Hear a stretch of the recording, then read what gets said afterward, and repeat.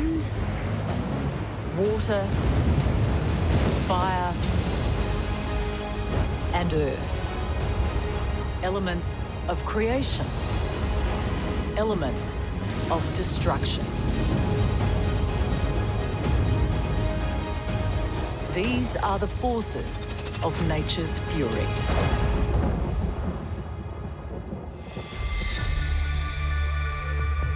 Sydney, Australia, June 2016. This was a city under attack, a metropolis destined to become the capital of climate change down under. Australia's biggest city was in the firing line of a superstorm that would wake up the nation to the realities of weather in the 21st century.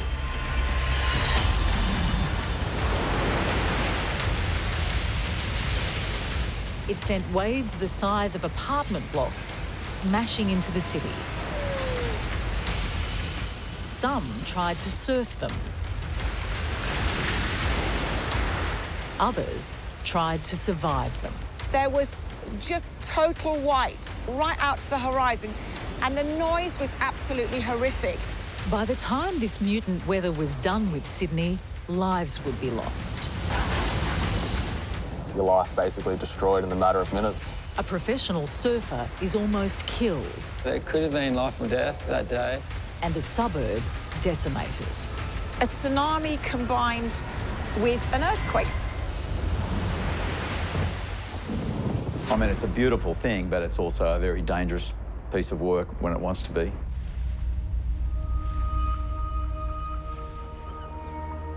Winter in Sydney is often a time to take a break from the hot subtropical summers. Rarely does the climate hit the extremes of winter elsewhere on the planet. But in 2016, a combination of 3 different destructive forces were building off the coast. Wind, waves, and tide.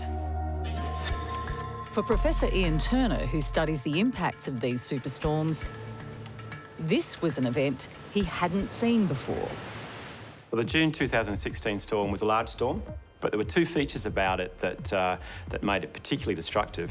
The first is that it came from an unusual direction. Most of our storms come more from the south, and this storm came from an unusual easterly direction. That really enabled the wave energy to come into the coast. Unusual because an intense high-pressure weather system would push the storm right into the heart of Australia's busiest city. And secondly, it just happened to coincide with king tides, which is our largest highest sea level of the year. And those 2 factors combined really made it the largest erosion event we've seen in 40 years.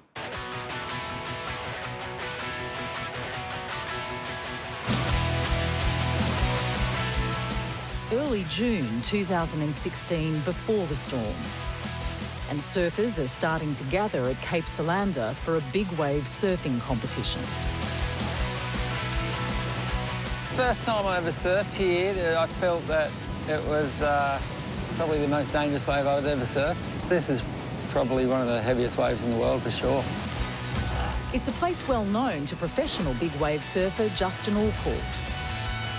I'm 46 years old, I'm a firefighter, father of 3 kids, husband, and I like surfing big waves.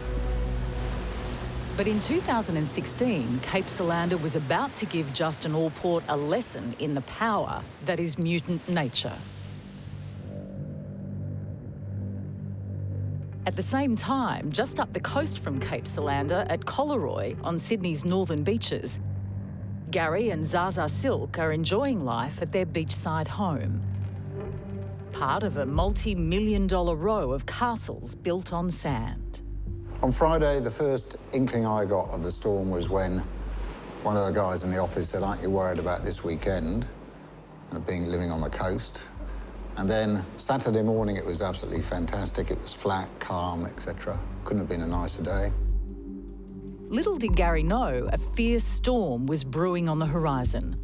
A face-off with nature's power was about to begin. And the families living in these beachside dream homes were about to enter a 3-day nightmare. You know, it was Saturday afternoon, it started to get really rough.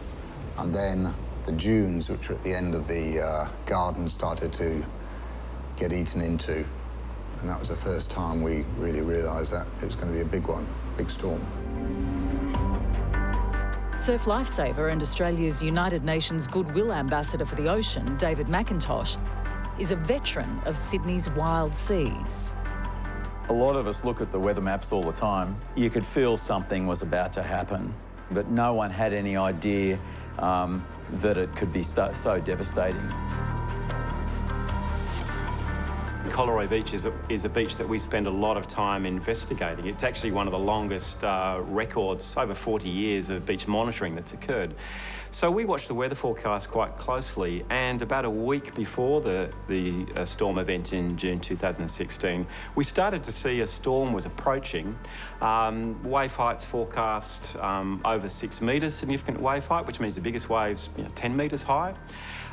But it was always indicating it was coming from this unusual direction from the east. So we started watching it very closely.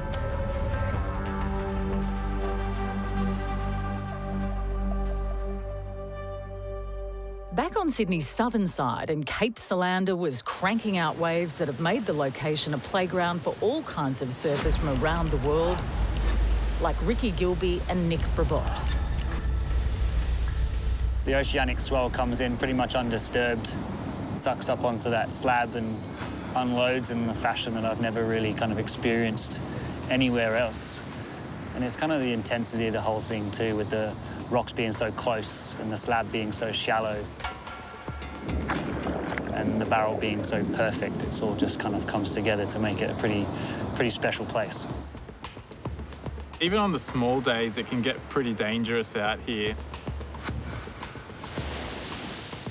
But you also have to deal with the sharpest kind of barnacles as well. And I just tried to get up and I just lost my footing and kind of fell on my back, and it's just dragged me off the rock. You're always at mercy of the ocean, and as soon as you try to fight it, it'll let you know who's boss. You could seriously get hurt and you could die. But Justin had no idea he was about to be another victim of this merciless wave. Further up the Sydney coast, at the beachside suburb of Colaroy, the elements have begun their attack. The rain was for about 2 or 3 days before. It interspersed, but we had a lot of rains. And that's important because what it meant was that the whole area around here, underneath, was waterlogged. For Zaza Silk, the ocean surge was beginning to destroy the beachfront side of their house. I was standing quite near the boundary, and a crack must have opened up where I'm standing now to where the bush is here. I was standing looking out to the sea, and there was this massive crack that appeared, and I just had to leap backwards before I was myself swept out to sea. So the whole thing happened really, really quickly. When the sea came in, bang. As the intensity of the storm increased, more destructive forces came into play. King tides, savage winds, and huge swells on a coastline already vulnerable to extreme oceanic forces. The east coast of Australia has a very narrow continental shelf, which means that we get into deep water quite quickly. So as waves, large storm waves are generated in the Pacific, there's very little interaction that occurs with the sea bottom before they slam into the coast. And so on a world scale, it's a high energy coastline with most of the energy from the Pacific just slamming straight into our coast. Even the veterans of Sydney's beaches knew it was something out of the ordinary. It created a situation, a cluster of events that you don't see very often, probably seen 5 times in the last 100 years. So it was very, very significant, very damaging. The king tide had devoured the beach and was now attacking the homes closest to the shore. The council guards were stood up underneath the balcony there, looking out to sea, watching the waves break, these huge waves coming in and breaking. And then one didn't break, it just kept coming in and it hit them. So it must have been like a freak wave and bang. That swell event was definitely the most memorable one I've ever witnessed on the east coast of Australia. At the same time as the suburb of Colaroy was being destroyed by king tides and crushing swells, down the coast on the southern side of Sydney at Cape Salander, the big wave surfing competition had begun.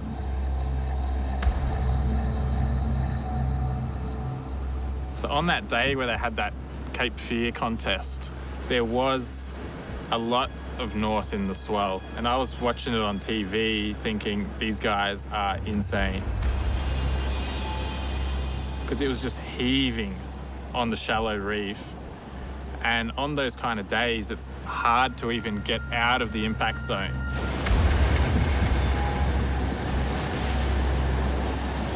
So if you survive the wipeout, then you've got to try to get out of there as well. Like, it was just nuts.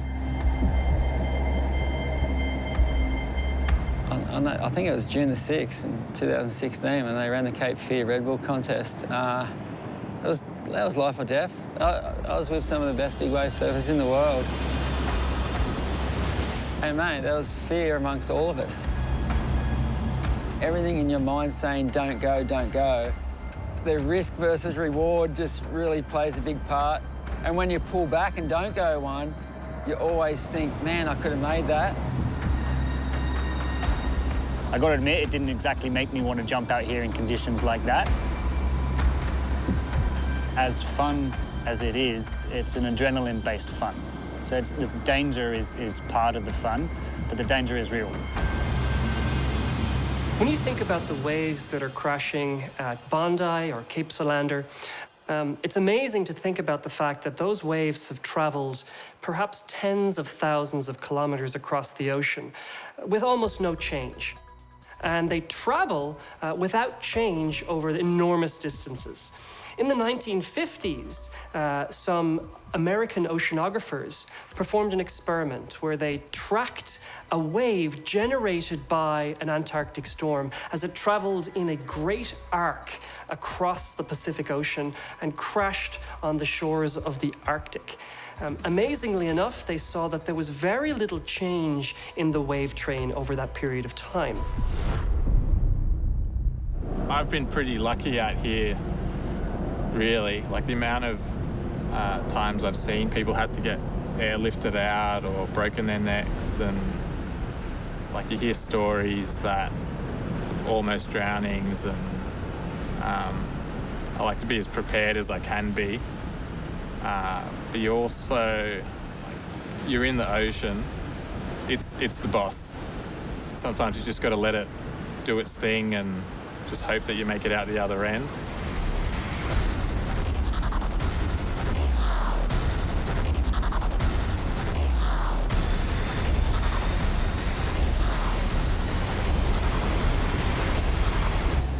The Superstorm was now launching 1,000-ton waves at professional surfers wanting to test their mettle against Mother Nature. The size that day of the waves, like, just think of 20 Olympic swimming pools full of water just coming down on you. And an elite team of rescue experts was there in the water. Like Ryan Whippet-Clark, a Bondi lifeguard with 20 years rescue experience. This wave here at Salander, it's so dangerous just because of how close it breaks to the rocks. So if you fall off at the start of the wave, there's a good chance you're going to kind of get washed up onto that cliff face or bounce off it. Dr. Shane Keating from the University of New South Wales is a mathematician who studies the basic forces of what makes waves and water such a dangerous dynamic. In Cape Salander, some of the waves there are coming from all the way in Antarctica. They benefit from undersea canyons that funnel wave energy into a focused point, jacking the wave right up to very large amplitudes, as much as up to a 5-story building. This storm was almost like the perfect storm. You had like king tides, the swell was big, we had winds, and literally like a few days out, we were still looking at the charts going, this thing's going to be ridiculous. If it stays like this, it's going to be something that no one's ever seen before, and it was.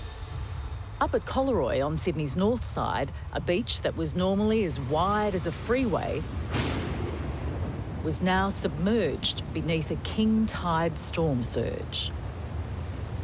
There was people stood underneath the balcony on that apartment block behind me, and all of a sudden this wave just came that high and hit them and took them all out. With no seawalls, a beach not prepared for giant swells and a king tide storm surge, Gary and Zaza's home had little protection from the force of the ocean. We got gouged because what happens is that the water came shooting down the coast. It literally just came down the beach. When environmental engineer Professor Ian Turner heard about this wild swell, he had to look beyond the weather map and see it with his own eyes. So it's hard to picture that on a lovely warm day today and with the beach so wide that in 2016 this was such a different place. In fact, essentially all the sand had gone and had been moved offshore. The buildings that we can see to the north of us were being directly impacted by waves during the high tides. For scientists, this extreme weather event was a sign of things to come. Every second, about 30 billion litres of warm tropical water is brought down by the East Australian Current. That's 25 times more than all the rivers on Earth. So we're strongly affected by the East Australian Current, but the East Australian Current is changing. It's flowing further south and warming the waters off Tasmania, about 2 degrees Celsius over the last 60 years. And that's having a dramatic effect. The ocean is like a corner piece in the climate change jigsaw puzzle. We're trying to understand more about how the ocean affects the climate system and how climate change itself is affecting the ocean. By now, the swell was at Gary and Zaza's back door, and it was destroying their house. Sunday afternoon, they had 6-metre waves.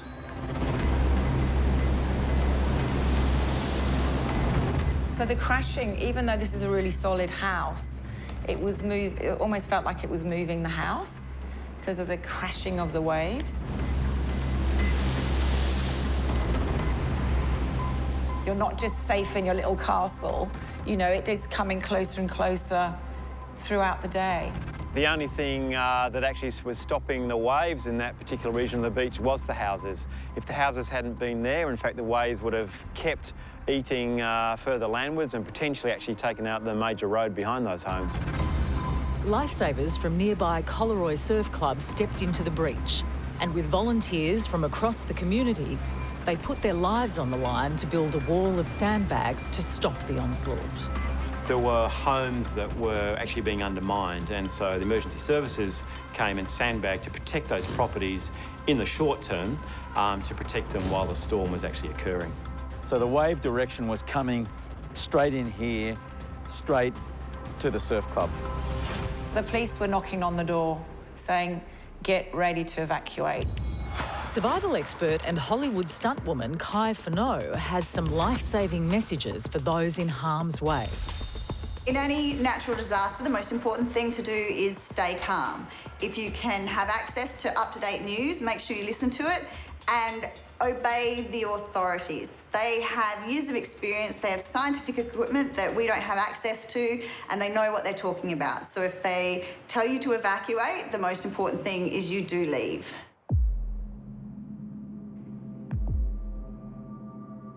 At Cape Salander, Justin Allport was about to catch the wave of his life. The takeoff spot's just sort of here, if you're paddling in, just around where that one's breaking, maybe a touch further out. And behind that, you got super deep water. And we'll see waves, you know, they're a couple of stories high.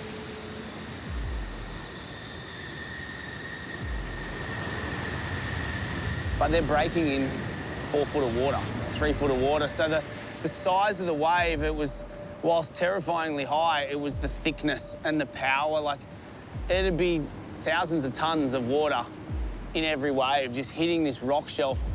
There would be waves out there that you could have driven a bus inside the barrel. It wasn't a huge wave, on the takeoff, but I could see down the line it was one of the bigger ones of the day, and it just got me excited, and I just thought, I'm going to get so barreled on this thing. So I took off and I got down this wave. And I really can't remember exactly what happened, but the board got sucked up the face.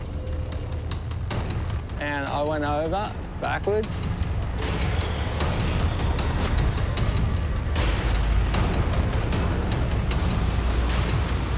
I remember just saying to myself, just submit to it, let it take you where it's going to take you, just hold your breath, you're going to be fine. And the wave went over me, and then I just did one more cycle. And as I did, I got pushed backwards, and my shoulder blades hit a rock.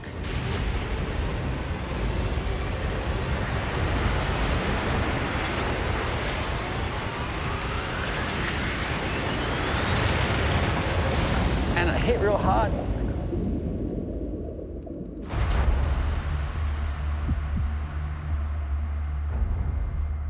Back at Colaroy on Sydney's northern beaches in Australia's most populated city, multi-million-dollar mansions were washing off the beach, and emergency responders and locals were scrambling. When the swells hit the road, you could see the power, and you could see why the damage would be so great. Well, the cops turned up and said, look, you may have to evacuate. And then all of a sudden, just in front of them, a whole load of the garden just went, and they all leapt backwards, as I did. And I just walked back into that house and said to the kids, I said, right, everyone start packing and budget for about 3 weeks. The storm really struck overnight, and that coincided with the first high tide, and it was really then that the initial damage was revealed to all of us. It was a very unsettling and scary event for quite a lot of people. I was beside a building. We could actually hear some sounds, rumblings of the buildings, so the buildings were moving around. This rumbling was a combination of swell and a king tide, a force described by meteorologist Grace Legg. With tides, it's the variation that we see in our water levels due to the difference in gravity as the sun, earth and moon interact. So it's this pull of more gravity in some areas that pulls that water in and allows you to get those higher tides. The ocean waves had now reached the properties of Gary, Zaza and their whole beachside community. Well, it was hitting it on the full, effectively, and that's where the damage gets done. And that's the awesome power of the ocean. So you could say the waves had to be 6 metres. They were just absolutely enormous. So those largest waves were breaking at 10 metres of that order. That's of the order of the height of that blue building we can see behind us. That size wave breaking offshore. So after each high tide, the low tide, you could see a huge amount of debris on the beach. You could see fishing boats, you could see massive logs, trees, you could see fridges. The whole area was in turmoil because we've got the lake as well, and the garages were disappearing on that side. It was happening on both sides. The roads were disappearing under the water. In the days leading up to the storm, we had a sense that this was going to be a large erosion event, but it wasn't until actually turned up at the beach and as the sun was rising and saw the damage that had occurred that it really could really appreciate what a large event it was. And with mixed feelings too. As a researcher who spent a lot of time studying coastal erosion, it was fascinating to see the event unfold. But at the same time, to see a number of, at that stage, private homeowners really being severely impacted was quite a significant both personal and professional event to witness.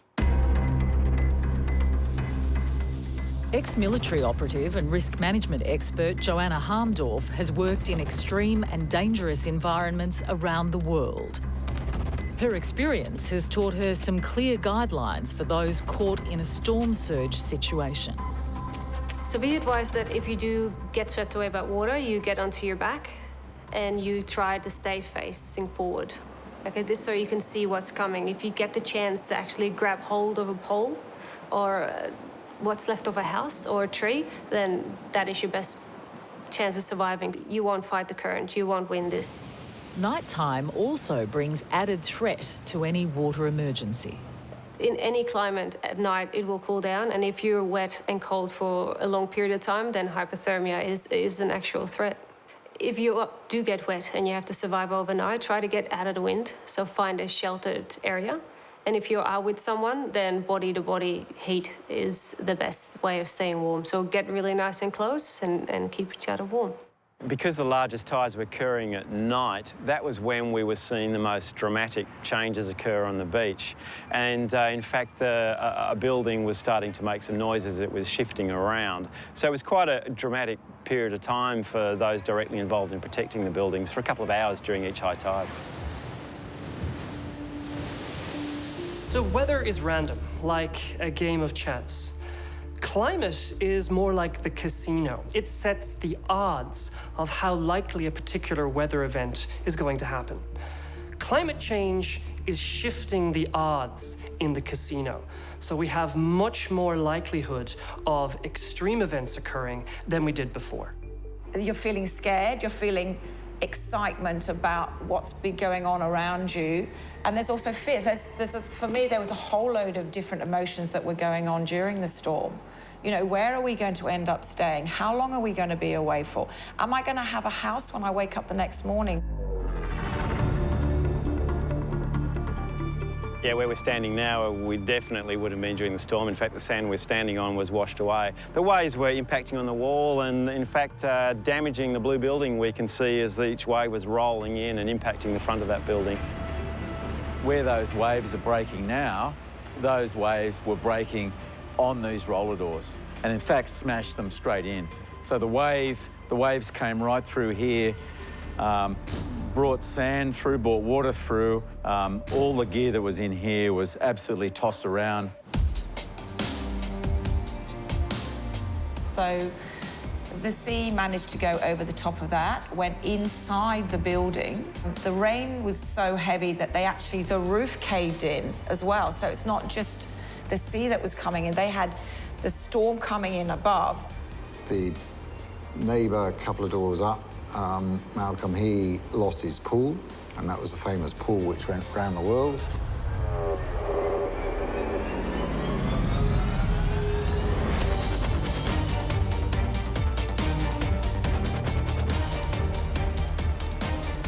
Well, there was a swimming pool, so at low tide, you could actually see a fully formed swimming pool, concrete swimming pool, as one structure sitting on the beach. The pool on the beach at Colaroy is an iconic image around the world. It really emphasised the vulnerability of building infrastructure on the active beach. If you can just visualise as far as the horizon, it was just white froth all the way across the sea. It was totally surreal, and it was just incredibly noisy. It felt really, it was extraordinary. This was no cliche. It was a dark and stormy night. But 6 months earlier, on the other side of Sydney, a different storm had already come whirling out of the Pacific with the city in its sights. And it would give the locals a taste of what was to come. 2015 in Sydney, and it's 9 days before Christmas. What seems like a quiet day at work is about to go seriously bad for the seaside suburb of Kurnell. It's a beautiful sunny day in Kurnell today, which is nothing like the day the tornado hit, which was basically hell. Just apocalyptic storm that came through and basically destroyed everything in its path. Andrew McGregor works at Sydney's desalination plant. Ironically, a source of fresh water for the city in times of emergency. But in 2015, it was in the firing line of an approaching tornado. We were at work and we could see there was a storm coming and the sky was getting a bit darker, so we decided to go have a look to see if, we might get some hail or something like that, but we got a lot more. This was the 2015 Kernel tornado. So the tornado came through the township just behind me here, across Botany Bay, along the eastern suburbs, affecting millions of people. With winds travelling at the same speed as Formula One race cars, the tornado ripped onto the land from the water. So where I was is just on the other side of these buildings here, filming that roofing coming off, floating through the air, basically straight past here. If I walked out further into the wind from where I was, it could have picked me up or thrown me across the car park there. It was pretty intense, the force of that wind. If any of those sheets came through the air and hit me, it could have cut me in half. It could have just sliced straight through.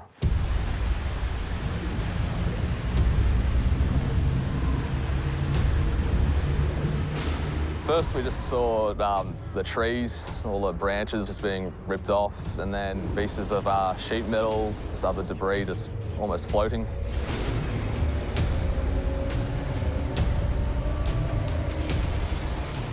The intensity, the ferocity of that wind was hopefully something we never have to experience again. The sound coming through the warehouse, the sound coming through the trees, it was like standing next to a plane on a tarmac.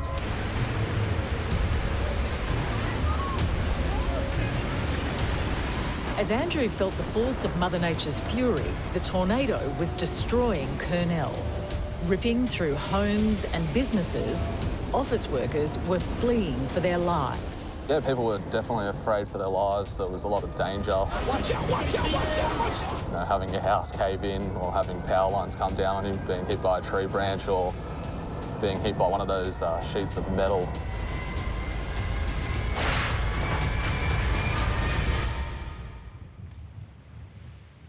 For animal rescue worker Shane Hendricks, the tornado was looking deadly. Not only for him, but the rescue animals he loved and cared for. Literally, we'd fostered hundreds of dogs when we were living at that house, but I love them probably more than anything else in my life. The day the storm hit, I was sitting at home. I got a phone call from my mum just saying to get all the animals inside. There's a really bad storm coming. I walked out to the lounge room and I looked in the backyard.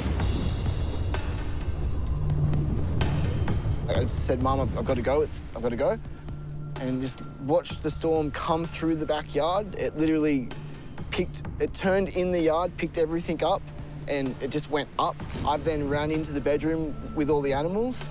The hail at that point was about the size of softballs, and the roof was just gone in slathers. I looked outside, out the front. The telegraph poles were down. There was 3 of them down out the front of my place. I had power lines all over my front yard and my cars. When the storm struck, it literally, you could have drawn a line down the centre of my house, and the left side was obliterated and the right side was completely untouched, which was super lucky because that's where we hid. Back at the desalination plant, the tornado was in full effect. Yes, people would have been very worried for their safety, for their lives. I don't think anyone in this area would have experienced anything like that before. There was a lot of both fear, excitement, a bit of pandemonium, lots of houses, a truck was blown over. In the distance, you could see what we thought was lightning strikes, but it was the power lines arcing on themselves, flashing and sparking constantly.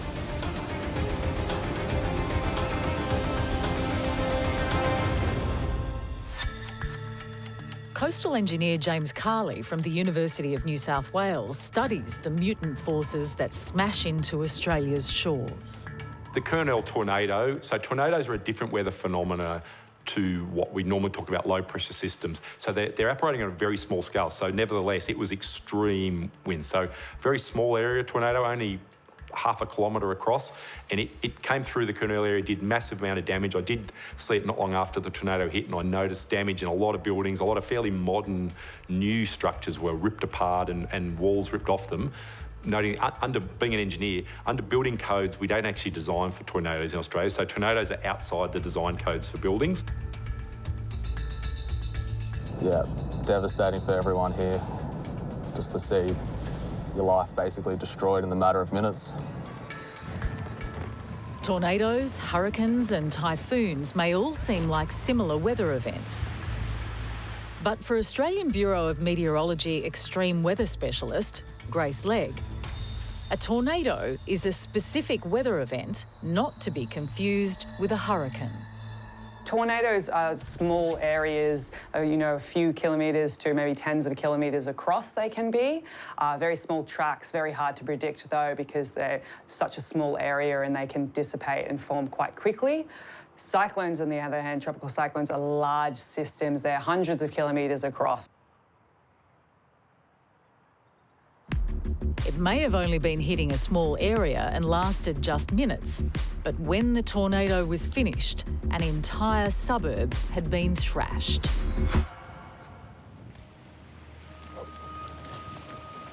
Shane's bravery saved those he cared for, but it's a painful memory. I was lucky. I had the day off work. If I didn't have the day off work, I truly believe a lot of my pets would be dead. It was definitely a shake-up for the town, but I love Colonel, and it was... Sorry.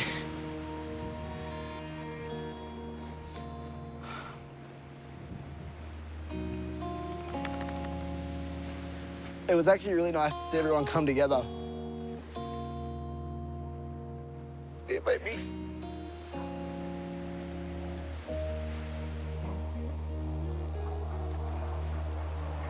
There you go. That day, it's a day that I'll never forget. It's ingrained into my memory forever. It's something that's going to come up every year at that time of year. Everyone's going to remember the tornado that came through and what it did. We were so incredibly lucky that no one died. You know, we were so incredibly lucky that all my animals and all the animals in my care were completely fine. Survival expert Joanna Harmdorf has some clear messages for those faced with extreme events like tornadoes and hurricanes. Amazingly, it's a tip Shane Hendricks instinctively knew. Find any shelter. If you're not in your house, anything. If you're outside, even in a ditch would be best, and stay low and wait till it blows over. But if you have the luxury of being in your house, go to the most inner room that you've got, because glass is going to be very dangerous if that comes flying in. The Colonel tornado was a freak event that lasted only a few hours. But 6 months later, when the Sydney Superstorm of 2016 hit, it hammered the city for 3 solid days. At Sydney's big wave location, Cape Salander, professional surfer Justin Allport has suffered the biggest wipeout of his life. And he was now fighting to survive. Surf lifeguard Ryan Whippet-Clark and his team had only seconds to save Justin's life. When you're sort of out here and it's big,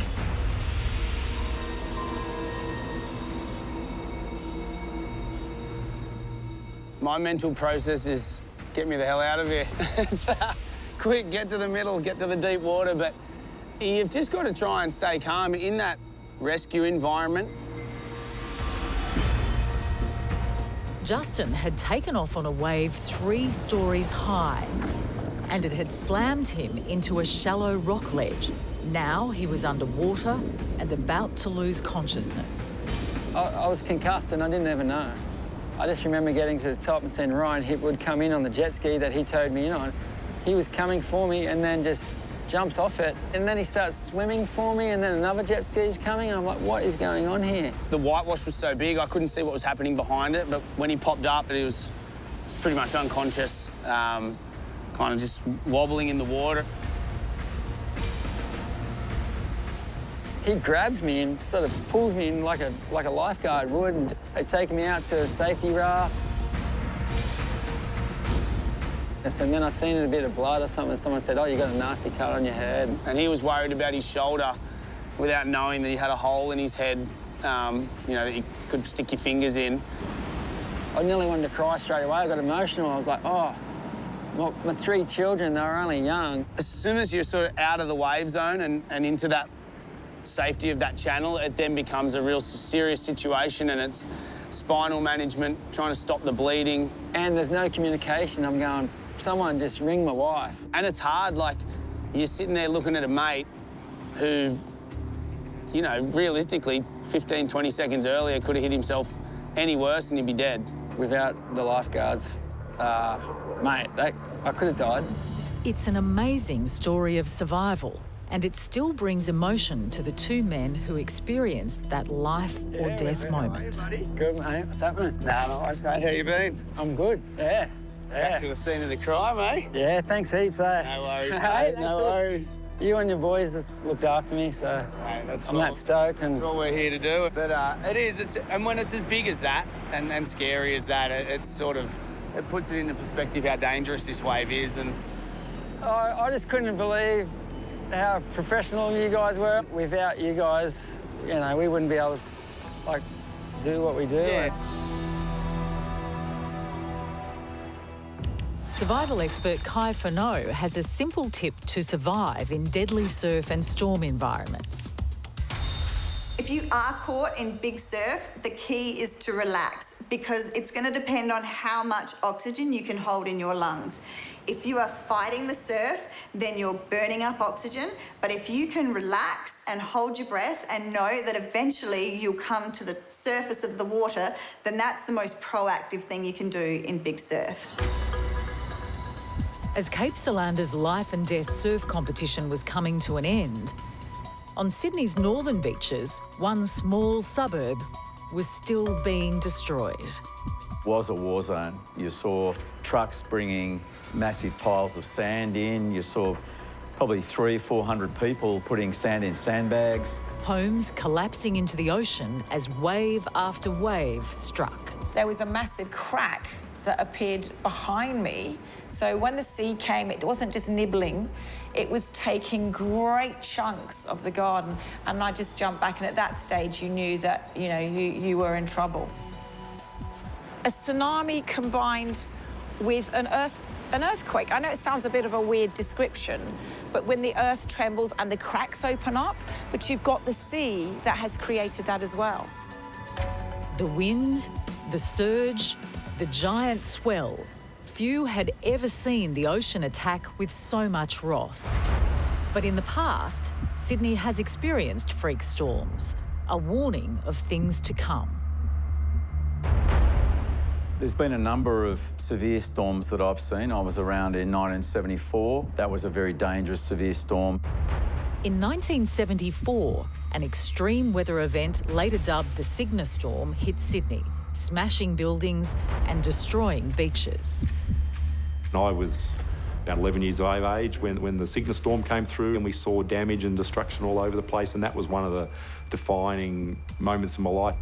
1974, I remember it well, but the force of the 2016 storm was devastating. The storm from 1974 was almost 50 years ago, but many scientists are seeing an increased frequency for these extreme events. As the planet gets warmer, as we emit more greenhouse gases, as the atmosphere traps more heat, we're seeing an increased intensity and frequency of extreme events. They're here to stay, and they're going to get worse. There were about 3 days when with every high tide we'd see another wave of damage occurring to the coast. The ocean just took the sand away. That was the first thing it took. And then it decided to take everything else that it could find.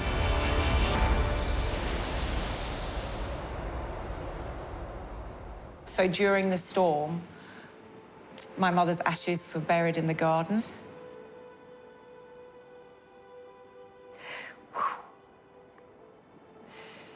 Yeah,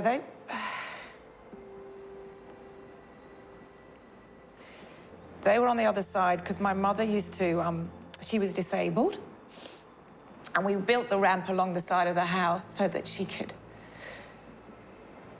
come here in her wheelchair and watch the sea. She used to love coming here. It didn't really sink in until a couple of days later going, oh, hold on, what's missing? Well, what have we lost during this? So I think for me, that was probably the most precious thing for me that disappeared on that day.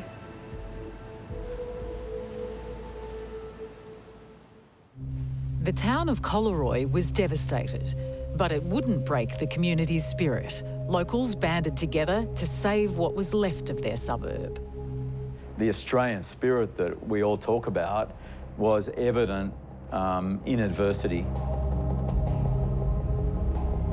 After 3 days of struggle, pain and loss, the sea abated. The battle, for now, was over. Absolutely, I think we have a false sense of security about Mother Nature. We can become quite complacent about what could happen, and it's not going to happen to me. And just be very respectful of Mother Nature and know that her power, when she hits hard. The perfect storm, a combination of giant swells, king tides and ferocious winds, had left the city torn and, in places, destroyed. A storm no one who experienced its power would forget. In the coming decades, sea level is rising. We're measuring it on the Sydney coast. Sea level is going to be that much higher. And it was a real precursor of we should start to plan for, or we are planning for, this type of event becoming more of a common occurrence. In Southeast Australia, we're seeing much more volatile weather caused by climate change and other factors. To actually see an erosion event of this magnitude, and probably the largest I'll ever see in my career, was quite an awesome experience. We are going to have more extreme weather events, and that is going to impact our coastline substantially. And it's likely the future we're all facing is only going to get worse when it comes to extreme weather. As Australians, we're a uniquely coastal-focused nation. We cluster on the coast. 85% of Australia's population live on the coast, and that's only going to increase. We need to manage, adapt and accommodate these type of events becoming more common in future. It's a nightmare scenario that if sea levels rise, these houses could experience the destruction of a storm surge and king tide permanently. A deluge that would make them uninhabitable. When you have an event, for example, like in Colaroy in 2016, where a big storm is pushing lots of water onto shore, combined with a king tide, it can be catastrophic. In the future, we can expect a lot more of these events as sea level rise erases any room for error. So certainly under a changing climate, we're seeing the risks to our communities mutate and change into the future. So the combination of increased population and urban development combined with a changing climate means that we're seeing more significant disaster risks into our future.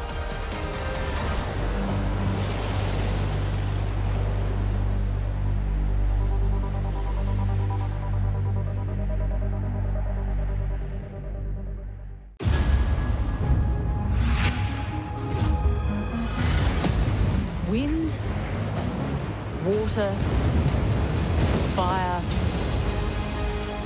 and earth. Elements of creation. Elements of destruction. These are the forces of nature's fury. In Australia, bushfires bring a hellish world of flame and destruction. It was the fire that changed our lives forever. It was awful. It was like a war zone. In 2009, a firestorm would burn through communities. It was just devastating. It was shocking. 173 people died. And in 2019, hellfire returned. It's not a normal fire.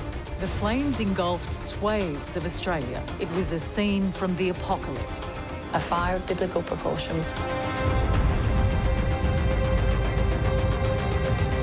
Lives lost, thousands of homes destroyed, 1 billion animals dead, innocent creatures pushed to extinction. This is the worst ecological, environmental disaster that could ever happen in this country. Friday the 6th of February 2009, 100 kilometres north of Melbourne is the village of Marysville with a population of 700. Victorians are living through a crippling heatwave. The countryside is tinder dry. The state is in drought. Temperatures exceed 45 degrees Celsius, that's 113 degrees Fahrenheit, and things are only getting worse. The reports on the news, we really needed to be careful. And we knew that whole week it had been an incredible week up with, 40-degree temperatures, so it was looking serious. Burning temperatures and strong winds were forecast for Saturday, the 7th of February. It was like the hottest of hot days. And it had that eerie feel about it too, the heat. The birds were fairly quiet. Seasoned firefighter and captain of the Marysville Country Fire Authority, Glenn Fisk, was acutely aware of any changes in the weather. He was worried. Marysville was surrounded by dense forest. We were at the end of 10 years of drought, so all of the forested area around us was very dry. The week leading up to the fires was also so very dry and hot. Bushfire scientist Kevin Tolhurst was following the weather conditions closely. We had this massive amount of hot, dry air from inland Australia that had been building up for several days that came down through southeastern Australia, in particular through Victoria. Kevin Tolhurst feared a monster fire was on the horizon, one that would be amongst the most destructive ever to hit Australia. All 5 sources of energy came into play. So it was not only high fuel areas, we had complex terrain, we had prolonged drought and the heat wave conditions, and we had very unstable atmospheric conditions. The fire is able to capture all of those sources of energy, and therefore the fire intensity and the destructive power of the fire is so much greater. Despite the severe weather warnings, local Marysville resident Daryl Hull wasn't worried. There was the sensation in town always, for as long as I could remember from childhood, that fire was nothing that would ever touch Marysville. So it was the last thing we were expecting, even though the weather had been so atrocious.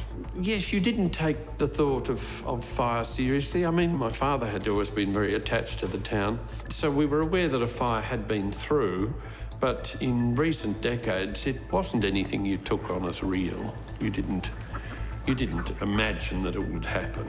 Daryl Hull lived in this sleepy village. He'd grown up with the stories of the 1939 fires that had jumped the town. And there was almost a little bit of a myth about Marysville that fire wouldn't happen here. It had too many deciduous trees. Back in the 39 fires, that the fire had leapt the town. Daryl was working as a bartender at the Crossways Historic Inn, a heritage hotel and restaurant run by Pam Phillips and Greg Cherry. We've always loved this environment of the trees, and then I guess we were aware of the fire risks in Australia, but somehow you feel as though there's a wall around your village and where you live a little bit. Knowing what Marysville is with the greenery, we felt safe. And you wouldn't have thought that such a catastrophic event was going to happen. That oppressively hot Saturday was above 45 degrees Celsius, but Pamela had planned a roast dinner for her patrons at the Crossways Inn. And that was all on, ready to go for that night. So there's no way we expected what happened to happen. Marysville Fire Captain Glenn Fisk had lived through many false alarms. You're waiting to see what happens, and many times you do this over the years and nothing does happen. We've stood up in the station on many occasions and not had a call. Glenn Fisk knew this day was different. Firefighters have a tool called the MacArthur meter to calculate the risk of fire. And it's got a scale from 0 to 100. When we put the figures in for the day in February, it ran up to 130, so it was off the scale. With every indication of extreme fire danger, Glenn and his team rehearsed their drill and then returned home to prepare their properties. We went home and did the things that we needed to do to make our own families safe.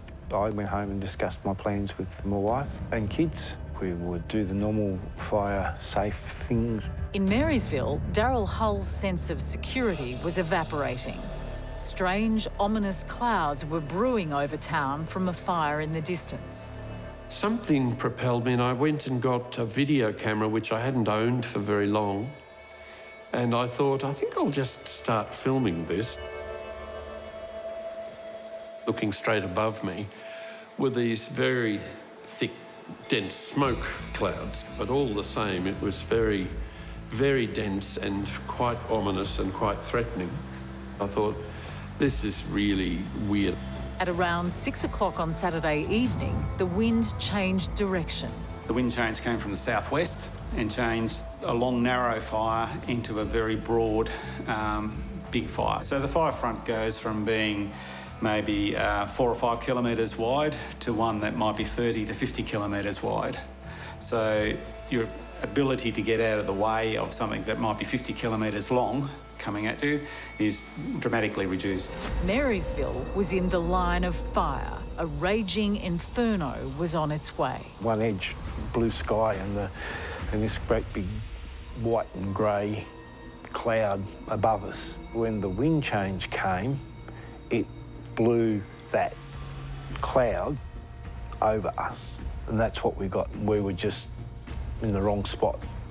We were just where it all landed. And I looked up and I could see the column of smoke against the blue sky, and I just had to keep looking up and up and up. It was extremely daunting. It's the sheer size of that cloud, which I later got to know was a pyrocumulative cloud, a bit like the picture of an atom bomb. So the pyrocumulus cloud is formed when the moisture has reached the condensation level, and that might be several thousand metres above the fire itself. But then that helps draw more air in at ground level, so we can see cyclonic strength winds being drawn in at ground level, which will be stronger winds and often drier winds. So the fire is rarely in a stable, steady state. It feeds back on itself and continues to accelerate and increase in intensity until the broad conditions change. So firestorms are really incredibly damaging. It draws all the moisture. I've actually felt the wind moving around my ankles when that cloud was building. It's tangible. Daryl was completely unaware he was looking at the first stage of a deadly firestorm. You can't imagine the ferocity of what's going to happen, what's going to be there. You know, that came later, but it came quickly. And I looked up at the mountain across the way and just saw spot fires creeping down the mountain, at which stage I thought, right, it's on the way. Whatever's going to happen is unstoppable. And that just gathered in momentum. The police came down. There was general panic. It all happened very quickly. The smoke thickened, the mountain disappeared. The convoy of cars started to leave town. Pamela made the decision to try and flee the fire grounds in her vehicle. Greg said, oh, run across the bridge to the Oval. I said, no way, I can't, I'm taking the car. A safe ground had been set up on the town oval, but the cyclonic winds created by the fire were too dangerous for Pamela and her employee to make the trip. Oh yes, there were fireballs, just like hell, really. What I would have imagined hell would have been like, you know. It's fireballs everywhere, and thought, wow, this is actually happening. The embers were coming from the main fire front, burning kilometres away. Glenn Fisk and his firefighting team were there at the front. It was starting to get smoky and heavy in the air, but it started to get too hot, too quick, too fast. And we decided that we would retreat back to Marysville. The firefighting fleet rushed back to Marysville to protect the town. We have 2 CFA strike teams, which consisted of firefighting equipment and dozers. That amount of resource would be enough to fight any fire that we'd had before. Got to stress that we really felt that we had enough resource to do asset protection. This was their final stand. For Glenn, this fight was now personal for his community, his home, his family.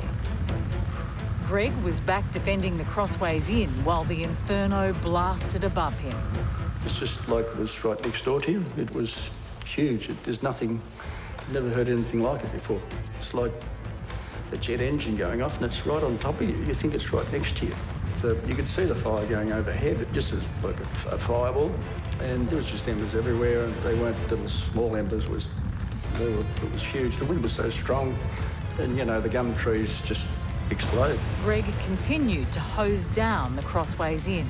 Pamela and her passenger drove out of town on an empty road with flames and embers threatening to engulf them. I felt like a forest animal running, and I can just remember thinking, don't go faster than you normally would. Something else is going to go wrong. And that's what we did. The fire front was now devouring Marysville. For Glenn Fisk and his team of 10 strong fire tankers, the fight was futile. This was now a battle for survival. They fortified the station and stayed inside. The building was shaking and rattling, and the doors were flapping on the hinges, on their latches. The town outside was being incinerated. Glenn feared for his wife Liz and son Dalton, but he was powerless to reach them. Liz and Dalton were at home doing that defence of the house, of the property. That had been our fire plan all along. They had tools with them, they had a water supply and things that we thought would aid them in doing the defence of the property. And I hadn't heard from them for a little while. I did have a confidence in Liz and Dalton looking after themselves and each other, but I was sure that we had put enough work in to protecting our home. Glenn Fisk could only pray that his wife and son were safe back at their home. There was embers a metre deep. The embers were like water flowing down the street. Building across the road was there 1 minute and sort of gone the next with the blast furnace effect of those embers. Incredible sight of the power of the fire. Daryl Hull was out in the open, completely unprotected. Surrounded on all sides, he couldn't make it to the town's oval, which was less than 100 metres away.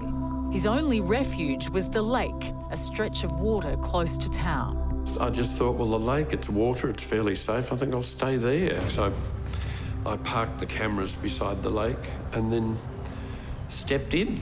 That was the beginning of watching something that you could only describe as just awesome. Truly, in the sense of that word. It was a phenomenon. The fire surrounded the lake from all sides. Surreal in that you had to keep saying, this doesn't happen in Marysville, but the reality was sweeping in. I was in the lake, wondering strangely why nobody else had thought to get in the lake. You lose track of time because everything's starting to explode around you. And I was watching fingers of flame creep through the grasses beside the lake. I moved out into the middle of the lake. Then it was a matter of gasping for breath. And then you'd put your head out of the water and hear nothing but masses of hissing of all the embers. The lake was Daryl's last defence against the flames surrounding him. It was so gigantic. Just awesome, truly awesome. The power of the thing. Survival expert Inferno knows exactly what you should do in a bushfire, and Daryl's instinct to retreat to water was a saving grace. A large body of water is an ideal refuge in a bushfire. Just make sure, however, that you take something to float on and then perhaps something to cover yourself with if the fire is super intense. Former military operative Joanna Harmdorf has experienced her fair share of natural disasters, and she has some advice that may save your life during a bushfire. So if there's any bodies of water near your house, then try to make your way there. If there's any pools in the area, try to make your way there. If that's not the case, then think about open areas, fields, anything that the fire can't really go up as aggressive as it would in a wooded area. If you can see an area that the fire has already passed through, then it's also a good tip to go to where the fire's already been. So everything is already burned down.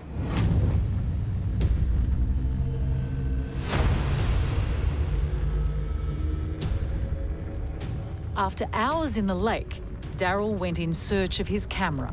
I picked it up and pressed the start button, and lo and behold, the red button went on and it was working. He made his way over to the oval and continued filming.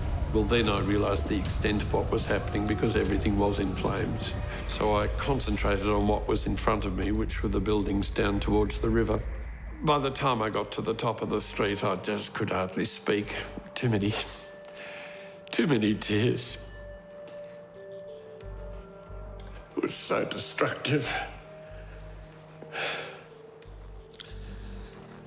Quite extraordinary. I came to the roundabout, which was opposite the crossways here, and I saw a group of people standing there, and I stood with them for a while and just looked back up the main street, all of us just incredulous, and that whole sense of it's too surreal. It was just hard to believe it was happening. And I think I remember saying, good Lord, Greg has saved the crossways, and at that time I saw him in the driveway. And then I went and helped Greg for quite a bit, and then we came inside. I remember looking at the time, actually, it was then about 4:30 a.m. and it had been pretty non-stop since 7 o'clock when it started. And I remember thinking, what on earth just happened? Has any of that been real? The firestorm had passed. At last, Glenn Fisk could leave the fire station and go home to see if his wife Liz and his son Dalton were safe. I was definitely fearing the worst. I left the station and went around to the house, but it was way too hot. It was still burning very fiercely. It was way too hot to even stay in the car in the driveway. We just left and had a look around the front of the property and went back down to the oval where the other people were and sort of asked around to see if anyone had seen them, not knowing whether they'd got out or not. Glenn Fisk had searched all over Marysville and still hadn't found his wife and son. I suppose it was a couple of hours, many hours later, we went back to our house, and that's when we found Liz and Dalton.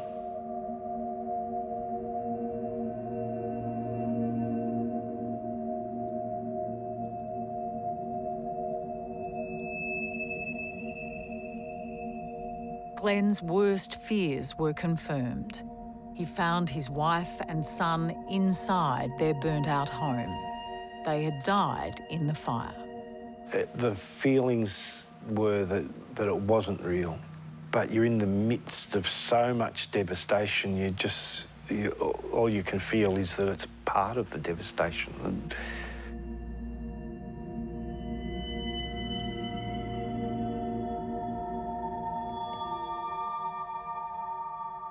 For Greg and Pam, the next day was a sobering reminder of how close they came to losing their lives. Just the smell of burnt ash and looking out and just seeing devastation, which was everywhere. You couldn't look anywhere and not see it, except here.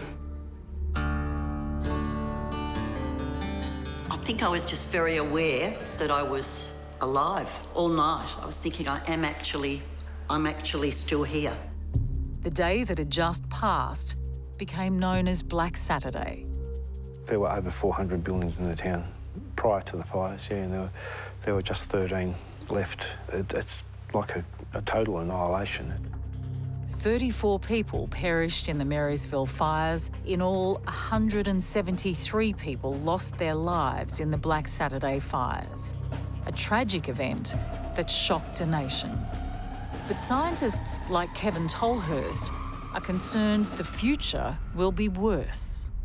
So with climate change, what we thought were worst case conditions of 1939 have been well and truly surpassed. On Black Saturday, we saw fire danger ratings on a scale of 1 to 100, up around 200. So well beyond the original scale.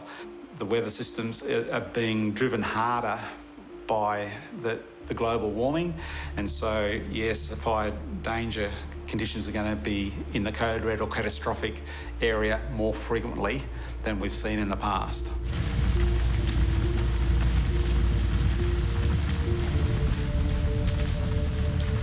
Black Saturday became a tragic forerunner for another catastrophic fire, a code red, a wild inferno that blazed not for a day, but for a season. It happened during the black summer of 2019 and 2020, where supercharged firestorms tore through the country. It had been the hottest and driest year in Australia's recorded history. The scene was set for a summer of hell. Oh, Christ, he stopped.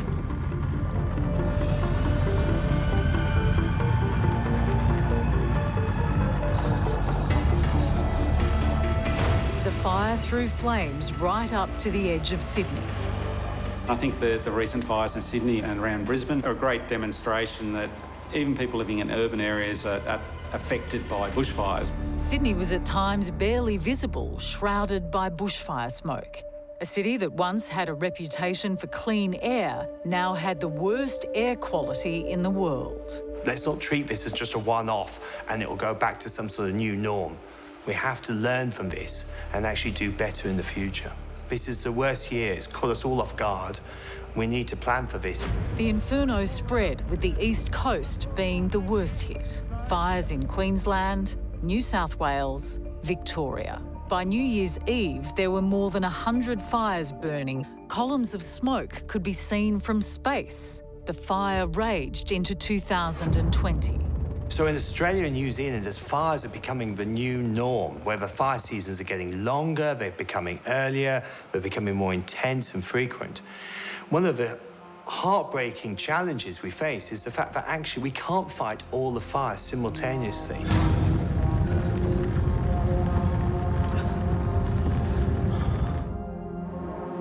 But on the mid-north coast of New South Wales, near the city of Port Macquarie, the village of Forbes River was to be almost obliterated by flames.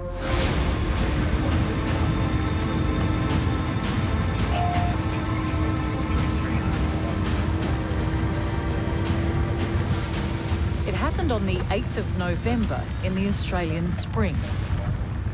A fire so dangerous, Forbes River locals Brett and Gemma Porter thought they were going to die. I really did think either I'm in a dream here or this is the end of the world. Brett and Gemma Porter live at the bottom of a valley next to a river, only a stone's throw from their family-owned and run sawmill.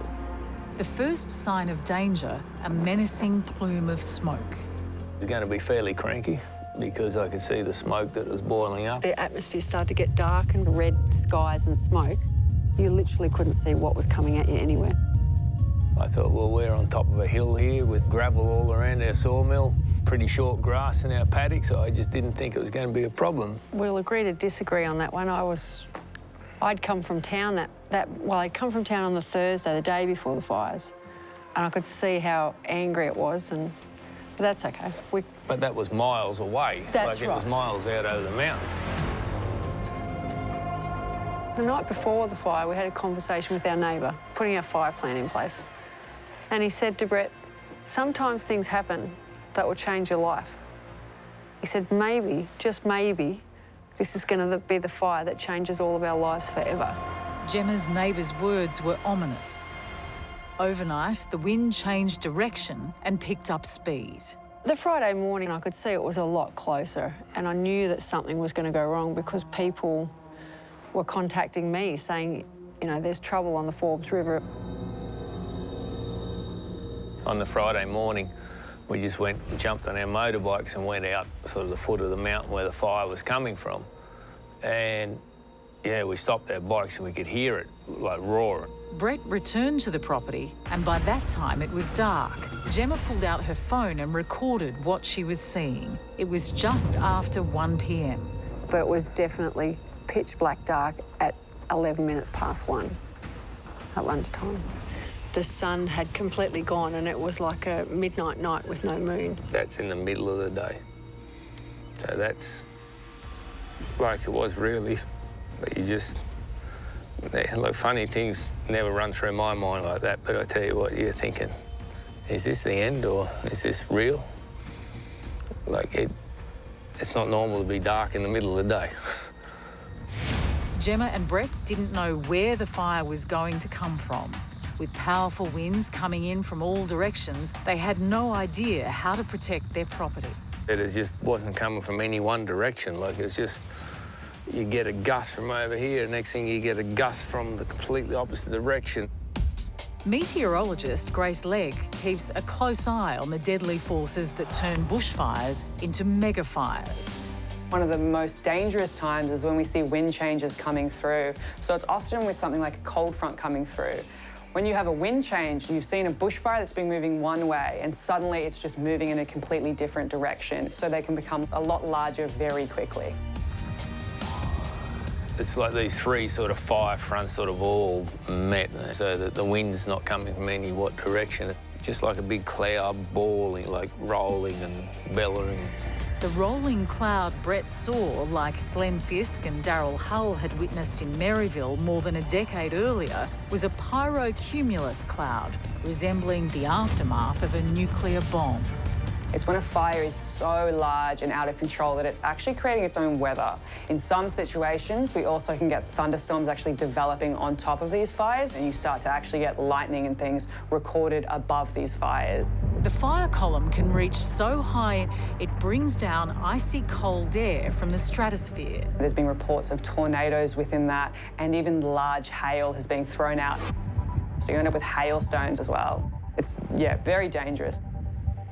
It's very hard to explain. It was just, you just don't know what you're in. You don't know if you're in a tornado or a twister or a storm that went wrong. Brett was confronted by a firestorm. And like a scene from The Wizard of Oz, the cyclonic winds from the firestorm swept Gemma from the ground with frightening power. When it picked me up and put me, 100 metres away, it was like it was that full of solid matter that it just literally picked me up like I was in a chair. And then carried me through the open gates and then down to the end of the lily-pilly hedge down the bottom there. Miraculously, the powerful winds dropped Gemma unharmed, but she wasn't out of danger. When the fire gets large enough, it's basically becomes a meteorological event. Unstable atmospheric conditions can enhance the prevailing winds and effectively double the wind speed and produce cyclonic strength. If it gets organised, we can get a fire tornado coming out of that large air movement. We can get dry lightning coming out from the cloud, and that can be starting fires 25, 30 kilometres downwind of where the main fire is. So all of those factors enhance the destructive power, but also the rate at which the fire moves across the landscape. Yeah, 16 kilometres in 12 minutes. That's how fast the fire was travelling. And then, like falling stars lighting up the night sky, the embers and fireballs rained down. The fires were just all around. The fireballs were dropping and exploding when they hit the earth. I think we just lost everything.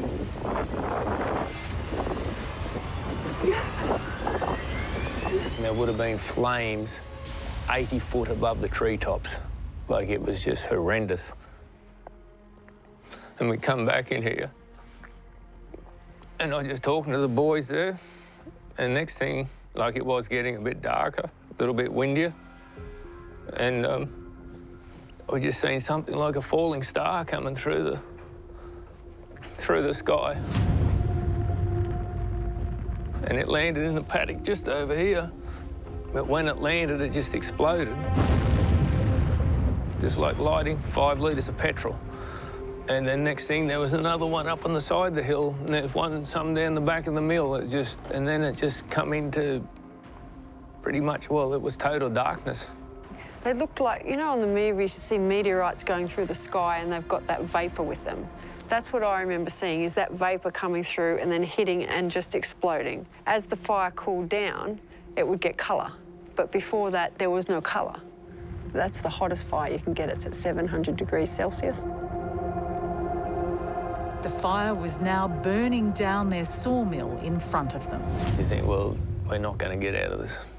You think, well, the world's ending or I'm in a dream. That's what it was. Or you've gone to hell, straight to hell. They feared the fire would engulf them. But through the black smoke came their saviour. The Rural Fire Service, a team of volunteer firefighters arrived. The first responding fire trucks and coming in over our river crossing in complete darkness. As the truck approached, Gemma heard a call over the communication system. Mount George 1, flight commander.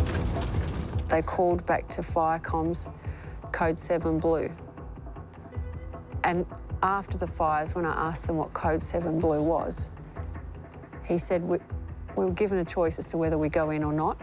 And if we did go in, it was on code 7 blue, which is go in, extract the dead bodies and come out again. They just didn't think there'd be anyone still sort of alive in there. It was pretty confronting when we found out what it was and what it meant. Once the Rural Fire Service realised Gemma and Brett were still alive, they joined the fight. No, I'll never forget it to this day. There's a girl there, she was right in amongst it with a hose she could hardly hold. And, like, the flames were getting fairly serious. And I said I couldn't get her attention, and I pulled on the hose. God wasn't going to go in that close. And she walked over to me then, and I could literally smell the hair singeing. That's how close she was to the fire. It's just something I'll never forget, that. She's putting her own life in danger just to try to save us. While the fire raged at the sawmill, 80 kilometres away at the Port Macquarie Koala Hospital, veterinarian Shane Flanagan and her colleague Amanda Gordon were preparing the operating room for emergency surgery. Here he is. Hello, beautiful boy. He's looking better. Sorry, buddy. This is Thrumster. He came in from firegrounds not far from Brett and Gemma's sawmill. He's in with severe burns on his legs. Shane and Amanda need to act quickly. They know that for koalas like Thrumster, there's little time.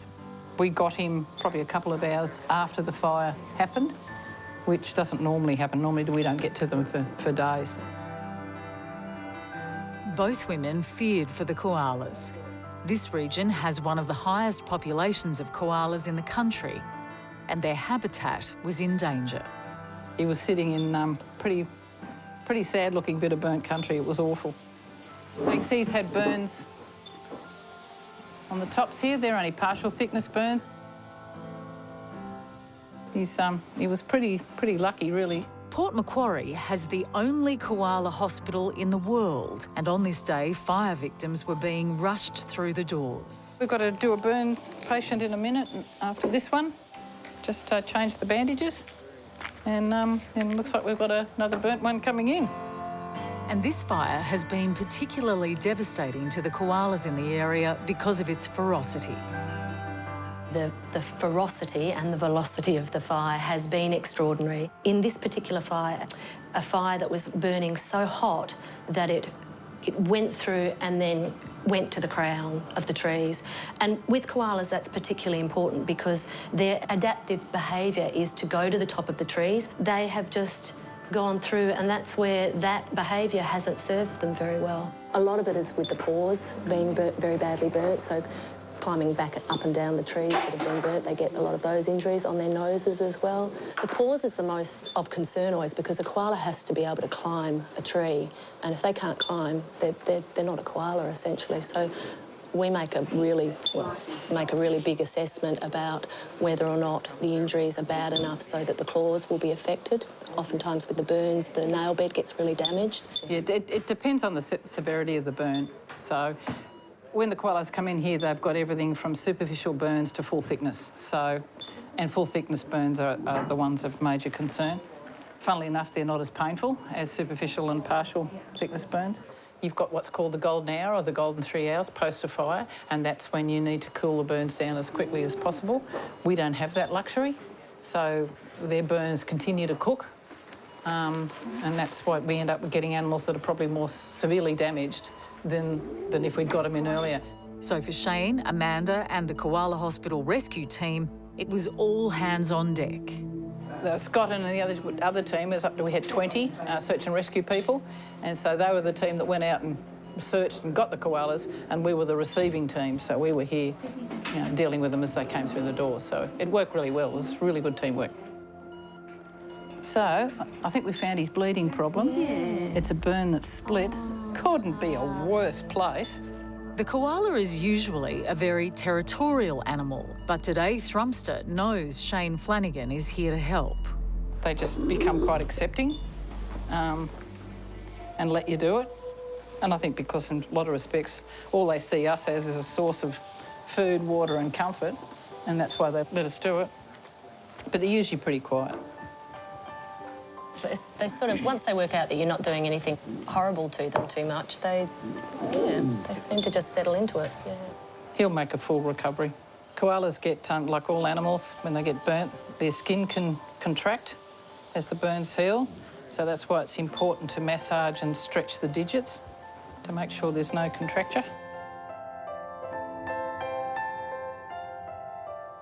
This is Frizzle. Today, Frizzle's burn bandages are being replaced. She was from a fire about 4 or 5 weeks ago, and she's been here for a good month. And hopefully we might even not need to put a bandage back on yet. We'll find out in a sec. For koalas like Frizzle, the road to recovery is a slow one. So there, a little bit of tissue there.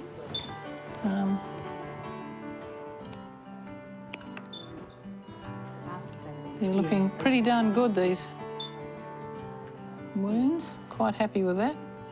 Healing nicely. That's not too bad. Do you want to give that a little wash? I reckon we won't put that back on, you know. Looking good.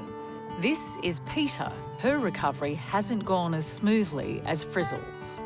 That's looking worse than it was. This is what I mean by sometimes weeks later, the severity of the burn can come out. So this is quite a nasty radiant burn.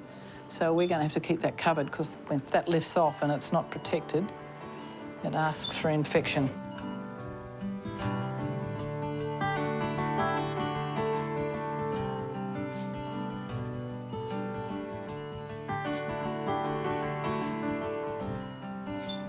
And touch wood, we haven't had any infections. And in fact, honestly, in all the years of us treating burns, we have never seen infection in these burns koalas, and we don't give them antibiotics. So I think as long as you do really good bandaging. One good thing, koalas are really tolerant of bandaging. They don't bite them off or anything, which is good.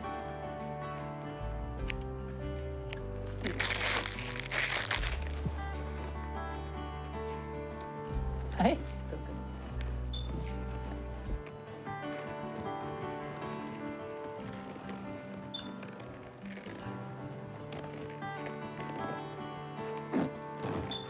How pretty. I might make this quite thick so it protects her. Freshly done.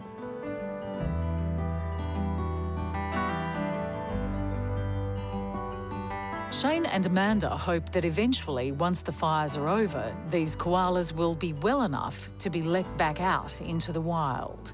But many koalas haven't survived this harrowing fire. Sometimes these koalas come in and we go, nah, we're not even going to treat that animal. That's just not fair, and we've had to euthanize some.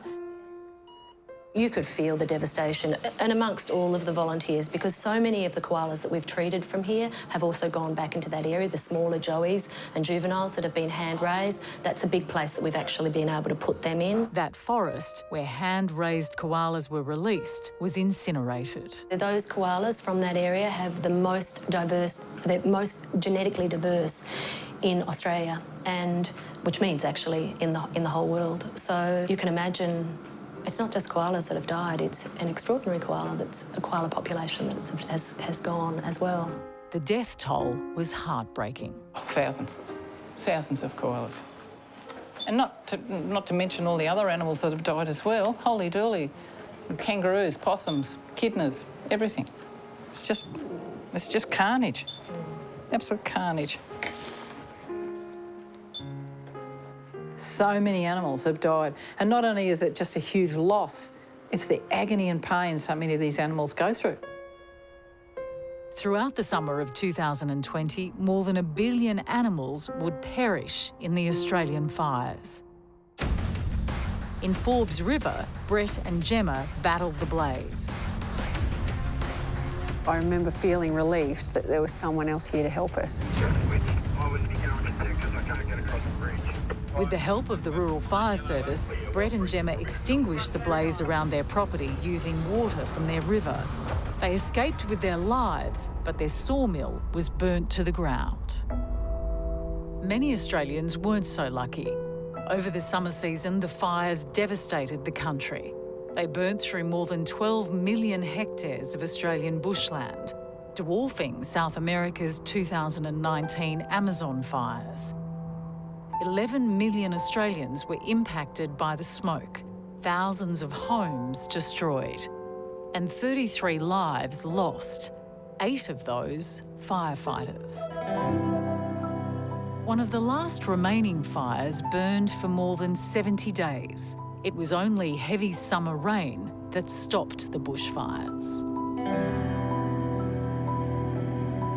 But scientists are telling us that wild hellfire will strike again, and it will strike harder and faster. We're going to actually have people prepared for fires and other extreme events which they hadn't really ever thought about. It's going to change. This land of extremes, of fire and drought, is going to become more intense and more frequent. It's the new norm, which is perverse, really, when we talk about extremes being unusual and unpredictable. They're almost becoming predictable. And that's going to have an impact on how we, as a society, survive. So with changing climate, we're certainly going to see more extreme fire events because there'll be more fuel and more severe weather conditions. And that's been modelled, that's what's being forecast, and that's what we're observing. It's inescapable now that the impact of climate change is here to stay. So we're seeing these marine heat waves, we're seeing terrestrial heat waves. They are both increasing in intensity and frequency.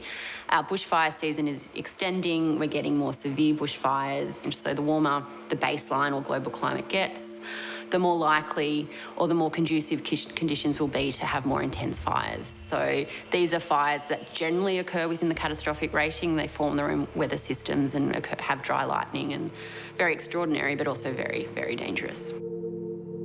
The Black Friday and Black Saturday survivors aren't scientists, but they've seen wild weather firsthand, and they think our world is changing. I must say, every summer, I mean, I'm extraordinarily aware of what's going on around now, as I think perhaps the whole country is. The fires in this area and across New South Wales is unprecedented. The ferocity of them, the intensity of them, and how much country they've wiped out. Just never in recorded history has this ever happened. And I doubt very much whether it happened before Europeans of this magnitude. Doubt very much. So how concerned am I about koalas into the future being able to cope with these extreme fires? Is there an answer? No. Can koalas adapt that quickly? No, that takes time. And we have changed things so quickly, human beings' activity in the world to change climate. How can they adapt to that fast? We are seeing something that is unprecedented.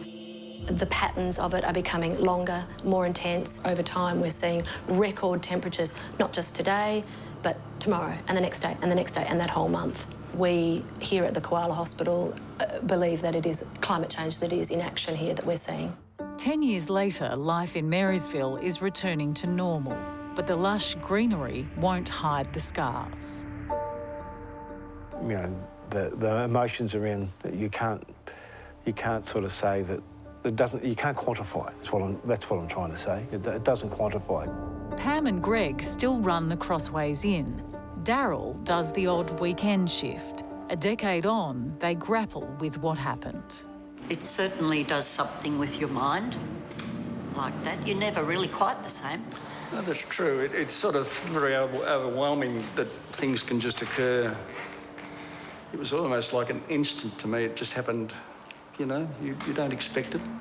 And the ferocity of it was just enormous. After you see that sort of power, you realise just how small humans are.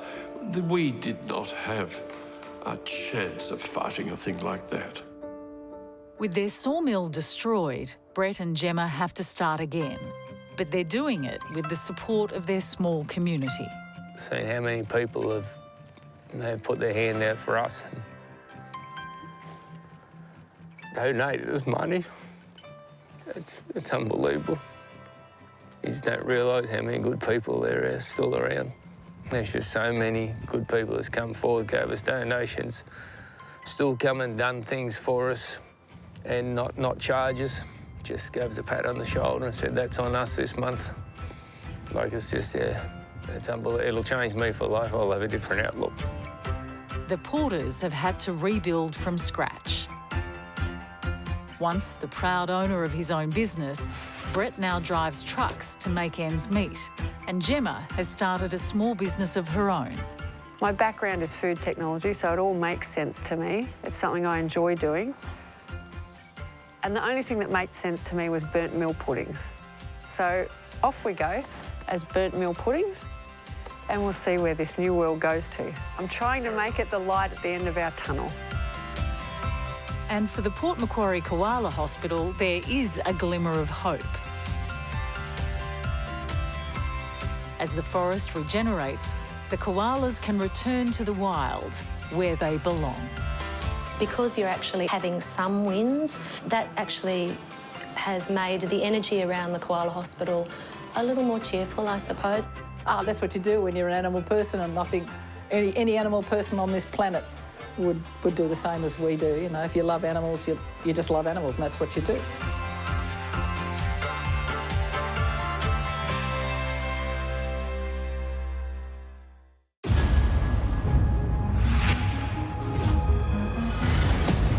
Wind, water, fire, and earth.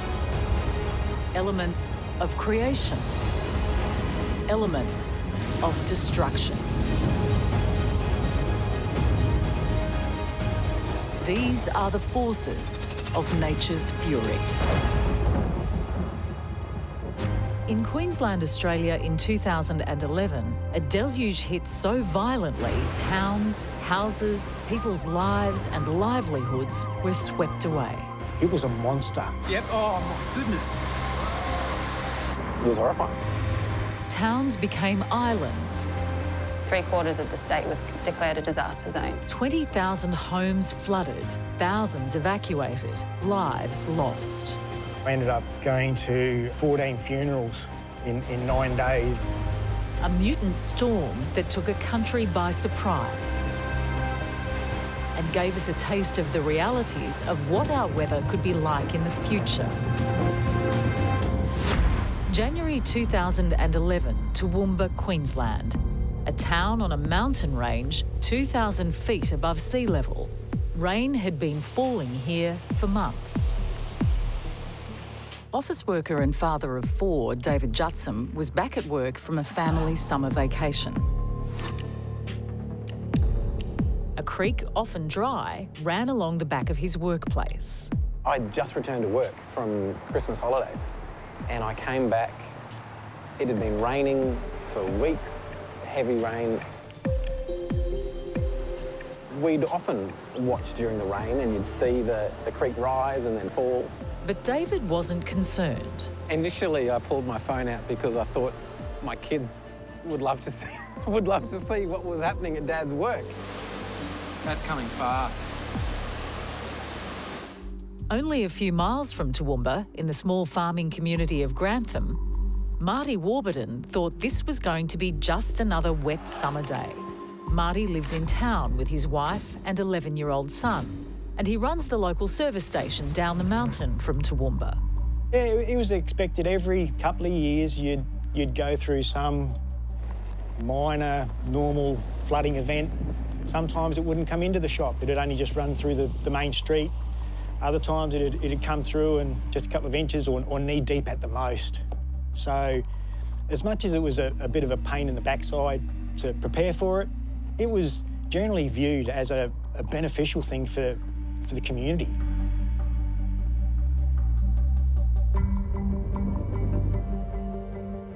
Matthew Brandon worked for a local helicopter rescue service on Queensland's Central Coast. I was in the Australian Army for 15 years. I was a medic for about 8 of those years, and then an air crewman on Black Hawk helicopters for the remainder.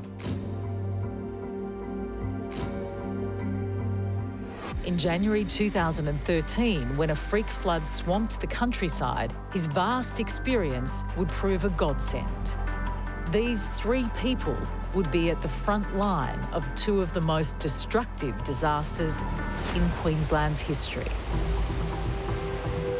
Grace Legg from the Bureau of Meteorology understands Australia's unique weather patterns, from the extreme dry heat of the deserts to the tropical cyclones of the north. Australia, because it's such a large country, has quite a variety in weather. We get those cold fronts coming through the southern parts, which bring a lot of rainfall and thunderstorms with them. In between, we have desert area. Doesn't see as much rainfall, but in the northern parts, we have the monsoon and wet season, which sees large amounts of rainfall in those tropical areas. They've got those mountain ranges as well, so it allows that water to move very quickly through. We've seen occasions where we've turned towns into lakes.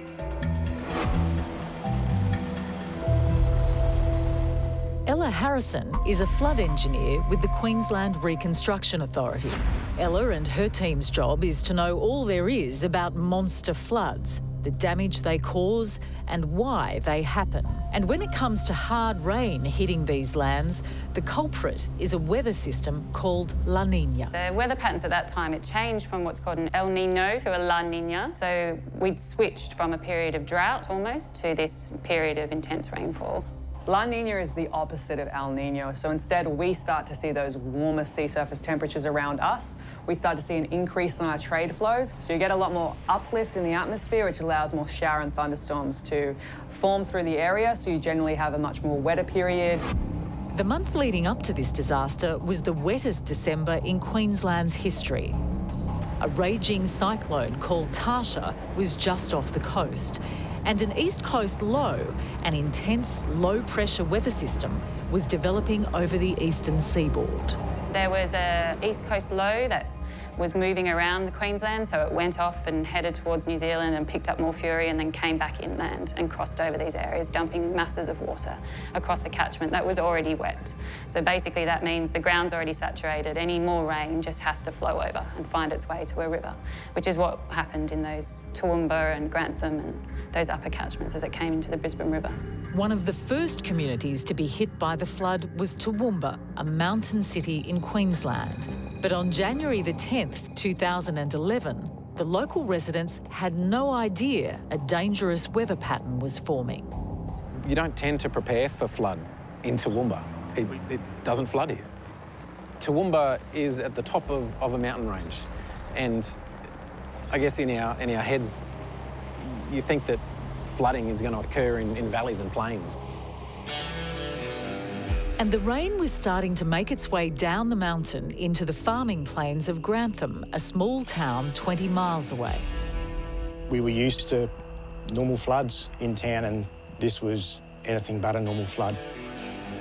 Marty's lived in this area for the better part of his life. Yeah, it was expected at least every couple of years you'd go through some minor, normal flooding event. In Grantham, floods mean water, and water means life. We are essentially a farming community, so without water, there's nothing here. You sort of look forward to it. And Marty thought this wasn't going to be any different. On the Sunday, because it was a normal flood, we'd get our phones out and take footage of the water in the street and people driving up and down through the water. And a standing sort of joke was about the weather forecast that you get. And it was always possible rain with the chances of some local flooding. So I had the wireless going at the service station on batteries, listening to the local weather forecast on the Sunday, which I was already standing in knee-deep water at the time, mind you. And the weather forecast came on and said, possible chance of showers and rain with isolated local flooding events. And I thought, I'll take this off. So I got my camera and recorded myself saying, well, the weather forecast today in Grantham is fine with a possible chance of rain and some local flooding. And then I turned the camera around and showed the water knee-deep through my shop. Just an update on the weather. Officially, layman's terms, if it doesn't rain, it'll be fine. And possible chances of flooding in the local region. Glad that they've put that over the wireless because guess what? I think they might be close, eh? They must have been looking out the window before they did that forecast. This is the main street of Grantham. But Marty's mood changed quickly. At first it was going through my head was, you know, is it going to be worse than normal or higher than a normal flood? And then once the water rose so quickly, it was, should I be here anymore?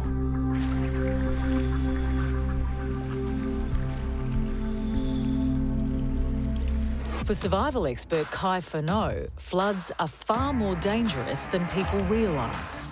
The misconception about floods is people think that they're a gradual thing, so they're going to have some kind of warning. But a lot of flooding can happen instantly and be disastrous. The most important thing with floods is that you head for higher ground. Avoid walking or driving through any floodwaters. You can get knocked off your feet in just 6 inches of water and your car can get flooded away in less than a foot.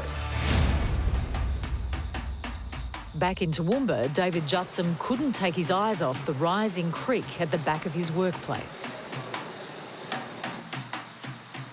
The water in this little creek behind us started rising, and we were just watching out the window for a while, and it got to a level just below the trees. I'd never ever seen it come up that high before. And that day it rose and it just kept rising. Don't, oh mate, don't, just let it go. He's taking the air out of his tyres. As soon as you do that, it floats down. I just grabbed my phone and started recording. And in the space of, 5-10 minutes, the water rose to something that it just kept on rising, and the power of the water was immense. There's another one. That is unbelievable. See if he can take his... This is that tight air out. Oh, lucky. Save his car. Just. The rest of them are gone. What David Jutson was witnessing was the deadly phenomenon known as a flash flood. Flash flood's normally defined as something that happens very quickly with rainfall sort of between 2 and 6 hours, having a significant overland flooding. Flood hydrologist Mark Babbister has forensically studied why and how mutant floods like these happen. He's made it his life's work. And what makes them so dangerous is you get so little warning. And the warning is so short that even the Bureau of Meteorology's ability to forecast those floods is quite challenging. They can tell you there's a risk of it, but they can't really say in 2 hours we expect something to happen. So we're no longer looking at sort of river systems slowly moving through. We're looking at the water just piling up in these areas, especially in the mountain ranges. It can be quite devastating. It's a very intense event, and unfortunately, it's very hard to predict. So what happened in Toowoomba was a typical example of a flash flood. We had a very short, intense burst of rainfall, and what was just a normal creek very quickly filled, entered what we call the floodplain, which is where car parks were and shops were, and that rose really quickly, long before people could get their cars out. It rose in less than 5 minutes. It broke the banks, and then cars were being swept away. We spent a lot of time researching how climate change will affect extreme rainfall and flooding, and nearly all of the predictions are coming true. We're starting to see these statistically significant trends in short-duration rainfall. And that's really going to lead to a significant increase in flooding. And as the water continued to rise, David Jutson's mobile phone captured the force of its destruction. In the time that I was filming, the water rose in this area here that you see right now. It's dry. And yeah, it rose above this bridge and even further.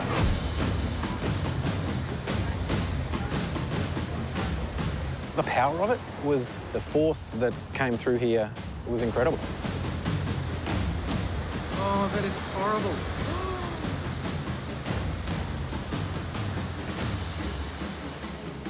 The sound of the rain was deafening. It's a tin roof on that building. And so in there, you couldn't hear anything but the rain. And the sound of water itself is, when it's moving in power, is terrifying. Oh,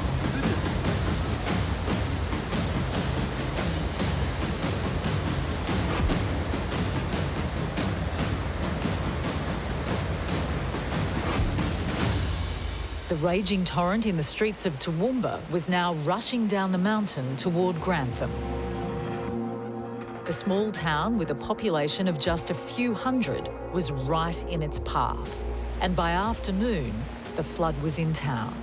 At 4 o'clock on Monday the 10th, we had a tsunami come through town, which was unheard of, unseen before. It went from nothing in the main street to 4 or 5 foot deep within a minute, which was basically put it about just above knee height inside my service station. And then once it got to waist height, I knew then I was in trouble. And then I tried to take my escape route and noted that I wasn't getting out through there.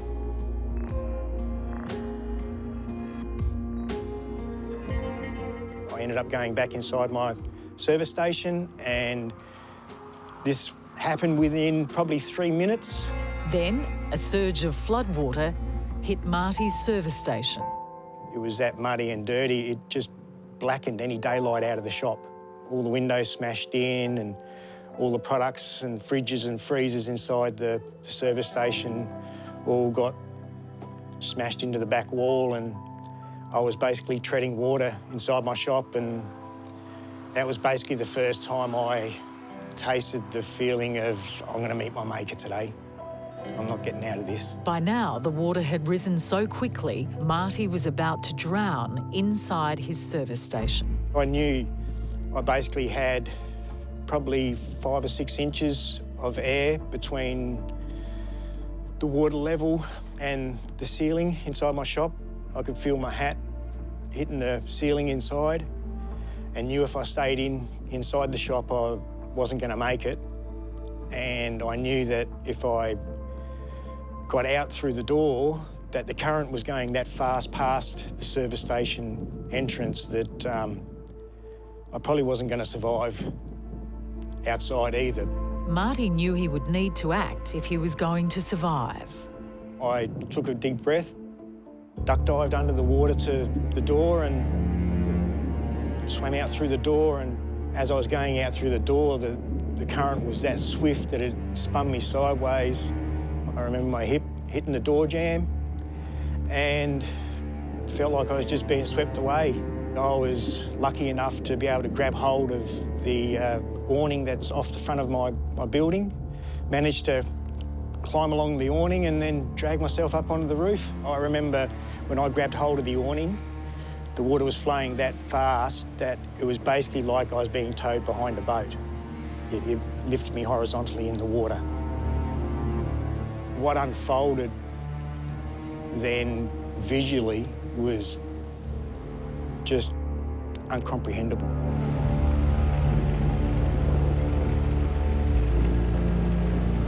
The amount of water, the force of the water, and the amount of debris that was in that water was just, unless you've seen it, you wouldn't believe it. Like, every single thing that is in someone's house, under someone's house, shipping containers, cars, boats still on trailers, things that you think could not possibly be pushed by water. Once I got up on the roof, surprisingly, there was already helicopters in the sky.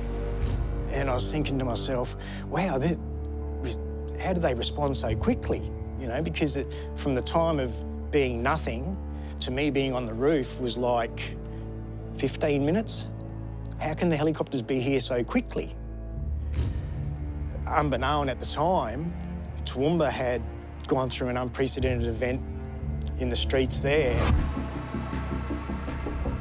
In Toowoomba, the creek that David Judson was recording on his phone now resembled a raging river. Got it? Yeah. Oh.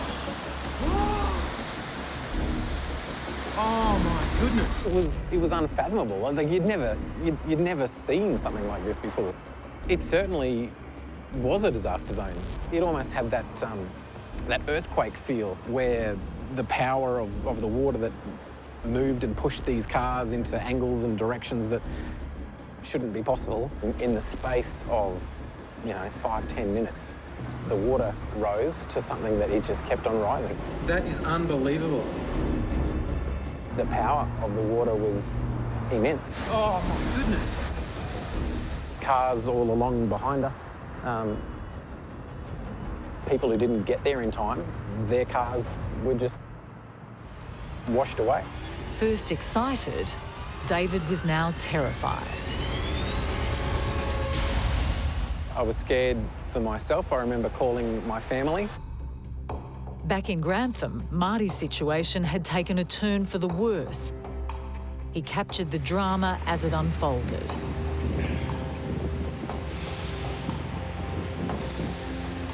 And as the water levels rose, his thoughts turned to his loved ones. That's when I thought, hell, I better try and contact my wife and my son and my parents. And because I've been through so many floods previously, I'd learned to put my mobile phone in a clip-lock sealed airtight bag. I then rang my wife and my son, firstly to tell them that I was safe on the roof.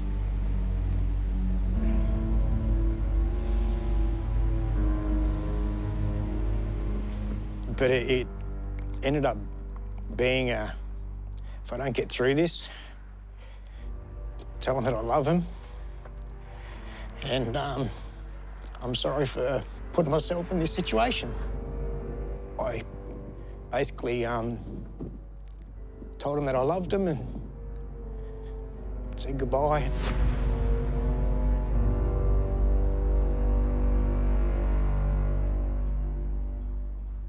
Ex-military operative and risk management expert Joanna Harmdorf has worked in extreme and dangerous environments around the world. She has seen the devastation of floods firsthand, and she knows exactly what you should do if you are trapped in a flood. Personally, I've been involved in a flood, and sadly, the recovery parts of a flood as well afterwards when I was in the army. And after seeing that and see what Mother Nature can do, I have a different kind of respect for her. I wouldn't call it a fear, but the damage that she can do if she wants to is unbelievable. If you do end up on your roof and you get impatient or you're running out of food and water and you think it's tempting to actually jump into the water and think you can swim somewhere else, don't. It's extremely dangerous. You do not know what's running in the water, what's flowing through it, cars, trees. There's a lot of stuff in there that can actually hurt you. Would you end up in the water though? You're best off to lie flat on your back, cover your head with your hands to make sure that anything that is flowing through the water doesn't hit you in the head and knocks you out. And you can also see where you're going. So if you see anything like a pole or tree or a house that hasn't been moved yet, then try to hold on to that. The rain did not relent. The waters engulfing Toowoomba and Grantham were making their way toward the city of Brisbane. So in the Queensland floods, down the river, we had in the order of 10,000 cubic metres per second. And people, what does 10,000 cubic metres per second mean? You have 10,000 1 metre by 1 metre boxes of water that each weigh a tonne going past every second. And that's why floodwater is so destructive. The floodwaters were feeding straight into the Brisbane River, which snakes its way through Australia's third most populated city. On that river is the Wivenhoe Dam, now overflowing, and a new chapter in this mutant weather event was about to begin. And it would happen right in the heart of a city with more than 2 million people. It was a perfect storm, or if you're certainly operating a dam, it was your worst nightmare. The dam was opened, unleashing a torrent of water that flooded the busy metropolitan streets of Brisbane. Chaos reigned. The flood now impacted most of Queensland, a state 2.5 times the size of Texas.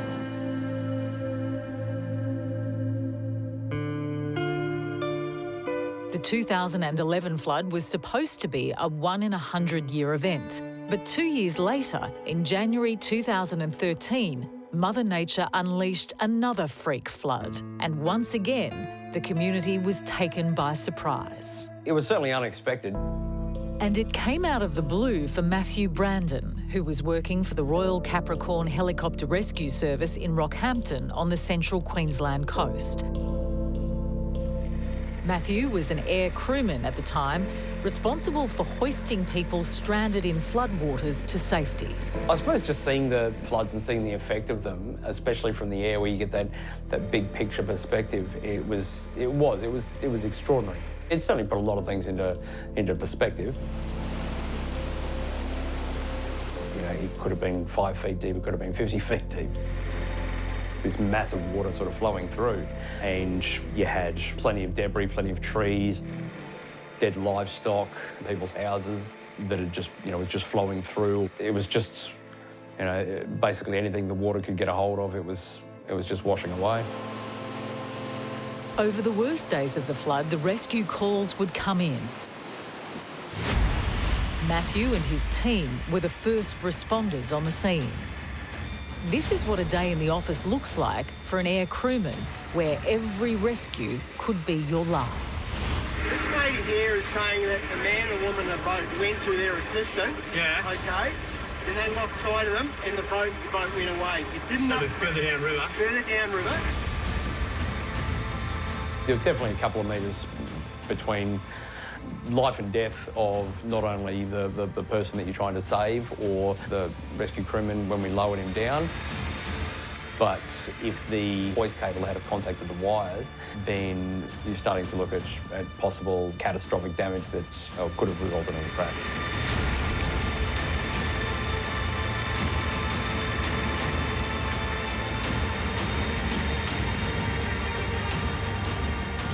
Helicopters, when they're conducting these rescues, are at their most vulnerable. Helicopters are quite capable aircraft, but when they're in the hover and stationary, that's when they're using the most amount of power to stay aloft.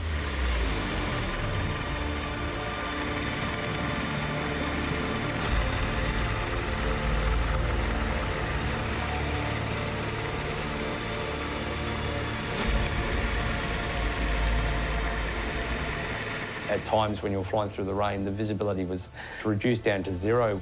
We still had to fly with the door open, and we were basically nap of earth flying. So we were actually following the roadways at about 50 feet above the trees, just so that we could see where we were going. So it was extremely dangerous, flying. Fairly unforgiving environment, and it's, if something goes wrong, then the problems and the lives that are at risk are, greatly magnified, because all of a sudden you've got a downed helicopter. The most hazardous rescue we did was an elderly lady who was stuck in her car. As she's tried to exit the vehicle, she's opened the door, but then the weight of the floodwaters has actually pushed the door closed and had trapped her in the door of the car. Well, that was the most dangerous rescue, just because you've got these telegraph poles and the wires, not to mention the visibility, because it's still raining here, so you've got rain covering your visors, with the hoist cable coming down close to those wires. All it takes is something to be wrapped around them, and then you have to cut the cable or something gets tangled. And now you've got a second person down there whose life's at risk.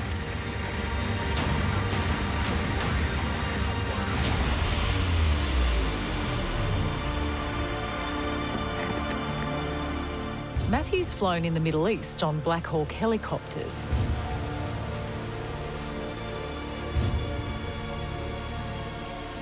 He's used to operating in emergencies, but one rescue call during that flood will be etched in his mind forever.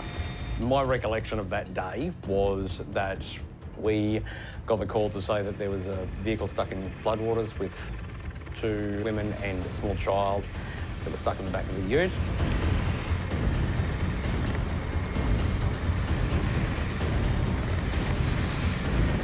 When the call came in over the radio, Matthew Brandon and his team were caught off guard. They were told there was a baby trapped in the ute, and they realised they didn't have a harness for a small child. They grabbed what they thought could work, and armed with a winch and just a dive bag, they rushed to the site. Emergency services had already attempted to rescue the 2 women and the child, but the violent rapids of the flood were too dangerous for any watercraft. They had actually attempted to get a swiftwater rescue boat out to the vehicle, but just because of the location and the water, they were unsuccessful. When we first arrived at the scene, you could see the vehicle. It was well and truly covered in floodwaters. At any moment in time, it could start washing down river, or it could flip over, in which case you've got 3 people in rapidly moving water, definitely in fear of losing their lives. We've circled it, come into position and started lowering down to the vehicle. As the rescue team came closer, they could see the fear in their eyes. They were extremely distressed, yeah. They were, very, very, very scared. Matthew's hand firmly gripped the only lifeline this child had. So once we got there, started bringing the people up. The first person was the child. That was our main priority. Let's go. You'll come on his feet first, Bob? Yep. The baby? Yeah, absolutely. Put her in your bag, darling. You go. Girl. You go. Put her on the tent. On that baby. No. Here you go. You go, darling. Okay, get the bag up for me. Okay, darling.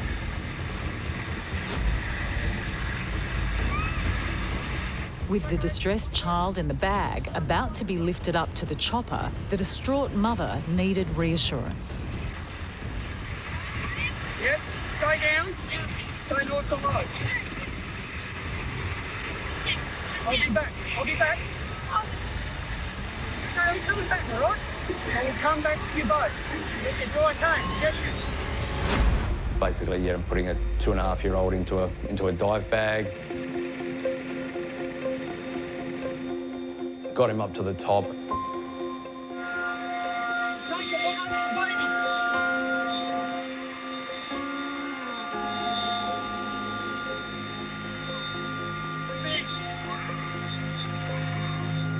Him being handed off to the paramedic that was in the back of the aircraft, and then him unzipping the bag and the toddler's head, coming out of the bag. That was what everybody reacted to, yeah. But time was running out for the 2 women still trapped in the car. The 2 ladies were, very scared. Okay, who's next? Now come with me. Take your arms down. Back to you. Lay down. Hey, mate, you're not. Keep your arms down. Make it all work. Enjoy the ride. Say goodbye.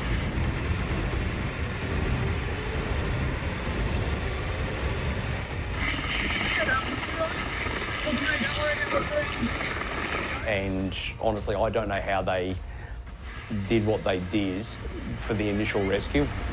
That vehicle, could have potentially just washed away at any moment.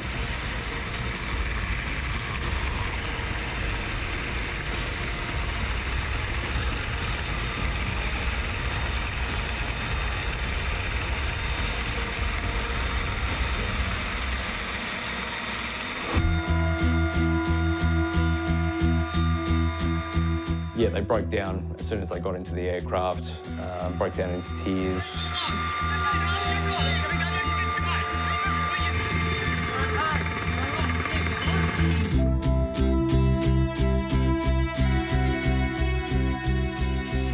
The chopper landed safely with its precious cargo, the toddler and the 2 women, unharmed.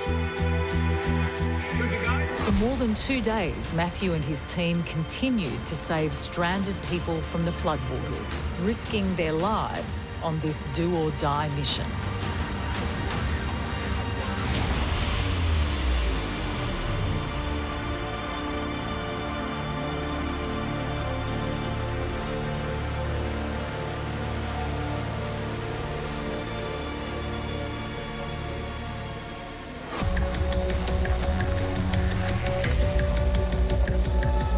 They were all at risk of losing their lives.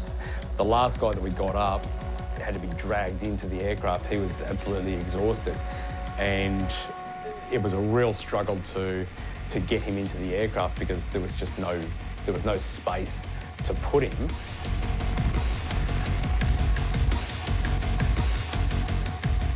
Their temperament changed from that nervous, just absolute distress to relief, almost as soon as they got into the aircraft, and they knew that they had been saved, that they weren't in danger anymore.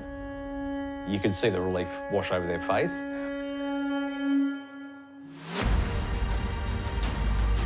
All up, it would probably be 20-odd rescues.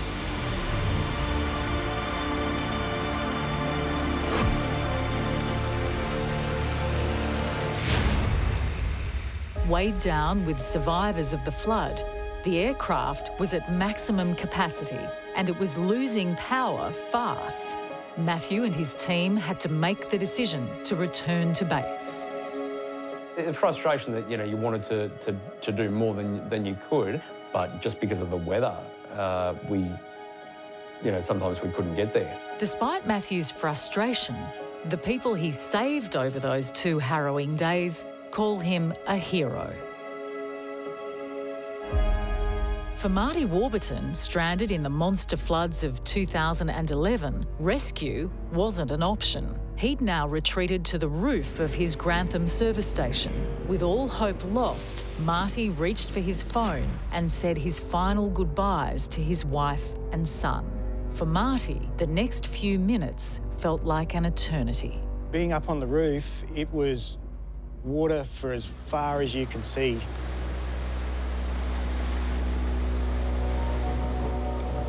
But moments later, something did appear on the muddy horizon, an intact house floating through the floodwaters. While I was up on the roof, after getting myself together enough to start functioning again, I noticed off in the distance a house had popped off its stumps and come out through the trees and was starting to float through the farming paddocks. For some reason, I got my phone out and started videoing it as it was going past in the paddock, thinking to myself, is this real? Am I really? Is this really happening? And I think that's the reason why I got my camera out to record it, is because I wasn't believing what I was seeing. And then a shocking realisation. There were people inside. You're up on the roof there, and you can hear people screaming for help. You could hear them screaming for help, and the house floated off. And I remember the feeling of just being useless. For Marty, this was like living a nightmare. I thought I saw someone trying to swim. I leaned over the awning and tried to grab them and grabbed their arm and rolled them over, and that's when I realised they weren't trying to swim, that they were already gone. And it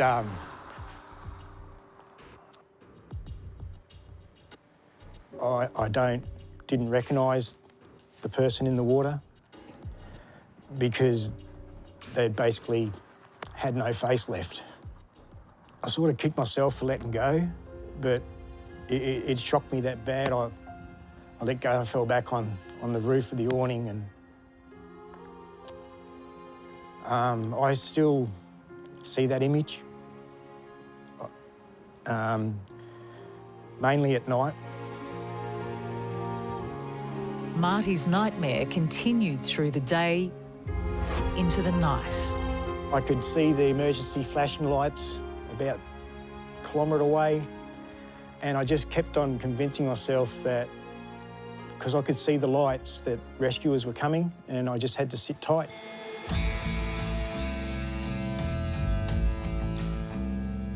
But about 11:30, I think, 11:30, midnight, the lightning started.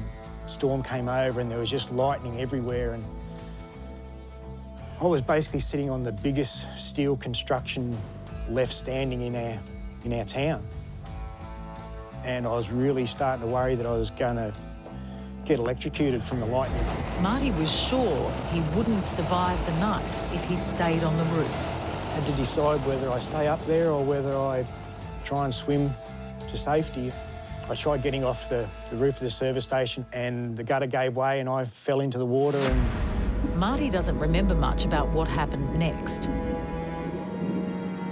But, as if carried by angels, the floodwaters took Marty to higher ground. I could see lights outside the school, flashlights, because there was no power in town. And walking towards the lights and then hearing people saying, "Marty, you're alive. We thought you were gone." It was just that feeling of relief that you were safe.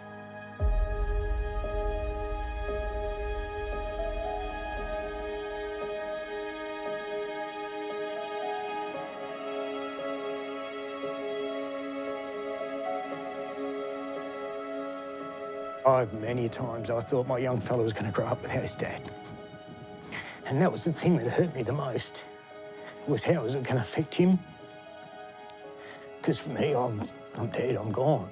But just struggling to... And to know that so many in your community were dealing with that.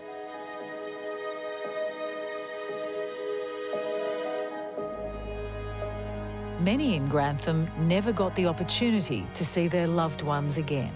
Marty was one of the lucky few. I remember just giving him a big hug and just not wanting to let go. Having a big cry.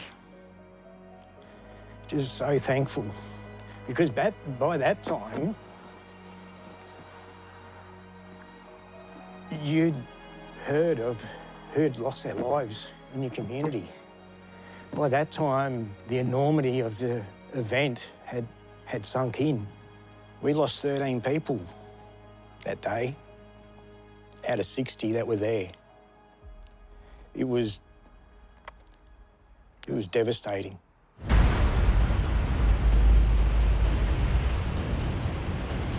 It wasn't big, it was a monster. Armageddon come to town and destroyed it.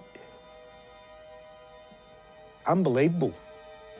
And even still to this day, it's hard to comprehend that it got so big, that it was so big, that it was so violent, so destructive.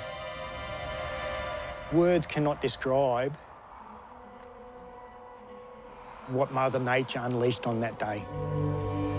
Marty's tried to move on from those 2 days of hell, but he can't help but think of the what-ifs.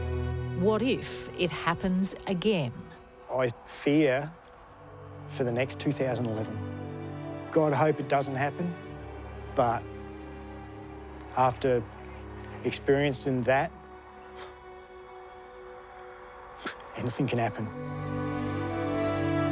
With the flood over in Toowoomba, David Jutson was safe, but his town was destroyed. I remember afterwards, once the water subsided below this bridge, walking across to the car park over here. It certainly was a disaster zone. The car park over here, like the water rose so much that it just stacked them like dominoes. It was horrifying. In 2011, the first flood struck Toowoomba and Grantham. And in 2013, the second flood hit. In the space of 3 years, 2 monster floods ripped through Queensland. The state would never fully recover. About 3/4 of the state was declared a disaster zone from that particular time period. So it was very intense rainfall over these heavily populated areas.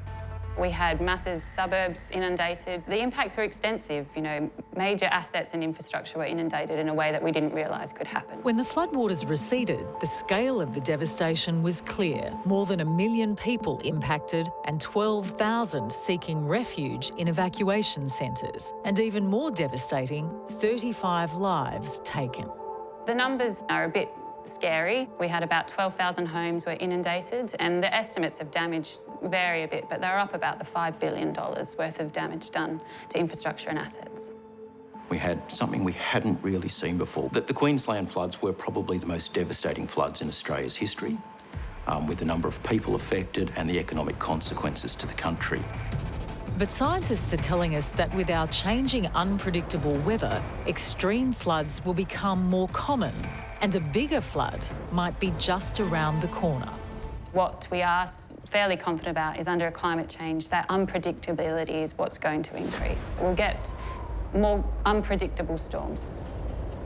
Apply one of these future scenarios that we think might happen by 2050, what we estimate the damages will be will almost triple. People were unprepared for 2011. I think a lot of people expressed shock. They didn't realise that rain like that could fall, and they didn't know that rivers like that could be so high. 2011 was already bad, but if you're in that upper catchment, you could be almost 2 stories higher of flood levels in a future scenario.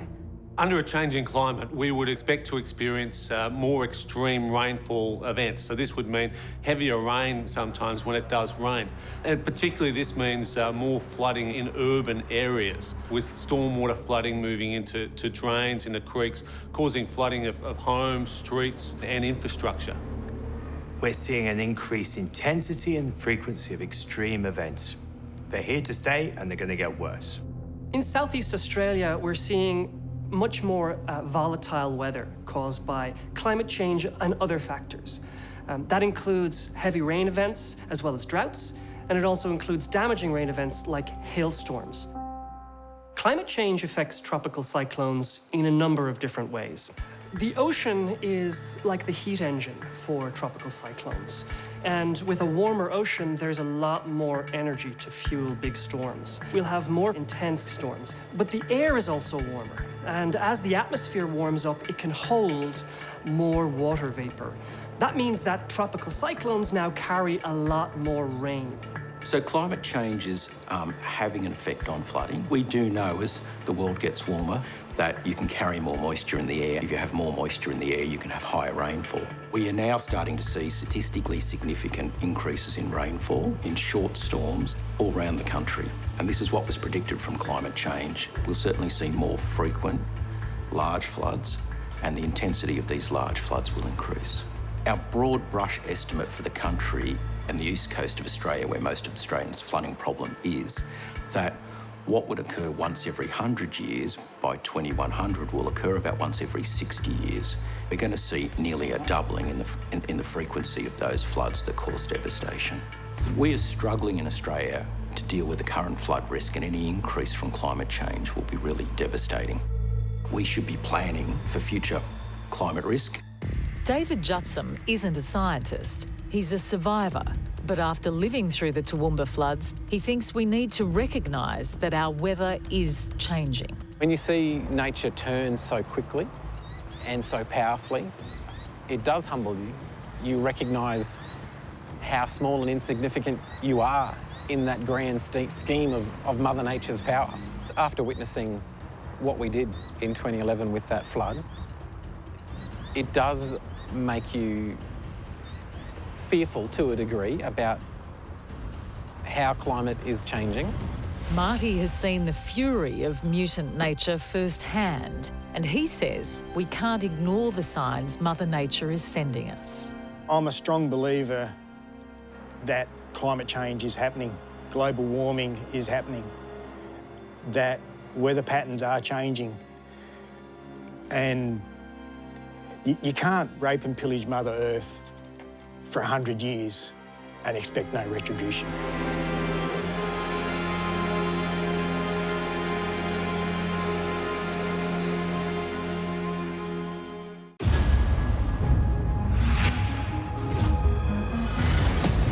Wind, water, fire, and earth. Elements of creation. Elements of destruction. These are the forces of nature's fury.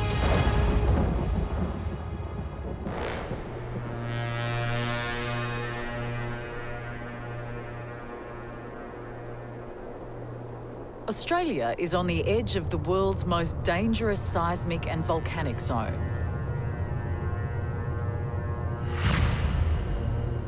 A crack in the earth that rips around the Pacific.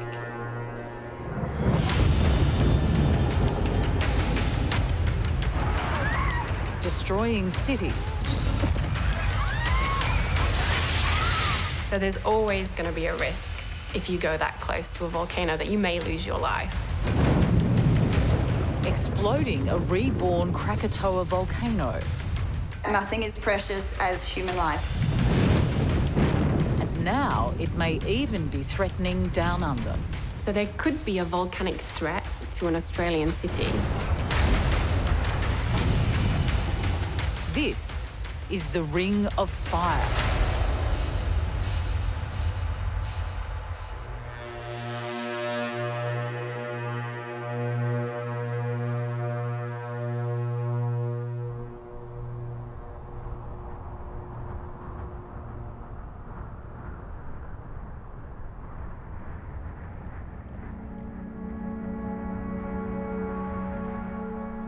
So around the area of Australasia, we have an area very active of volcanoes and earthquakes, and this is because there, the tectonic plates is all part of the Pacific Ring of Fire around the edges. So you've got New Zealand, Vanuatu, Tonga, Papua New Guinea, Indonesia. All these areas sit on the edge of where these tectonic plates are coming together, colliding, and one going down under the other. And that's why we have a lot of volcanic activity around the edge of Australasia and Australia. Volcanologist Professor Heather Handley explains why these isles are on one of the most active tectonic fault lines on the planet. I think they're just the most intriguing and fascinating aspect. And, you know, for thousands of years, people have made up myths about volcanoes, and they've influenced cultures, they've changed societies, they've wiped out societies.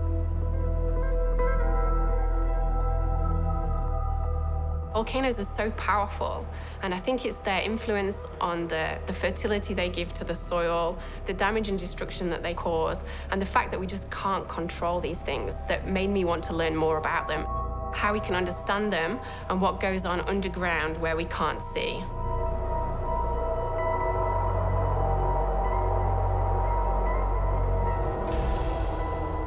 The volcanism has been a positive thing in that it creates land. A lot of Japan, a lot of Indonesia, the land there is actually created by these volcanic events. There's very, very fertile soil associated with this volcanism, but it also comes with the caveat that these are massive potential disaster risks.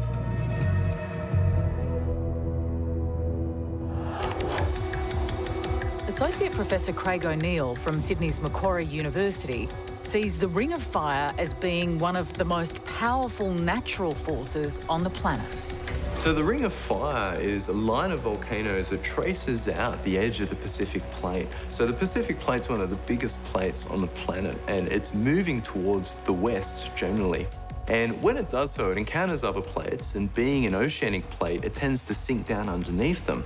So that causes massive earthquakes the entire rim around the Pacific. So that's responsible for the earthquakes that occur in New Zealand, all the way up to Tonga, then across to the Philippines and up to Japan.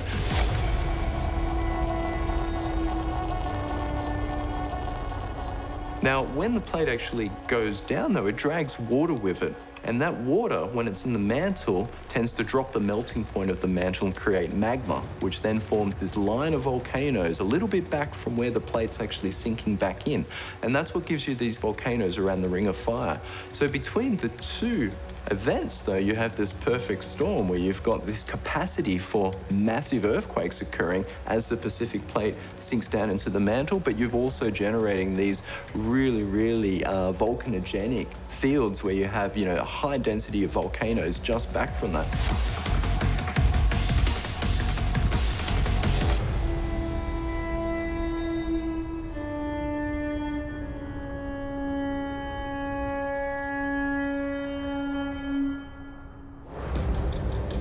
And there are few places on the Ring of Fire more tectonically active than the archipelago of Indonesia.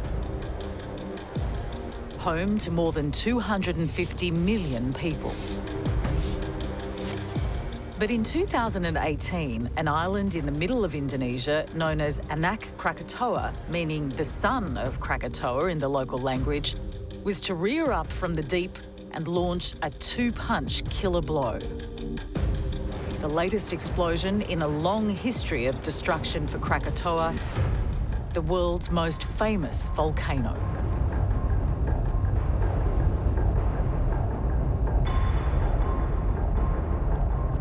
So Krakatoa Island was actually a volcanic island that occurred before 1883. And it had probably 3 different vents that were active in volcanic eruptions. And then in 1883, there was a large volcanic eruption, and most of that island actually disappeared and collapsed into the water.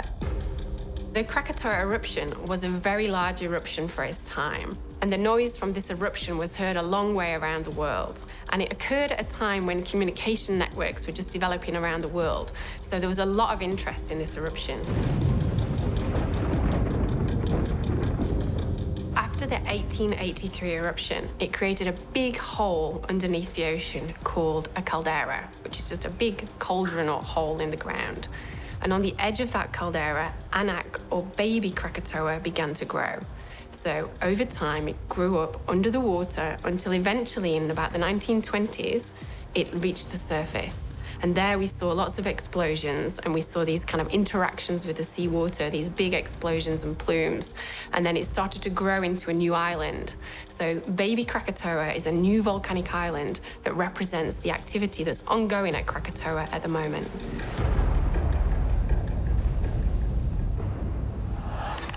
Australian television journalist Anne Barker is a foreign correspondent based in Indonesia. She was an eyewitness to 2 of the Ring of Fire's most devastating disasters, though she experienced Krakatoa years earlier at a more peaceful time. I did actually climb Krakatoa once, and like 20 years earlier as a backpacker, you could see hot rocks coming out of the volcano. It's been getting bigger and bigger every year. And, you know, if you'd told me then on that day that this volcano would one day collapse on itself and cause a devastating tsunami, I would have struggled to believe it, but clearly that's what happened. So I went to Anak Krakatoa and I stood on the crater rim of the bit that's still remaining now from the mass that went into the sea. And it was an amazing opportunity to stand at one of the world's most famous volcanoes.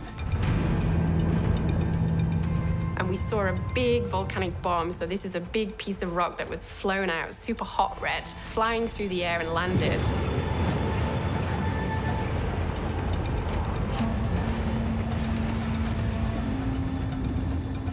But we could see the size of this, and it was just so impressive to think that if you stood there when a volcano eruption is happening, that this thing could actually kill you. I think it's just an amazing place to see the Earth at its best.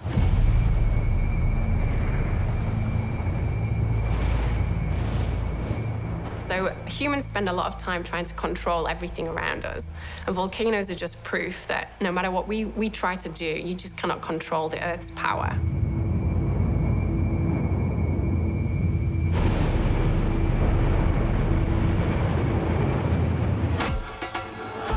Øystein Andersen is a Norwegian filmmaker who was lured to the mythic Isles of Indonesia by its volcanic landscape, which he wanted to capture on film.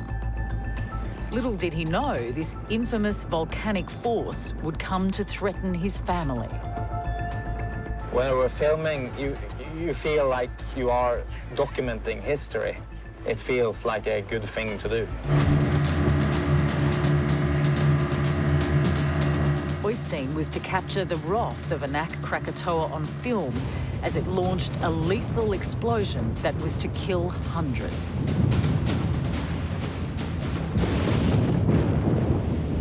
So we know from visual observations, so people actually watching the activity, and also from the monitoring of that volcano, that there was an increase at Anak Krakatoa in volcanic activity from around June in 2018.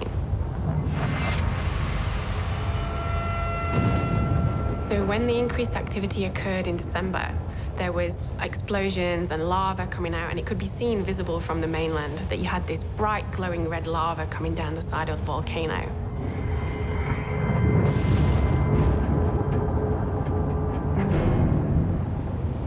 You could see the lava from such a distance, but also hearing the sounds, the booming sounds of the volcano.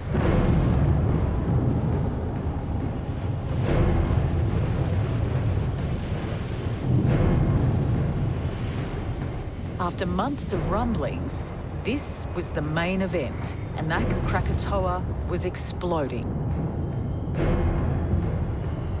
The island around the volcano was collapsing and setting in motion a catastrophic event far more destructive than Anak Krakatoa's lava explosion. So then what happened was part of the side of the volcano collapsed down into the ocean and pushed the water and created this tsunami, this wave of water that was moving towards the mainland.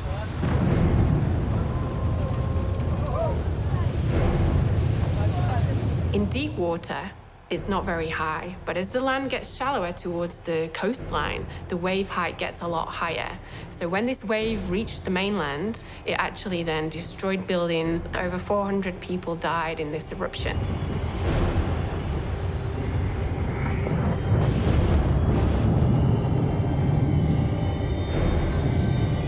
This wave was the deadly Anak Krakatoa tsunami.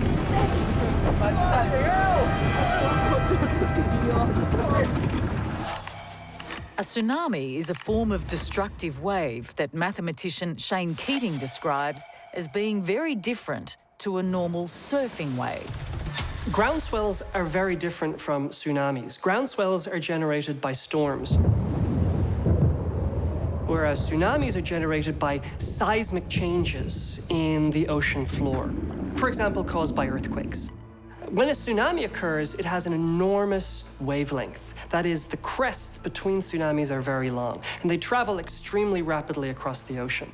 We don't experience them as a wave, however. Instead, what we experience them as is a very strong high or low tide. That's what gives rise to the original name for tsunamis, a tidal wave. So when you think about a wave to surf, you don't think about a tsunami because you don't surf the tide. Some of the confusion for that comes from the image that's used for tsunami evacuation signs. If you look at a picture of a tsunami evacuation sign, it kind of looks like a breaking wave, but that is nothing like what a tsunami really looks like.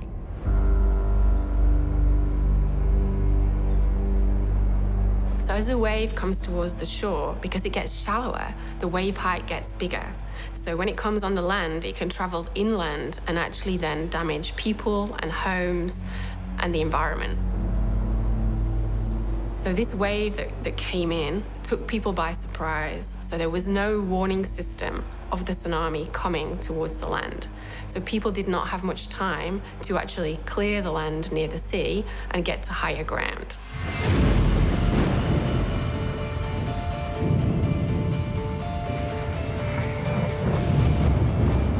Well, I was standing filming Anak Krakatoa when the tsunami struck.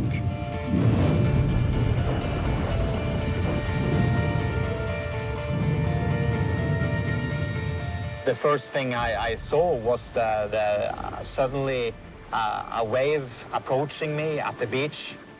I was just standing 4 or 5 meters from the sea itself. So I saw the wave when it was quite close to me, so I just grabbed the camera and run inland. What should I do now? And I thought, okay, I just have to go back to the place I was staying and get my family and evacuate.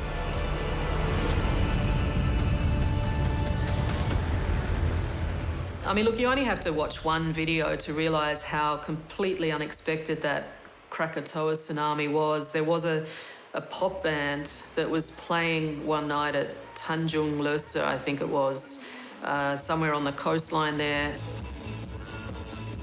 Literally, as the waves struck, the band members were just washed from the stage inland, along with half the people watching it.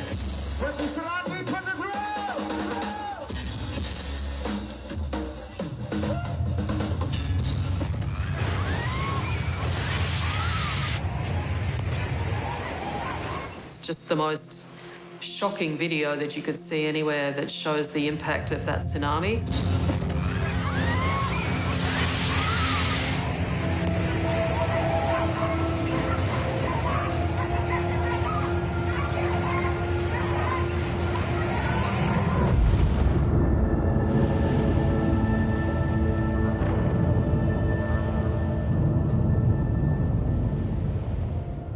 The tsunami waves were in places 2-3 meters high and destroyed houses, small shops and hotels. You just saw people who were living kind of along the rubble of their own homes. We talked to one man who had been living or sleeping in a house right near the waterfront. He was asleep with his wife and children sort of in the afternoon and suddenly realised that there was a tsunami. He tried to grab his children.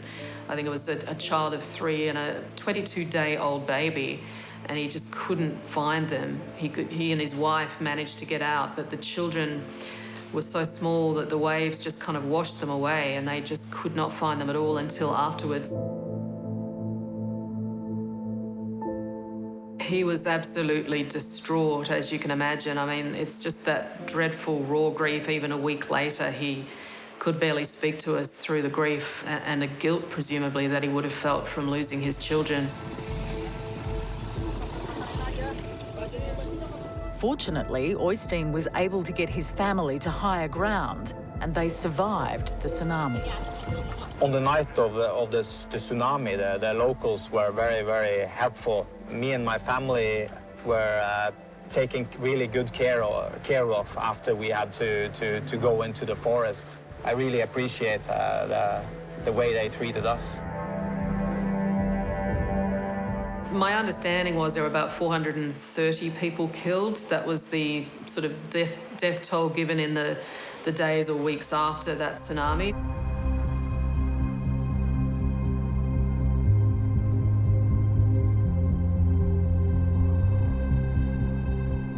In Indonesia, at the time of the Krakatoa eruption in 2018 and the tsunami that was generated from that, there was no warning system in place.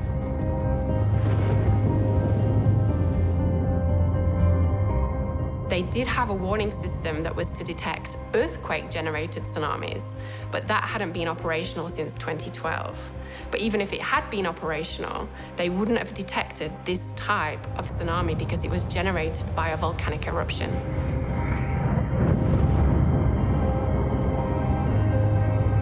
Because of the high-level activity of this volcano and its past eruption record, there is chance in future again that this volcano will grow back up above the ocean again. And then in the future, because we're still in the situation that this volcano, this baby volcano, is on the edge of what's a big caldera, a big hole, it's always going to be susceptible to collapsing or falling into that hole and generating a tsunami.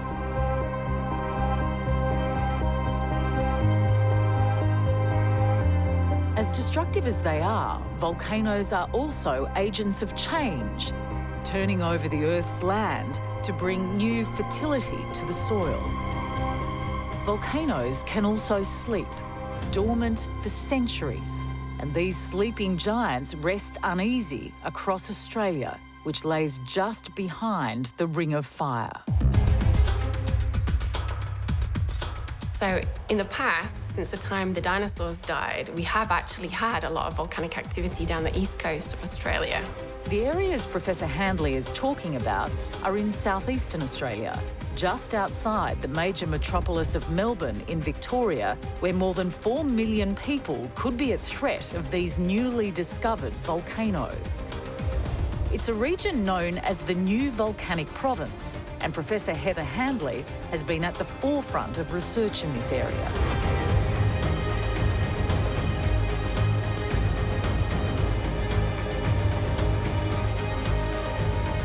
So the volcanoes that we get in Australia, they're not single volcanoes that you imagine a volcano to be.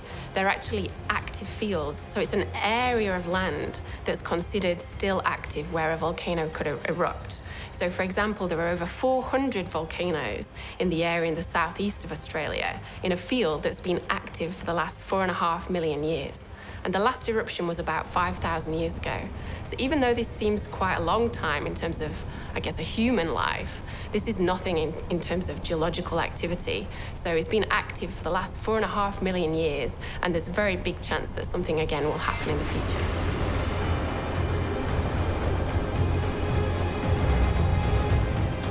So the chances of an eruption in Australia are very small. So this is very different to those situations where we've got very active tectonics with earthquakes and volcanoes like around Indonesia or subduction zones.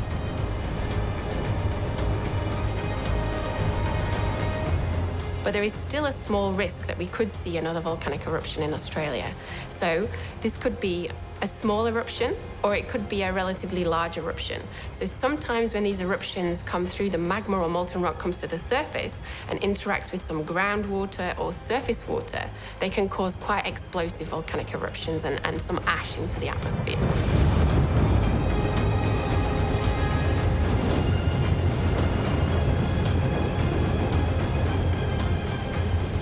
Or they can just ooze up and come out, a bit like what we see in Hawaii.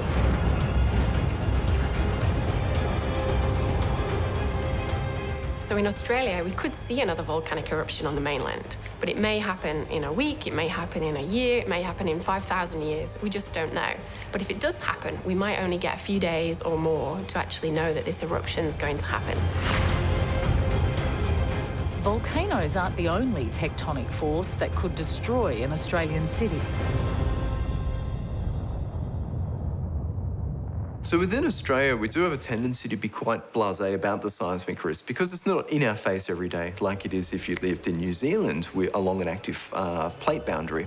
But we still do have seismic risks in Australia, and in many ways, the factors that gave rise to the Christchurch earthquake, such as unmapped faults, those exist in Australia as well.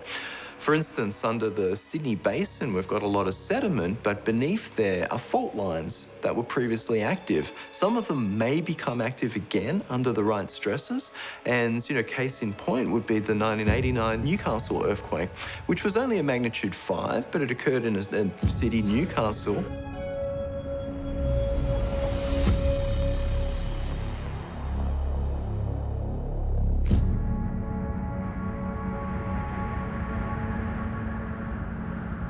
While volcanoes and earthquakes may appear overwhelming in their destructive threat, making use of any warning time is vital to save your life and that of your family when one of these disasters strikes.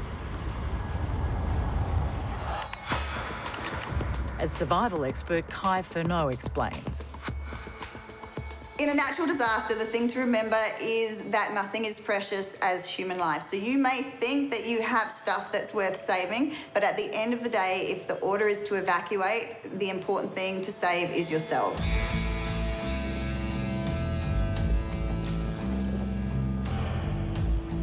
There's no one grand rule about what to do in the aftermath of a disaster. You need to assess your situation and plan according to whatever natural disaster has hit you. Most of the time, authorities will give you leave to go back to your house. Don't go back until authority has been given.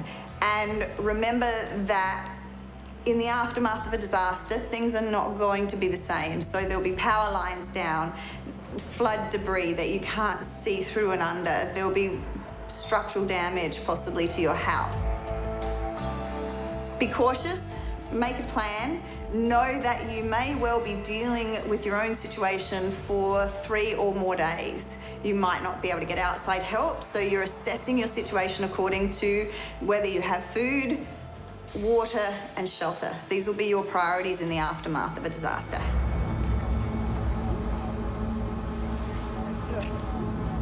At the other end of Indonesia is the dragon-shaped island of Sulawesi. Here in 2018, the Ring of Fire cracked at one of its hundreds of fault lines, creating an earthquake that would generate a killer tsunami.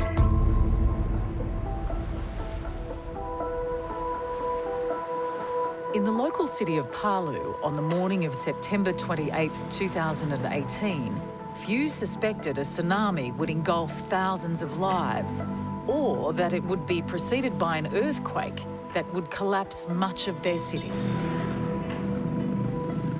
Palu has a history of getting hit by tsunamis. Tapi memang saya tidak pernah berpikir sedikit pun bahwa But I never thought Palu would be affected by such a disastrous tsunami, like the one on September the 28th in 2018.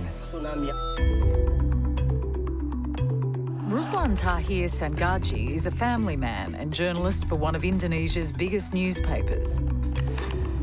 Ruslan was living in Palu when the earthquake hit, and its attack struck directly at his family.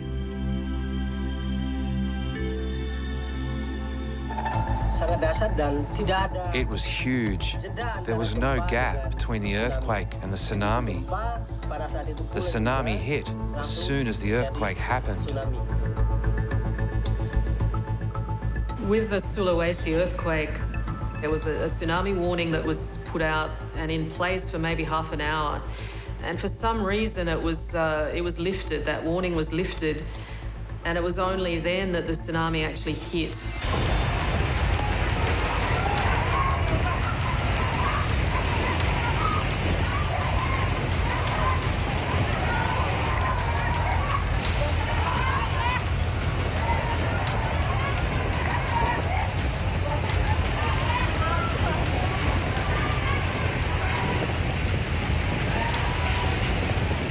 The earthquake tsunami was a 1-2 punch that was killing hundreds in its first waves against Palu. And Ruslan had no idea as to the safety of his wife and children. He had to find them.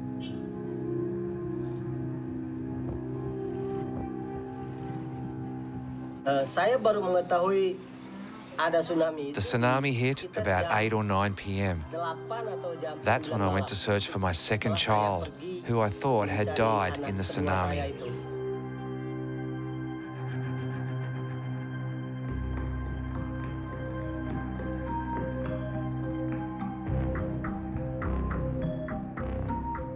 Saya sempat ke pantai di sekitaran pantai Teluk Palu. I went to the beach where they were collecting dead bodies.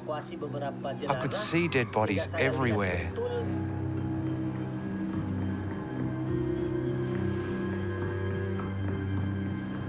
I think I was probably the first Western journalist to get to Palu and Donggala, which were the worst areas hit in that earthquake. We met people who'd lost their families. In fact, there were a couple of bodies still floating in the water because we were there so soon after it had happened.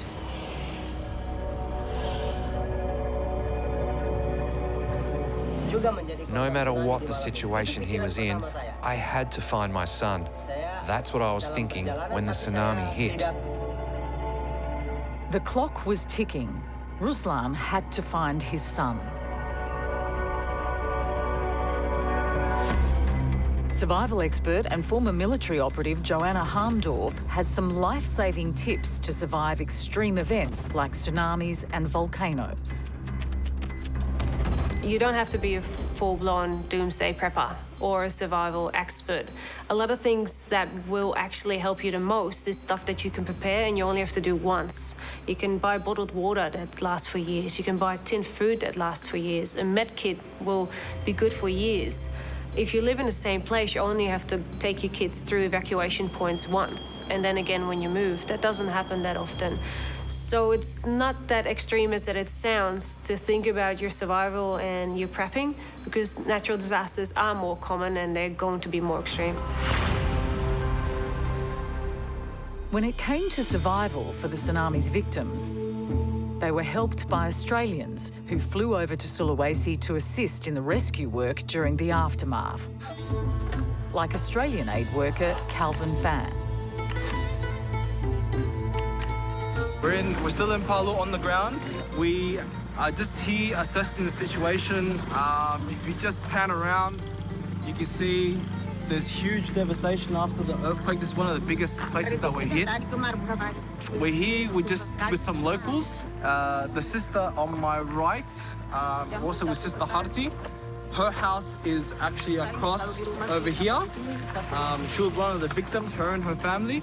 They made it out safe. No one was injured or presumed dead. There are still people in the rubble. So I went to Sulawesi, specifically in Palu, after the earthquake disaster. I was part of the aid relief. Assalamu alaikum, everyone. We are passing by tsunami-affected area. President of the New South Wales Indonesian Community Council, Endi Dharma, also helped arrange aid for the victims of the Sulawesi tsunami.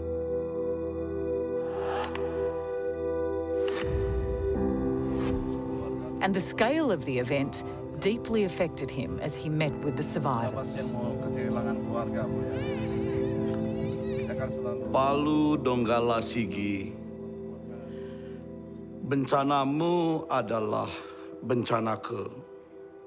Derita tangismu. For that disaster in Donggala and Palu, anything that happens over there, the feeling happens for all Indonesians. Jeritan dan kehampaanku.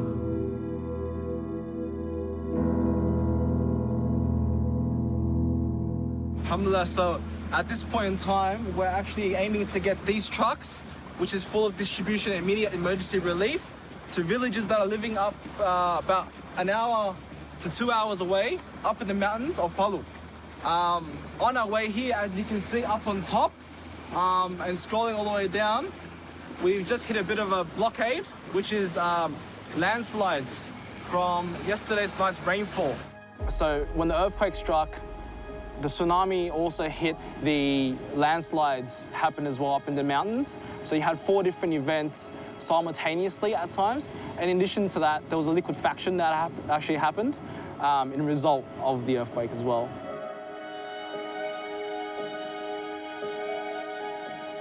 Aid worker Endi Dharma worked right in the middle of this overwhelming destruction.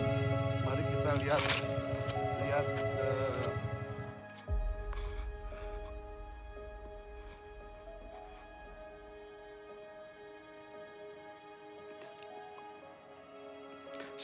Just after I got off the plane, I wanted to go directly to the disaster area. I saw terrible things. It was so sad.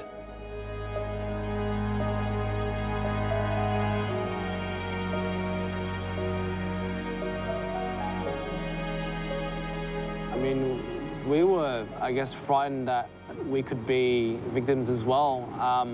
We were told by our guide that during that time when the tsunami occurred, the early warnings went off, but given that the people on the beach actually had a festival during that day, when the tsunami struck, the people that were celebrating were still walking along the beach and just had no notice of the early warning signs.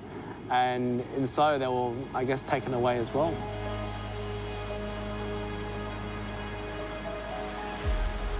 After dark nights of searching, fearing that his children had been killed by the tsunami, local journalist Ruslan was reunited with his son. All his family was safe.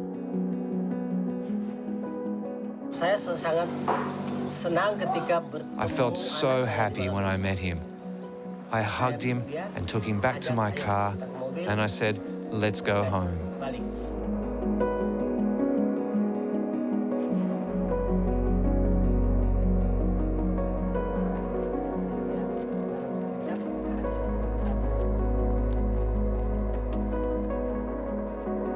senang lah, pokoknya saya sangat senang. Gitu. Nah, senang saya itu dengan terharu ya, terharu. I felt so happy and grateful that my child is safe. Tears came down from my face, even though I tried to hide them from my children. Anak saya itu.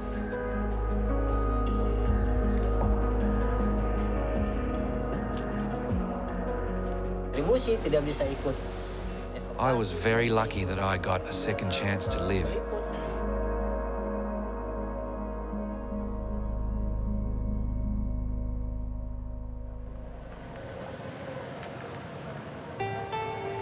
For Australian journalist Anne Barker, the failure of the emergency warning system was directly to blame for possibly thousands of unnecessary deaths.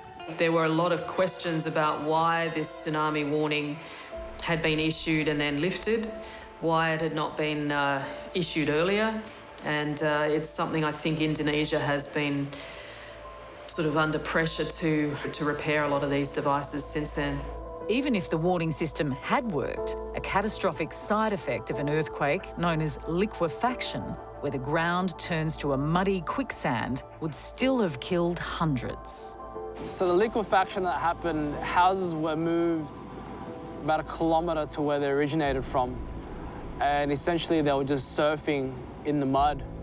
And the occupants of the houses were fending by clinging on to the roofs of the houses just to make sure that if a big mudslide was to hit and smack the house, that they had some form of escape and shelter. I mean, look, I remember meeting one woman who had lost her husband. She, I think, said that she and her husband had tried to run as soon as the earthquake happened. They tried to run out of the house into the street, and she lost him very quickly. He'd gone, he vanished, she never found him again. She said she still didn't have the heart to tell her son that his father had been killed, and she had wanted to wait till his body was found, that she could be certain he was dead before she told him. The destruction by these primal tectonic and volcanic forces is tragic, and a volcano that lies between Krakatoa and Sulawesi is a chilling example of the global impact these eruptions can have. So when Tambora erupted in 1815, it exploded and a lot of volcanic ash and gas went high into the atmosphere. Now, if volcanic material goes into the lower atmosphere, it's often washed out by the rain and it can be filtered out. Whereas this volcanic eruption sent material and gas high into the stratosphere.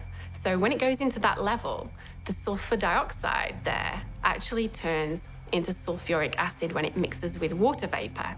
And that can block out the sunlight and can lead to global cooling. And after the Tambora eruption, it appears that global cooling was very significant. So we know that they called it the year without a summer in the following year in 1816.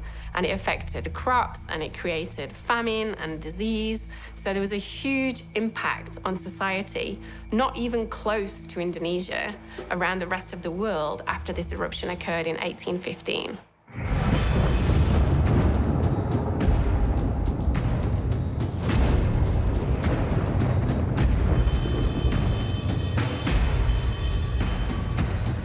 Some scientists are even seeing a link between increased seismic activity like volcanoes and earthquakes and the effects of a hotter climate.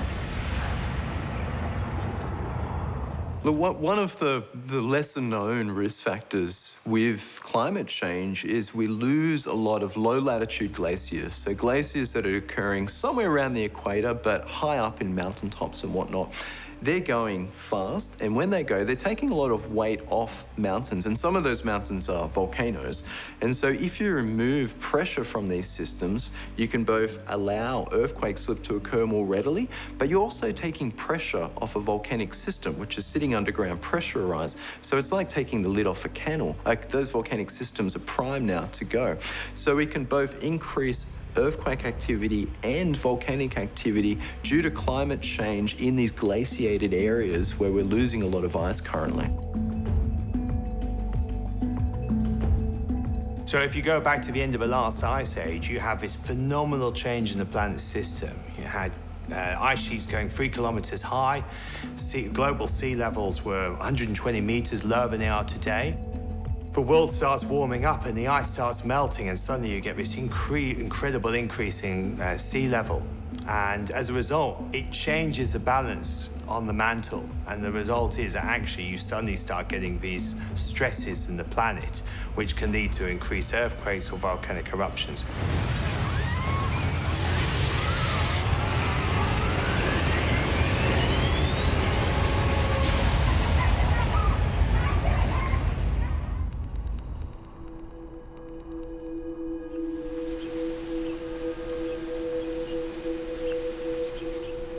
So we don't really know which volcano is going to be the next big eruption around Australasia, but what we do know is we've had significant eruptions, really large eruptions in the past that have affected a wide area. So in New Zealand, we've had supervolcanic eruptions, and in Indonesia, we've had supervolcanic eruptions. So the frequency is not too often, but if you just go down one to the size of Tambora, these ones, we suppose that we get one of those size eruptions every 500 years or so. We probably will expect another big eruption at some point in the future, but we just don't know yet where. So one of the problems with the big quakes in particular is they can have quite long recurrence intervals. So it could be 100, 200 years between quake events on some of these fault systems. So that's longer than a human lifetime, and humans become quite blasé about a risk that they don't experience in their own life. There are over 800 million people in the world that live close, which is within 100 kilometers of an active volcano at present time. So within 100 kilometers, you might be exposed to volcanic ash, and if you live closer, you might be exposed to things like pyroclastic flows. Australia and New Zealand have always experienced extreme events. There's no doubt about that. As we look back in the past, they've happened. But as the planet gets warmer, as we emit more greenhouse gases, we're seeing an increased intensity and frequency of extreme events.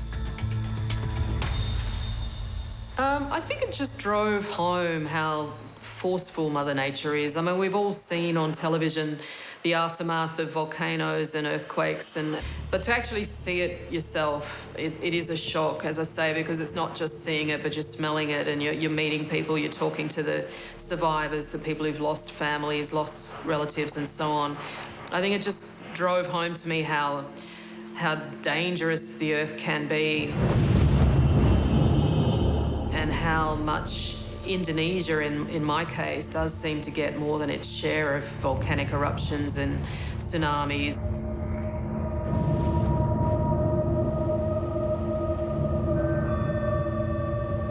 To be honest, I think actually the changes that we're seeing in just the last couple of years are alarming a lot of scientists. I've been working in climate science now for 20 years, and for a long time, the discussion, the debate was very much about what might happen for our children or our children's children. And suddenly there's this recognition that actually it's going to happen and impact, it's already happening and impacting us in our generation.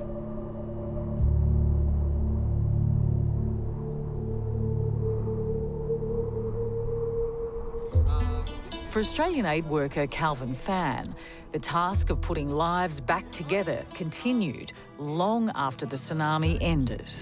So they've come together as one community, and also, as you can see, just on my left, that's the sort of accommodation they've been staying at.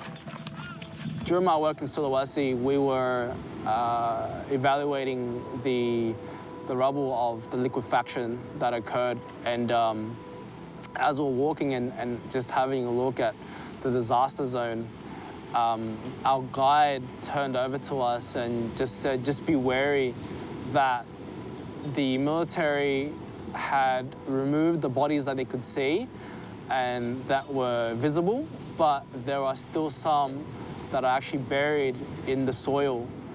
We could be stepping on bodies that were, I guess, been there for the past 2 weeks and no one has even realized.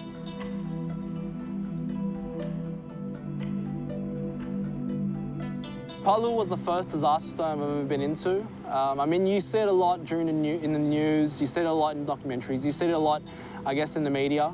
But when you're there, it's a surreal experience. You just don't know how to comprehend it.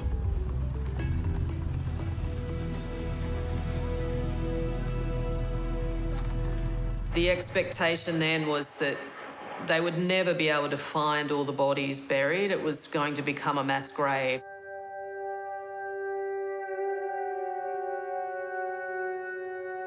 They would never know the final death toll, and it was expected that really the final death toll was probably going to be in the thousands.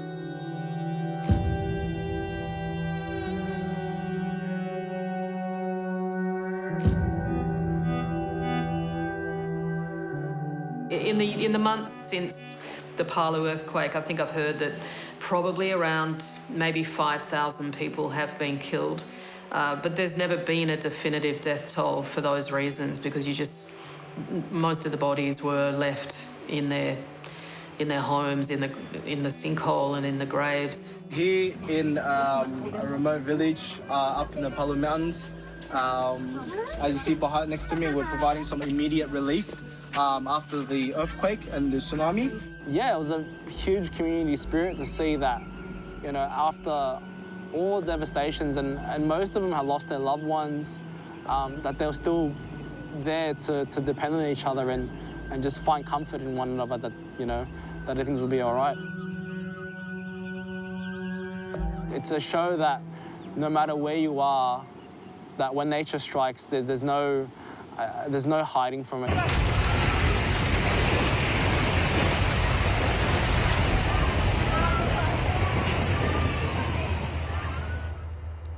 Yeah.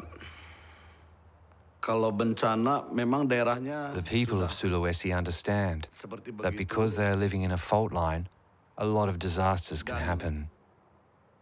And some people believe that these are tests from Allah, from God.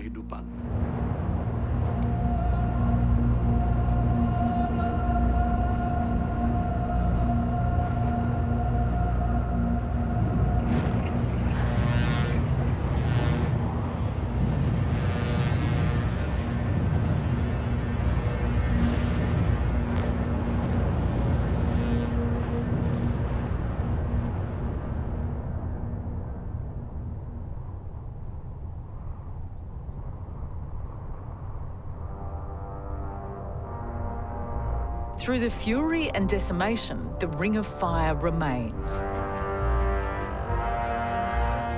Perhaps the largest destructive force on the planet. A reminder that we are still very human and very small in the greater scheme of the universe.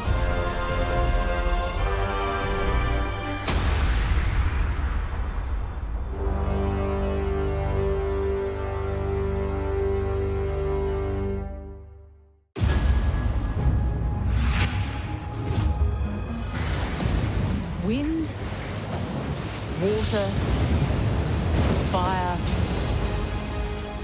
and earth. Elements of creation. Elements of destruction. These are the forces of nature's fury. New Zealand, an island archipelago on the edge of the Pacific Ocean. Through the spine of the islands runs a fault line of earthquakes and volcanoes. This place is disaster central. Over the past decade, New Zealand has seen a barrage of deadly natural disasters. A savage earthquake fault that shook for 6 months of hell. Tornadoes that ripped through a city. And a volcano that unleashed its fury.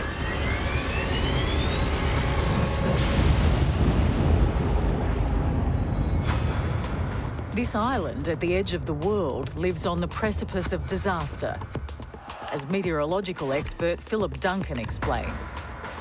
I mean, New Zealand's exposed to not just severe weather, but also seismic activity. We're on the Ring of Fire, so we share that with Japan and other parts around the Pacific that get lots of earthquakes or volcanic eruptions. So New Zealand is unique. You know, we have this position on Earth where we get a lot of things thrown at us. Volcanologist Professor Heather Handley explains why these Pacific Isles are on such shaky ground. There's been a lot of earthquake activity in New Zealand, and this is because these plates are either sliding or pushing or trying to push underneath each other. So the northern part of New Zealand sits on the Australian plate, and the southern part sits on the Pacific plate. So you can actually cross one of these tectonic plate boundaries in New Zealand. And because of this, there's so much tectonic activity and volcanic activity related to being close to one of these plate boundaries.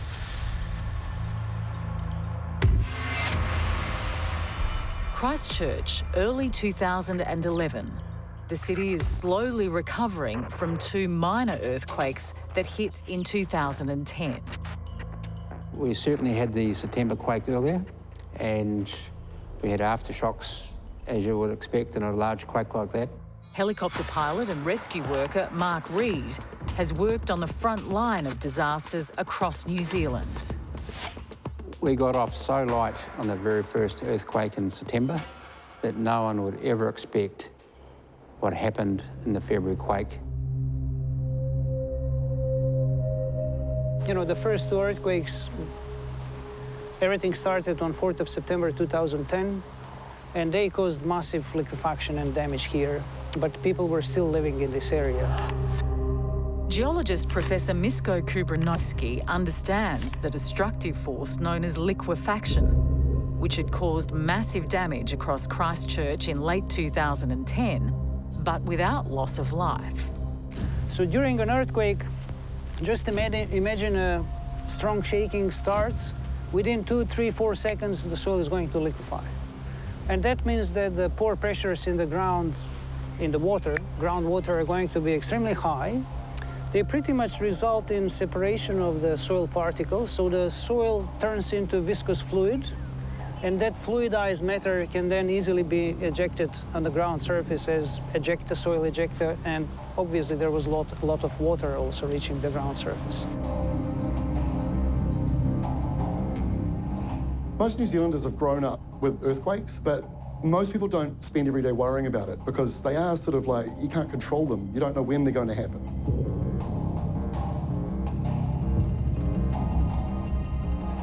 It's been said that one of the great failings of Earth science is our inability to predict earthquakes. Dr. Craig O'Neill is an earth and planetary scientist at Australia's Macquarie University. Nearly every other natural disaster, we can come up with some sort of early warning system for. Tsunamis, we can see them coming across the ocean. Cyclones and hurricanes, we've got the satellite data these days. Even volcanoes, you can start to see them rise up as the magma rises. But earthquakes, you get zero warning for. They just occur, they release an enormous amount of energy in a fraction of a second, and then they're over with. And it's really, really difficult to predict where these things will occur.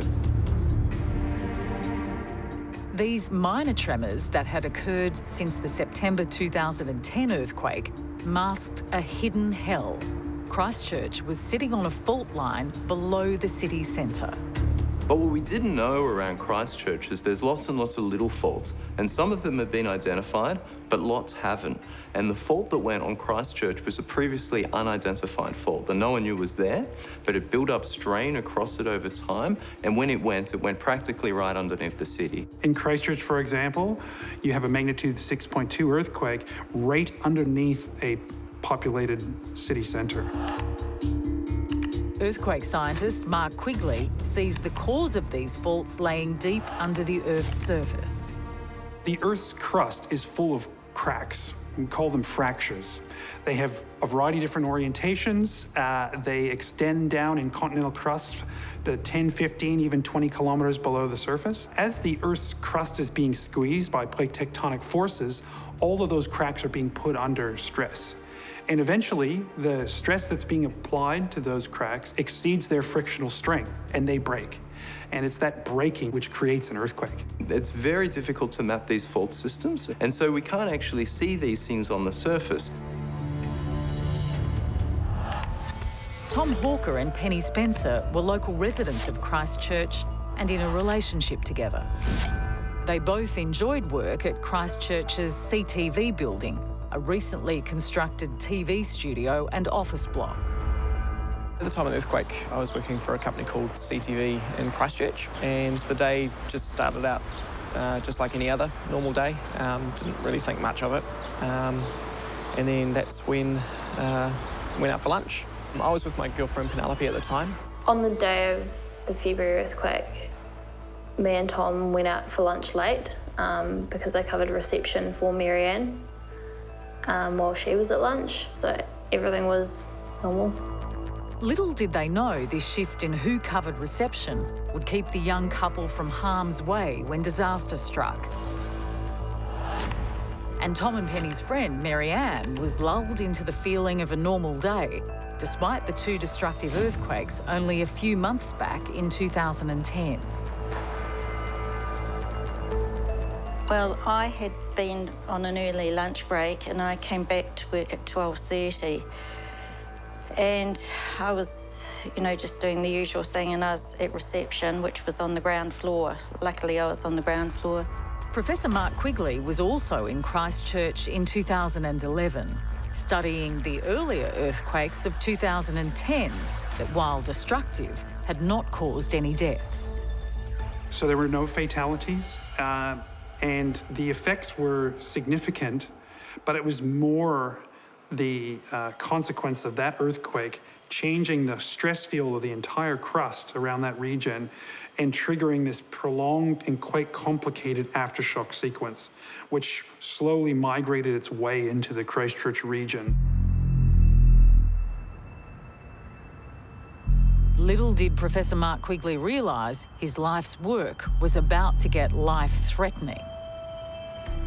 It was a tremendous time to be an earth scientist with expertise in earthquakes in that community, and people were very, very interested. And that all changed with the February earthquake because all of a sudden everything became much more complicated, and there were the fatalities and the building collapses.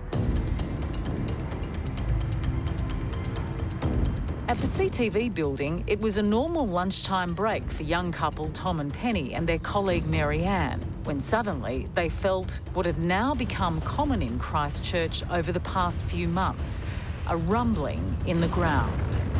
The most thing that made me want to get out of the building was the noise, because that was horrific. To everyone's horror, this rumbling was no minor aftershock. It was the most savage natural disaster to smash New Zealand in 50 years. I personally didn't know the damage of every individual site at that stage, but you could tell there's a lot of carnage. For the dozens of people caught in the CTV building, the situation was now life and death. I was running for my life.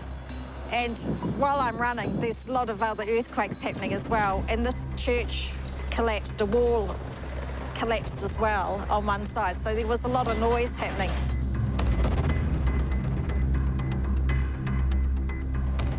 After two previous earthquakes in the past few months, nature was now getting lethal, with a killer quake wrecking the city. Bodies were retrieved from the CTV and laid down on tarps underneath to the side of us, and we could see there was a few fatalities at that stage.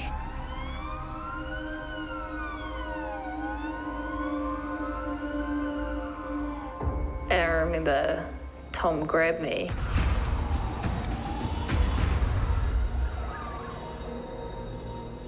and hugged me really tight.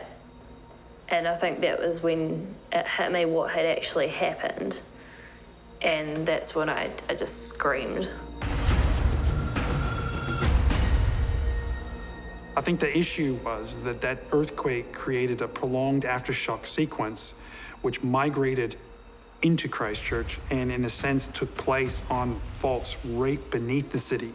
Incredibly strong shaking. We're talking about in the Christchurch Central Business District.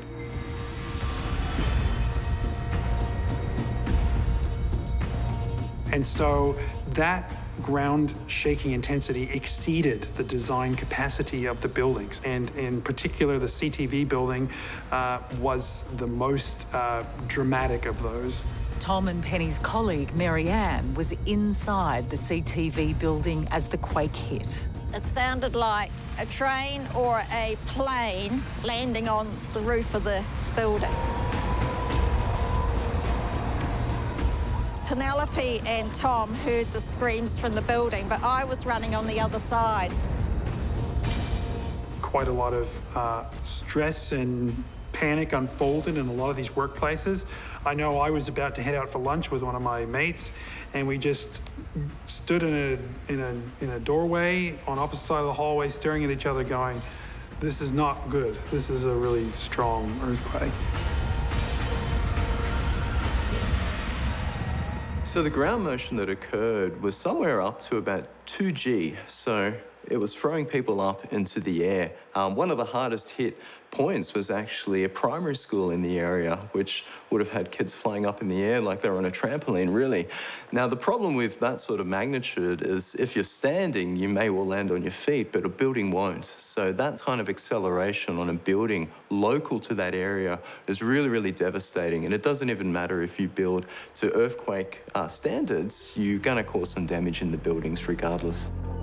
I ran straight up to the building, or what was left of it, and started like screaming people's names just in the hope that someone was able to hear me, I guess. I don't really know.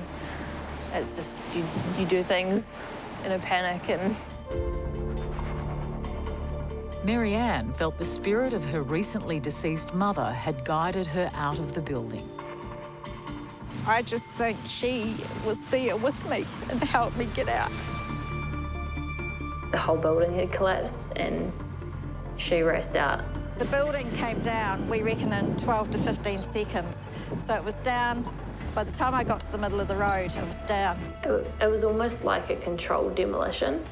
That's what it looked like if you watch it, like a controlled demolition on TV.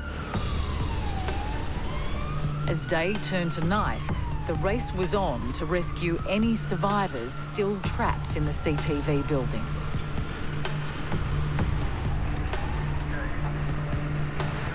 We're doing the CTV bucketing. There was quite a few bodies being recovered.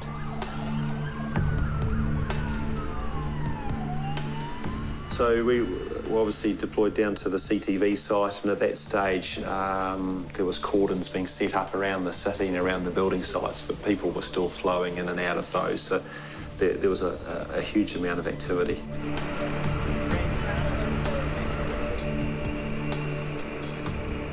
But over time that dissipated as police started getting controls and cordons set up and removing people away from these rescue sites that didn't actually need to be there. So my role as an engineer, I work for engineering consulting business. So my day job has been designing buildings, and in particular in New Zealand, you design buildings to withstand the elements, in particular earthquakes. And my role is to use my structural knowledge, my knowledge of buildings, building construction, and ultimately how a building might collapse to work out how safe the environment is for carrying out rescues. When we landed in Christchurch, it was about 11 o'clock at night, and it was soon after midnight that I was part of the team, the heavy rescue team that was deployed to that site.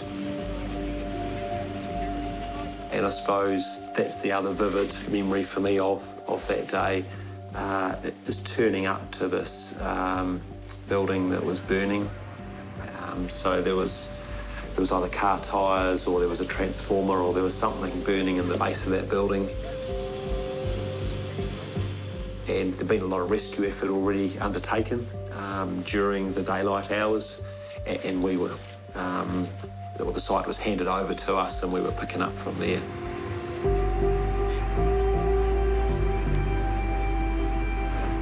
It was such a graphic picture with so many rescue personnel that were crawling all over the building. And that's the point that we really knew we were in for a very busy time over the next few days.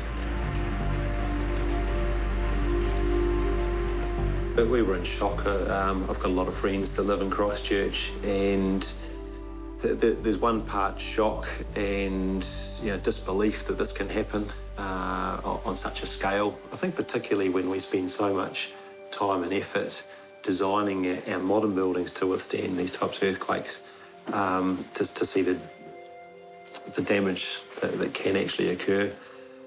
But I think at the same time, I got very emotionally attached because I had skills that could be utilised, and there was a real sense of purpose for myself and for my colleagues, particularly engineers that were working in the recovery effort.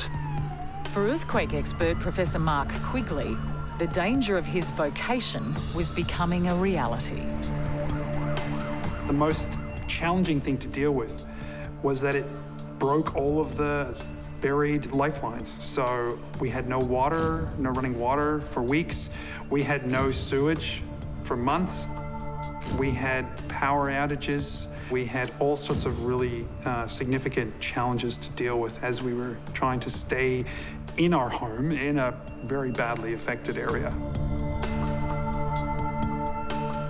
When the damage was done, huge swathes of Christchurch had now become a no man's land. Like the suburb of Darlington that was cleared of earthquake-damaged homes and turned into a park. If you look down on these areas of eastern Christchurch now, you'll see that they are just empty lots. They've been grassed over.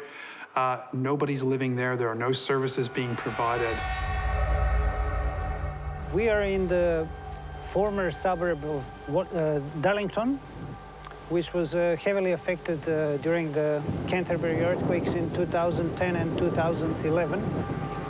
Here in this area along the Avon River, approximately 8,000 residential houses or properties were abandoned due to the heavy damage induced by liquefaction in the earthquakes.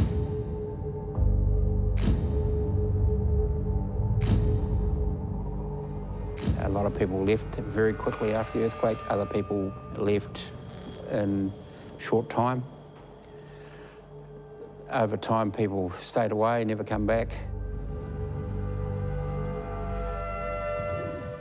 Life was very difficult here. People still lived immediately after the earthquakes under quite difficult circumstances.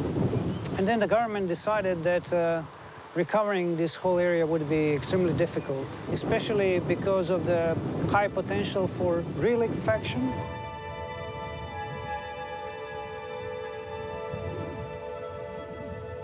In total, the economic loss due to the earthquakes was approximately 40 billion New Zealand dollars.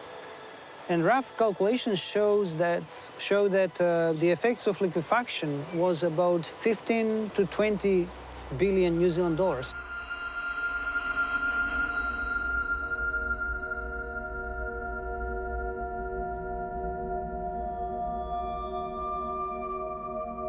This is the remaining foundation of the elevator shaft, which is the only part of the building that was left standing after the earthquake.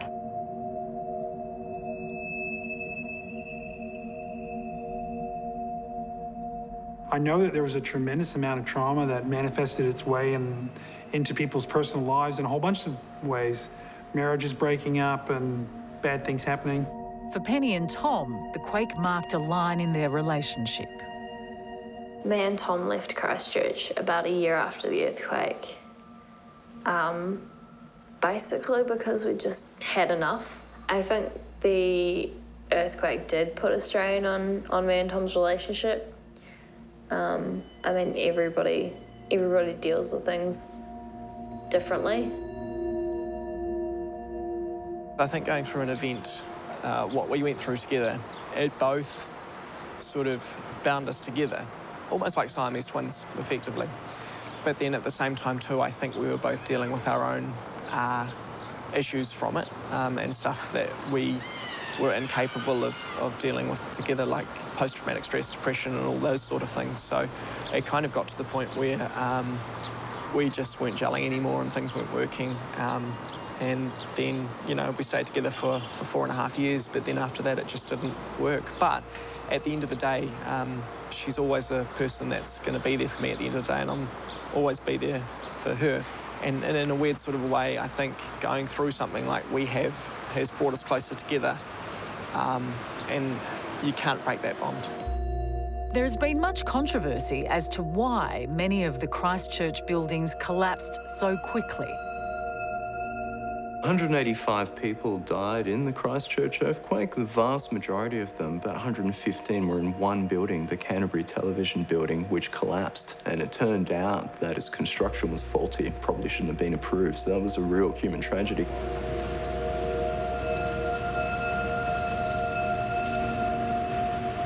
It's not the earthquakes which kill people, it's the buildings that are substandard or not designed to withstand earthquakes that usually kill people. Christchurch still remembers those who died in the CTV building collapse.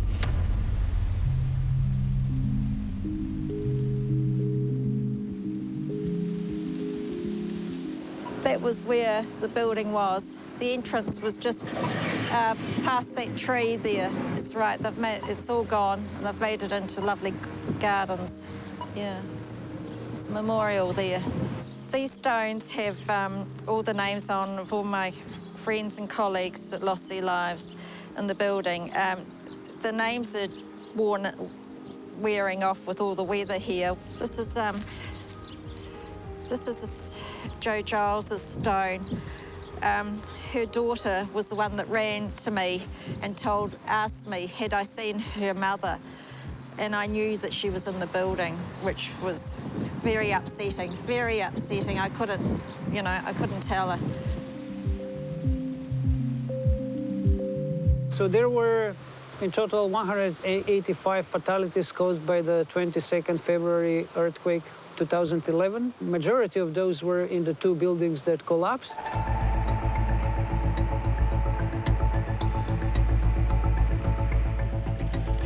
So there was widespread damage throughout the city. The central business district was affected heavily. 80% of the high-rise buildings in the CBD were demolished because of the heavy damage. And immediately after the earthquakes, the whole area was cordoned off, so there was no public access to the center of the city where most of the commercial and cultural activities were actually happening. That was a huge impact. Years after the sequence had kind of died down, I was scared to go near unreinforced masonry buildings. When a train or a tram would come by, I would get a pulse in my heart that would sort of make me feel anxious or make me want to respond. And I think that is something that is being increasingly recognized in the psychological literature around how this disaster has affected people.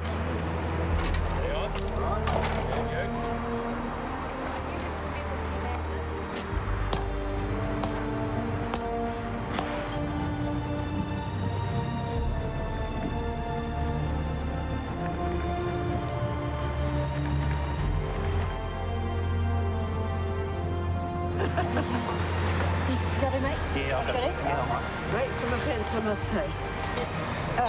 Oh, thank you very much. Right. Thank you. Not the most gracious of exits. Very kind.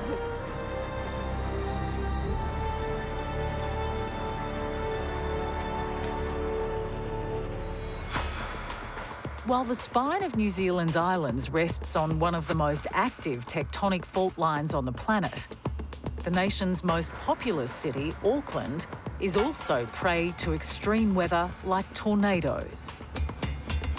There's a part of Auckland that I call Tornado Alley. It's our own version of it. So these storms can come offshore, sit over this area and grow, and then as they grow, they move out over land.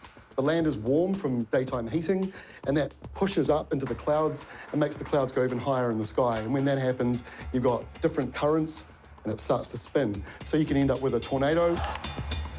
Inspector Shannon Gray is a police officer in Auckland, and he was on the front line the day a twister smashed through the town.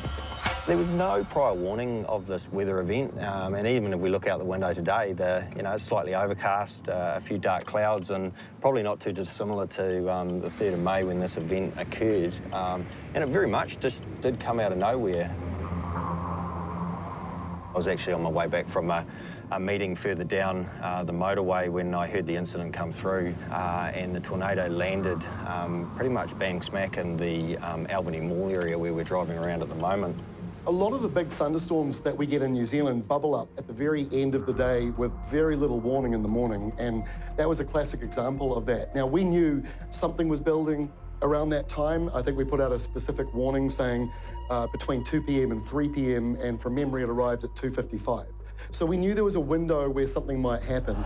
Sophie Bond was studying to be a nurse when the tornado hit. That day I was nannying a baby, who I did that part-time. And we got into the car, and then I noticed a disturbance sort of out of the corner of my eye near the pack and save. And I was a bit confused, and then I sort of saw sheets of building material flying through the air. And I was just wondering what is going on. So the tornado moved up here, and then when it got to this roundabout, I saw a car fly through the air, which was insane. Because up until that point, I hadn't been sure quite what the storm was.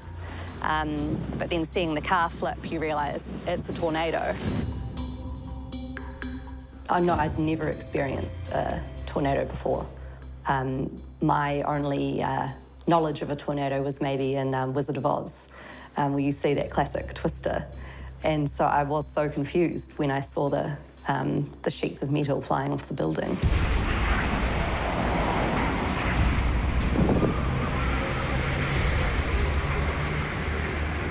When I first arrived at the scene, there was quite a lot of confusion, and I immediately took over as the incident controller on the ground.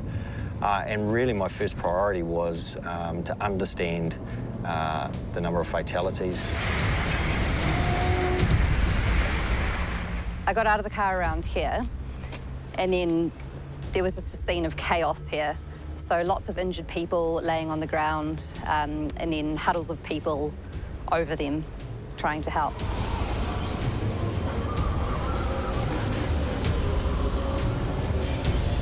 It was just really quite overwhelming because there were so many people injured or just so many people hurrying around. You weren't quite sure where to go first or who needed the most help.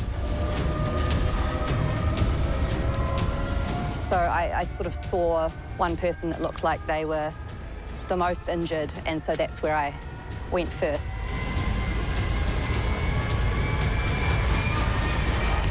Survival expert and one of the world's top stunt women, Kai Fano, has some clear advice when caught in a tornado. During a tornado or hurricane, the best thing you can do is stay indoors, get into the smallest room or closet you can, get down low, stay away from all windows and glass doors, and ride out the storm.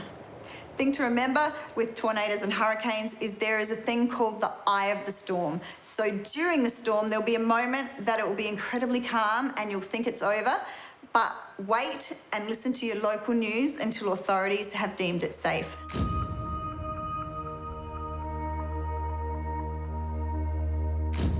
So the power of the event, and obviously any other significant weather event like these, I think people don't have an understanding of it.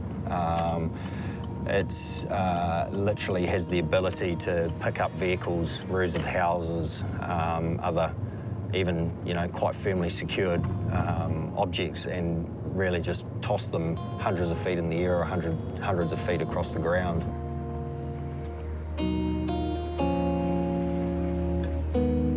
There were people running everywhere, people huddled over, lifeless forms on the ground. And so I was sort of, wondering, who should I go to first? And I saw this guy who looked to be in quite a bad way because there was a guy on the phone doing heart compressions. And I went over and the guy was on the phone talking to the ambulance, just sort of You know, the emotion in his voice was, yeah, really intense, sort of saying, like, get here now. And so that's when I gave the guy mouth-to-mouth, because the guy doing CPR was one-handed because he was on the phone, so I thought I'd try mouth-to-mouth, but very quickly realised that the man had passed away. It was quite a surreal feeling because I had seen that car go through the air. I knew there were other people that were injured. And so I knew I couldn't, you know, just sit back and feel anything, because I knew that I had to go and help other people. So I just had to completely switch off my feelings in that regard. Sophie was unable to save Benedict de Caen, a family man with 2 children. Every time I'm here, I think about it. You can't not really. It's such a huge event, and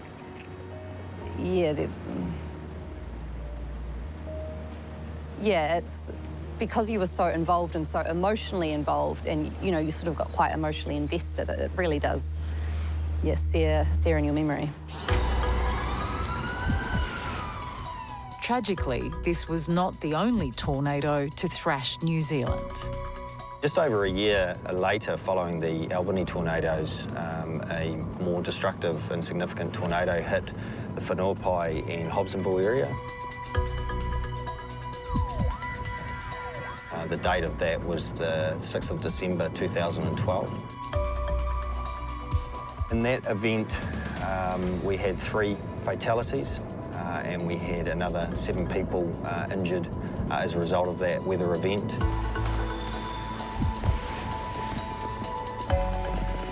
Having been involved in both of these significant weather events, I certainly have a very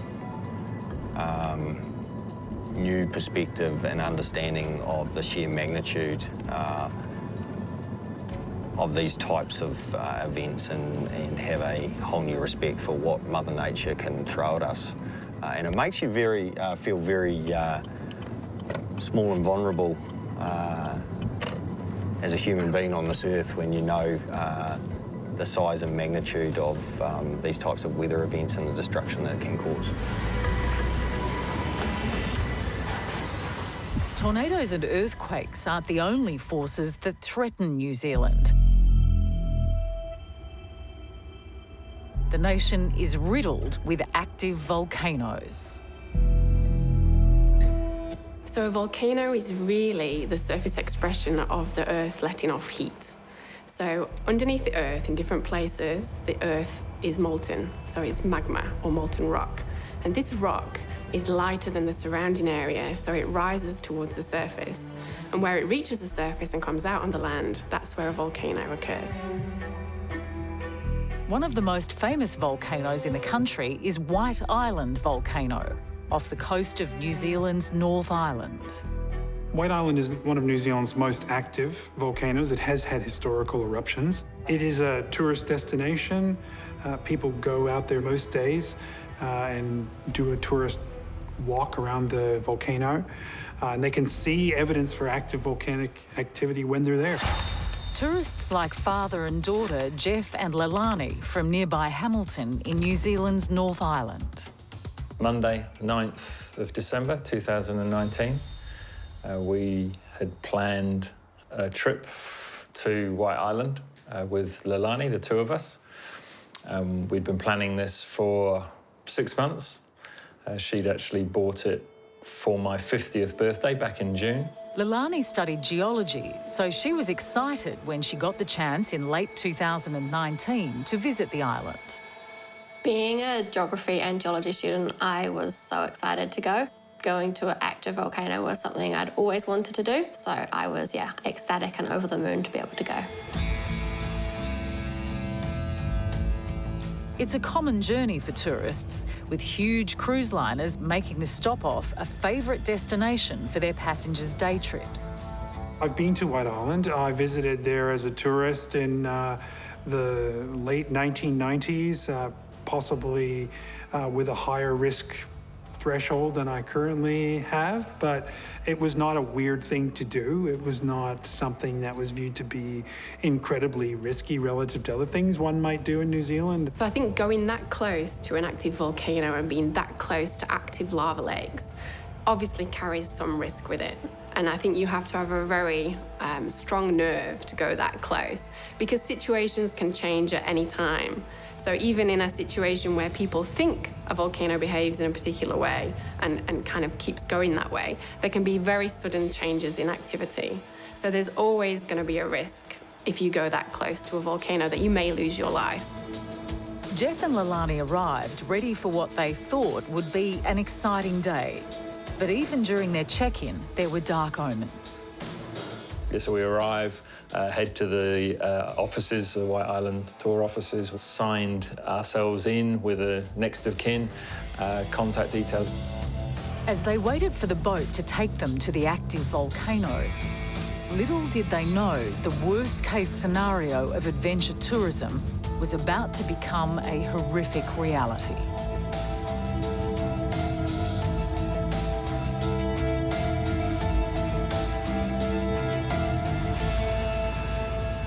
The White Island eruption occurred on the 9th of December, about 2:11 p.m. There were more than 40 tourists on the island at the time. It was almost certainly related to an influx of water getting into a highly pressurized part of the volcano, which then created a rapid buildup in pressure, which then was released via this eruption.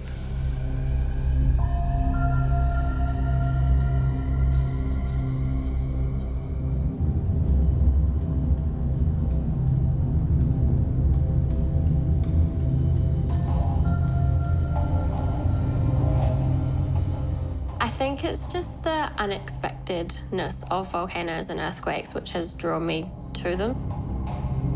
Visiting the volcanic island with Leilani and her father were boatloads of international tourists, few of them aware of the looming disaster. To go that close to active volcanoes and that close to activity in lava lakes boiling away and bubbling, there's always going to be a really large risk that something could happen. Because some of these volcanoes, they don't behave exactly how you want them to be, and they don't behave how they've behaved for all the time in the past. They can suddenly change their behavior. So there's always a risk going that close to volcanic activity. That morning, one of the pilots had passed over and noticed that the crater lake was white and not the usual greeny blue. And the tour guide was very keen to see this. They talked about some kind of ash event overnight. So there definitely had been some activity, but nothing that showed any concern. Once on the island, Jeff and Leilani experienced a truly off-world landscape. As I went around the island, yes, 100%. There were gigantic sulfur crystals, fumaroles. It was everything I ever could have wished for. The crater lake was breathtaking. At no point did I think there was any danger. Crater lake can see down into it. It's not boiling. It's hot, but not boiling. I think we were told 40, 50 degrees, but highly acidic. I remember the tour guide said it 100 times stronger than battery acid. So I guess on a level of acidicness, something that would burn you, definitely.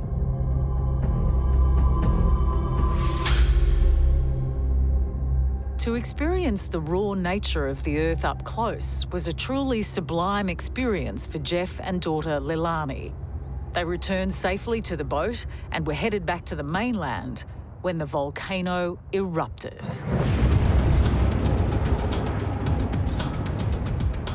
I grabbed my phone and I ran to the back of the boat. I bolted past everybody. I could see this plume of black and grey and white ash and steam just towering above the island and just straight up hundreds of feet into the air. At that stage, it had changed from anything beautiful to very sinister, quite menacing. And We knew that there were people still on the island, and I think there was a realisation at that stage that people still on the island were now engulfed in that ash. When it occurs, if there are people exposed to the volcano at that time, they're highly vulnerable. For example, they could be engulfed in very, very hot eruptive products like dust and ash, which can cause tremendous burning to them and cause them to lose their lives. There was a realisation throughout the boat that there were people still on the island. The tour boat raced back to the island to rescue any survivors. As they approached, the horror of the disaster was evident. The people that were in the water, there was one person that was clearly swimming out to the moored boat, and there's got to be something that makes you want to swim 150 metres out into a moored boat. You're running from or swimming from something to get away. Our crew had launched the inflatable, and we could see they were picking up the people that were in the water. I've never seen the burns as bad as what they have. People's skin looked like it was just falling off. I've seen burns before and blisters, but nothing like this. It covered their whole bodies. Some people's eyes were blocked with ash and they couldn't see. They were in extreme pain. People had burns under their clothes. With a boatload of seriously injured survivors, they raced back to the mainland. So on the way back, just after halfway, we ran out of fresh water. And at that point, there was nothing else I could really do for people except for comfort them. And it was a mix of noises in the back of the whirring of the boat and people screaming. So I sat down with a few of the more critical patients that I had at the back, and I just started humming a song more for my own, I guess, peace of mind. And then one of the guys that I sat with grabbed my ankle when I stopped humming, and he said to keep going. So then I started quietly singing a song just to them to give them, I guess, a sense of hope and joy, better than sounds of people screaming in pain. The tourist boat made its mercy dash to shore where emergency services were waiting. Jeff and Leilani were safe, but deeply shocked. The reason that we were where we were on that day was so we could help others. We've talked about if we'd have still been on the island when it erupted, there would have been double the casualties and nobody to help. And that would have been a very different scenario. So I don't think there's really any way we can stop a volcano eruption from occurring. So sometimes people have tried to divert the hazards or the risks from those volcanoes, but we can't actually stop a volcanic eruption from occurring. And to be honest, in historic time, we've not witnessed some of these really large volcanic eruptions, and the impact that they could have on today's society, we don't know, because we've not witnessed one of these eruptions in history. While Jeff and Leilani were able to help many of the survivors, 20 people lost their lives in the White Island volcano disaster. Sleep is the one thing that I've found difficult. When you sleep, you have no control over, I guess, where your thoughts go. We've been able to connect with some of the families of some of the survivors, so that's some that are in local hospitals to us. Being able to connect with them has been really good therapy. I don't think that I would have done anything different than anyone else put in that situation.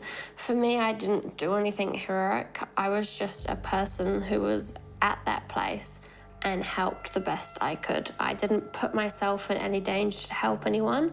I just did anything I could to help.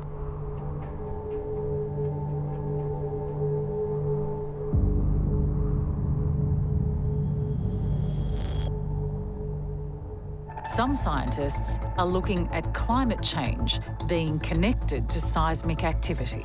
Yeah, in places where you have climate warming and glacial melting, the change in the stress state of the crust around the glaciers is changing because, in a sense, the glaciers are melting and there's a reduction of mass, and so the crust is kind of rebounding a little bit, popping off in smaller earthquakes.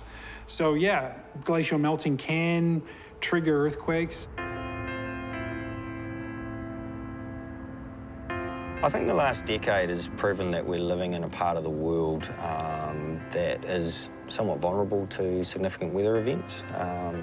If we look at what has happened in the last 10 years, particularly the tornadoes that have occurred in Albany and Hobsonville, the earthquakes in Christchurch, of course the most recent event, which has been our eruption at White Island in the Bay of Plenty, makes it so very important for emergency services to continue to be prepared for these types of events and how we respond. No matter where you are in the world, there's always going to be the risk of something happening. You never know what is going to happen. You could be a normal day and then everything changes. So you can try and prepare yourself as much as possible, but the reality is you really never know what's going to happen.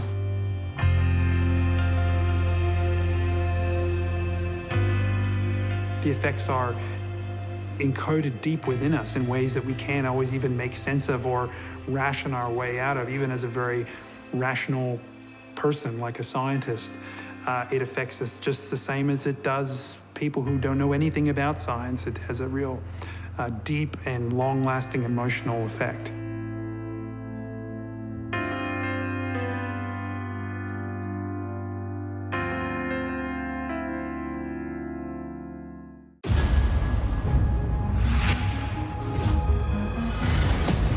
Wind, water, fire, and earth. Elements of creation. Elements of destruction. These are the forces of nature's fury.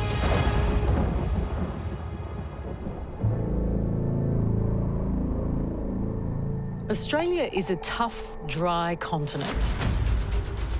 A cruel climate where the sun burns the earth red across an inland ocean of dust. When things heat up down under, nature goes mutant. Whoa! Some face a hard scrabble life farming this arid world. This would be an unprecedented drought. Yeah, it's not good. We've gone into survival mode. We've had no rain for 3 years. While in the towns and cities, many Aussies face the grit and blast of sandstorms a mile high. Whoa, yeah, now I'm getting blown away. The four horsemen of the apocalypse riding out of this red sky. Others challenge their bodies in a race across the fiery furnace of Australia's deserts. When you see a dead animal's carcass, it sort of did bring home that, oh my God, things die out here. Australia is often called the driest continent. Without the big rivers that flow through Europe and America, the middle of Australia is an arid, dry land where 80% of the country gets less than 60 centimetres of rain a year. These are the dust lands, a place where the dangerous mix of heat, dust and no rain can bring drought, destruction, even death. On the edge of this barren land are the Western Plains of New South Wales.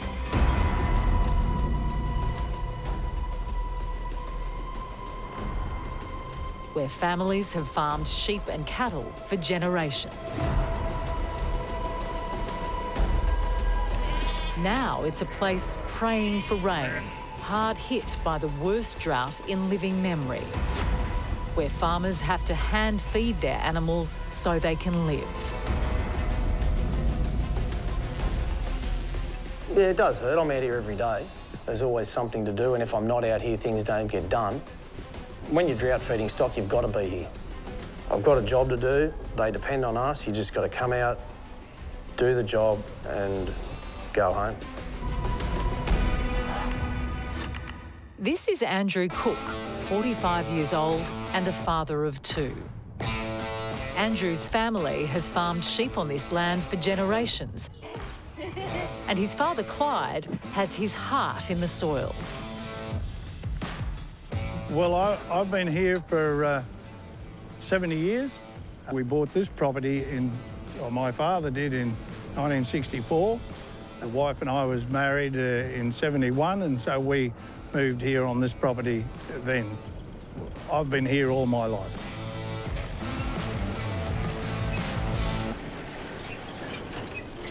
In a good year, this land is lush and green.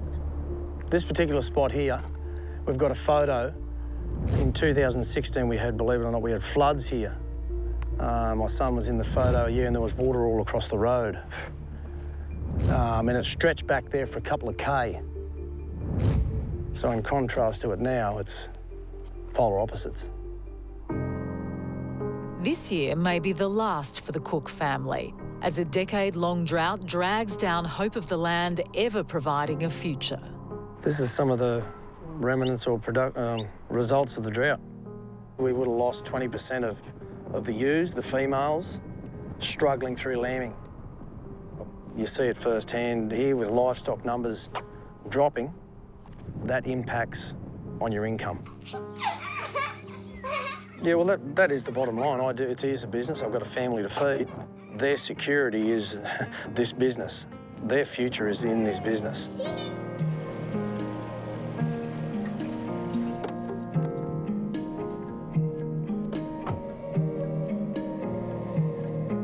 .300 acres here. That was going to hopefully replenish our oat supply, but there was no rain, and it never got planted. So it's just stayed here as is. I don't really like to look at it when I'm driving past because it's a bit like a bit of a failure. It's still sitting there the same as it was 12 months ago. Yeah, so this would be an unprecedented drought. My grandfather had the drought and father had the drought in '64, but my father now says that it wasn't this bad. So that is concerning for me. Because he hasn't witnessed something this bad, and neither have I. So going forward, yeah, it's not good. Yeah, well, there's a lot of things that are stressful, but how much preparing do you do? Do you prepare for a 3-month drought or a 3-year drought? You can't let the stress get to you, otherwise you might as well go and do something else because you are going to have a drought and it will be stressful. It's just how you manage it. Droughts are a phenomenon understood by Dr. Sarah Perkins Kirkpatrick from the University of New South Wales, who studies these climatic events. Drought can be defined in many different ways. So we have a hydrological, a meteorological, and an agricultural drought. They're defined with different indices, but basically it's a period where it hasn't rained much, if at all, for a long amount of time. And most Australian droughts are connected with bigger weather cycles that affect the whole nation. So the variability that Australia's weather and climate experience does mean that we're more prone to extreme events. We either see one type of extreme or another in terms of rainfall and temperature. It goes one way or the other. As these Western plains run out of water and dams run dry, the Cook family scratch the last available water they can from ever-decreasing reserves. How long do you reckon? Another 24 hours? Getting very, very low. It's only about 2% of water left in it. We're a bit concerned.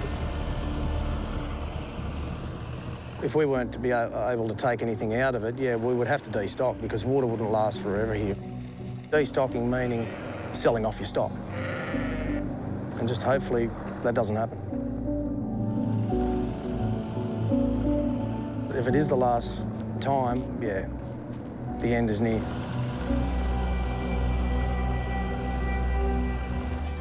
Australian Bureau of Meteorology extreme weather expert Dr Grace Legg has studied how this drought has hit Australia's rural lands. The drought that we're currently seeing through parts of New South Wales and Queensland is very significant. There are large areas of experiencing drought for months and is continuing on, unfortunately not seeing a lot of rainfall through those areas.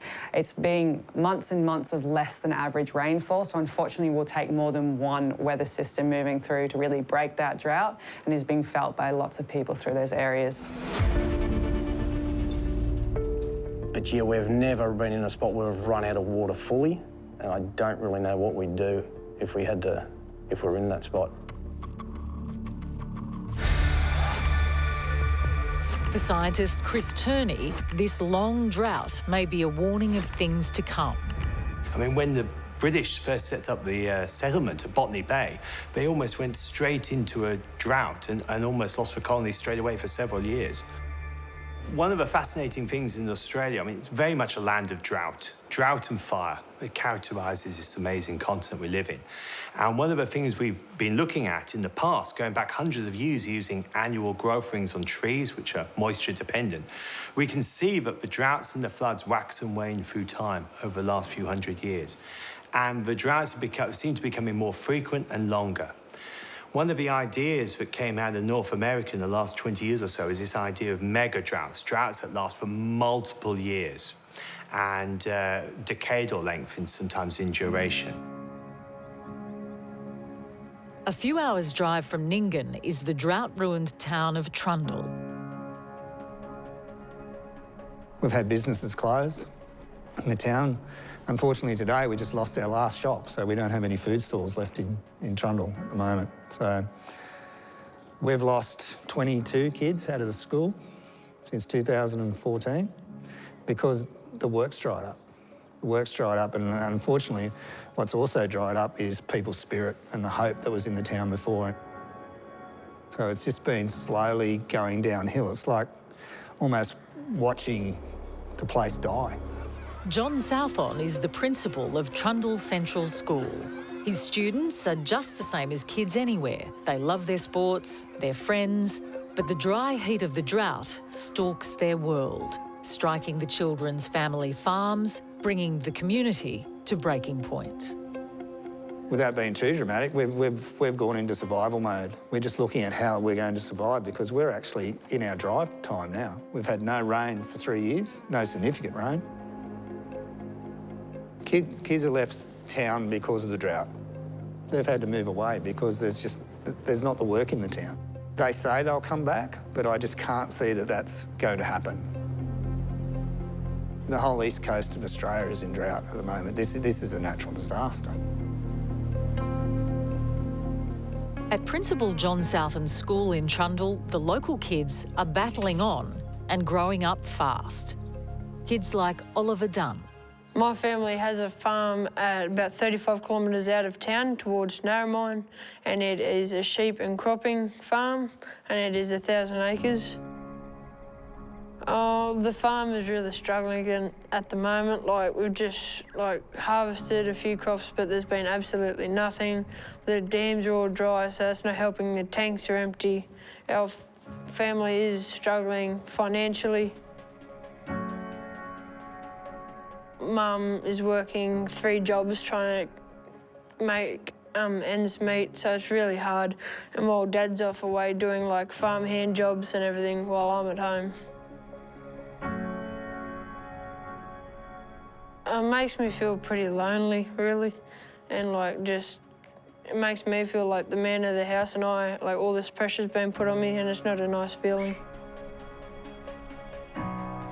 I'm only 12. Back at Little Ollie's school, Principal Southon is doing everything he can to make the kids' lives easier. Well, in relation to the little bit of green we've kept going at the school, we've done that as a mental health strategy because these kids are walking through dried up red dirt paddocks. And then they come to school and they see the green grass and they say, well, at least this is a little emotional oasis for us. At least things are still green here. so though, like he's really helping us because he has kept all the lawns green. Yeah, he's just gone on and above what he needs to do for us, and it's really helping us because like now we just feel supported really. I think it's just massively important for kids' mental health that they see that their school is still that oasis that's trying to beat this thing. Their school's not giving up. And they can come here every day and, you know, I encourage them to take their shoes off and walk across the green grass and lie on it and do all this type of thing because, you know, that's what you do as a kid. As a kid, you don't grow up so quick because of this drought. I've got 9-year-olds that are working at 9 o'clock at night and they're talking like seasoned farmers. They're talking like 50-year-old farmers. That's not right. Kids don't grow up that quick. Kids roll around on green grass, and that's what we're trying to do. Well, I used to not want to come to school, but now, just the way it's changed, I feel like, yeah, another day at school. Not like, oh, not another day at school. Just more brighter and happiness. For these kids, the school is a small oasis. But out on the farms, as the drought burns the soil and the land turns to dust, another form of mutant weather threatens these families. Dust storms. We've had a number of dust storms, yeah. You get the odd dusty day, but we've had 4 or 5 full-on dust storms, wind will pick up mid-morning and then it can blow all day. You'll see it out in the horizon. You'll be working in the dust.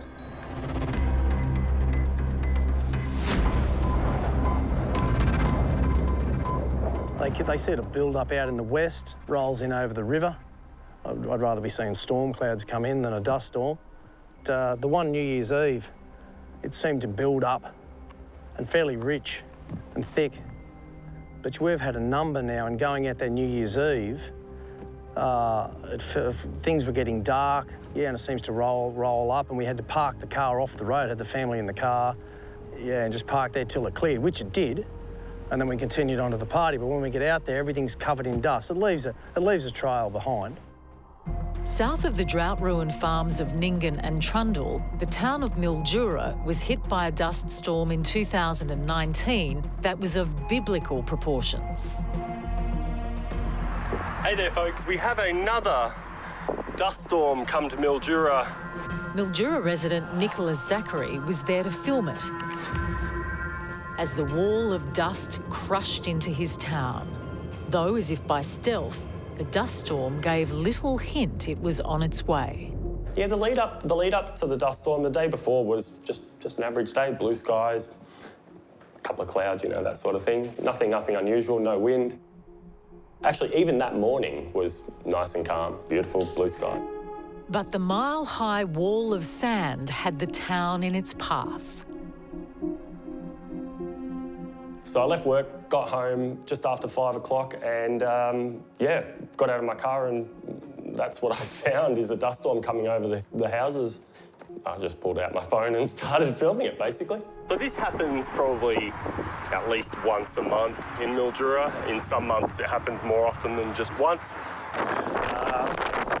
Yeah, this happens regularly. Yeah, pretty much. It was a wall of dust kilometres high and you could see it coming from a mile away.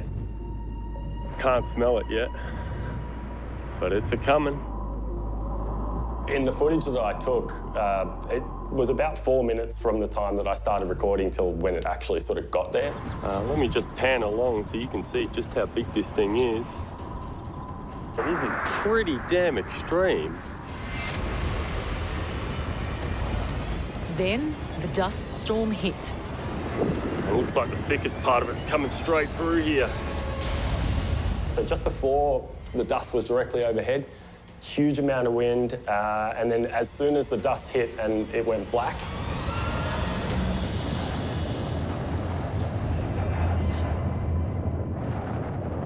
it has never been this dark before.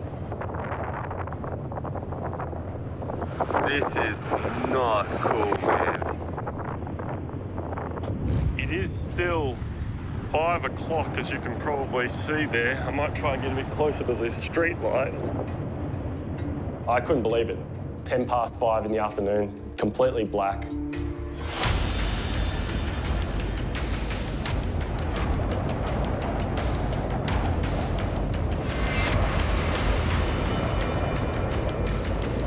It's so dark. There is so much dust in the air. No sky, no stars, no moon, no nothing, no sun. You couldn't even, normally when there's a dust storm, you can see the sun through it. Nothing. It was just pitch black. Oh, yeah, this is how dark it is.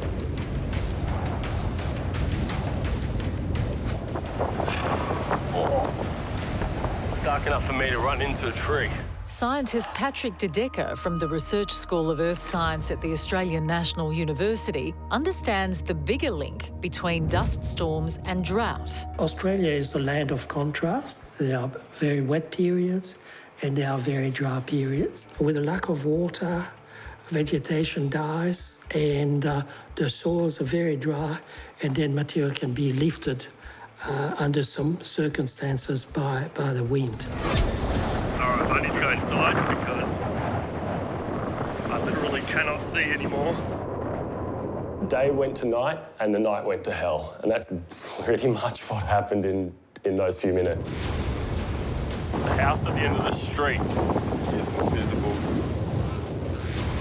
There's a car right there, parked, completely invisible.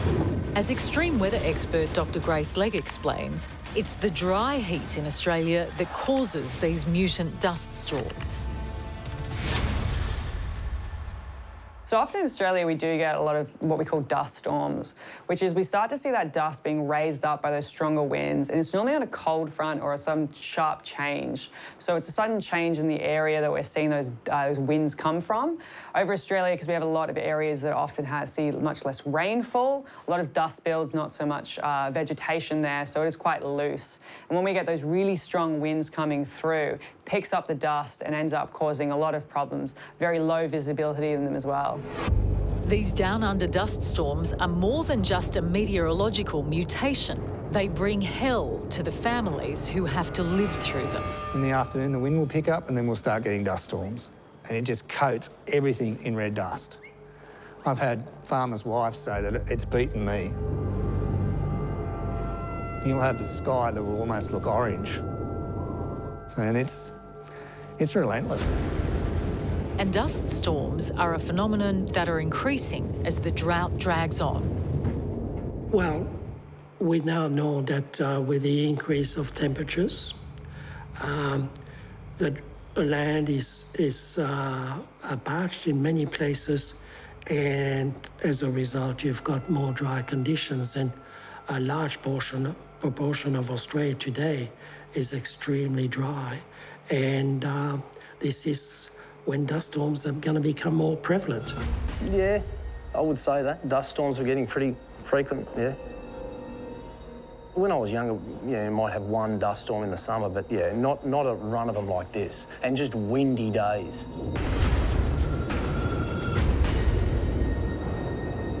As the storm blanketed the town, it became a vision of hell. Yeah, it looked like the sort of thing you'd expect to see the 4 horsemen of the apocalypse riding out of this red sky and just, descending upon the earth. It was pretty full on. I sincerely hope that anyone with any breathing difficulties is not suffering too badly at the moment. Once it went black, it was black. It was nighttime. My watch was barely visible from, the kind of visual distance that you'd look at your watch at. Oh, yeah, now I'm getting blown away. You could feel dust hitting your body, hitting your arms, hitting your face. It's an experienced Principal John Southam has also had to survive during his time in the outback. The wind actually sounds, I know this sounds very, very dramatic, but it almost sounds like it's bringing destruction with it.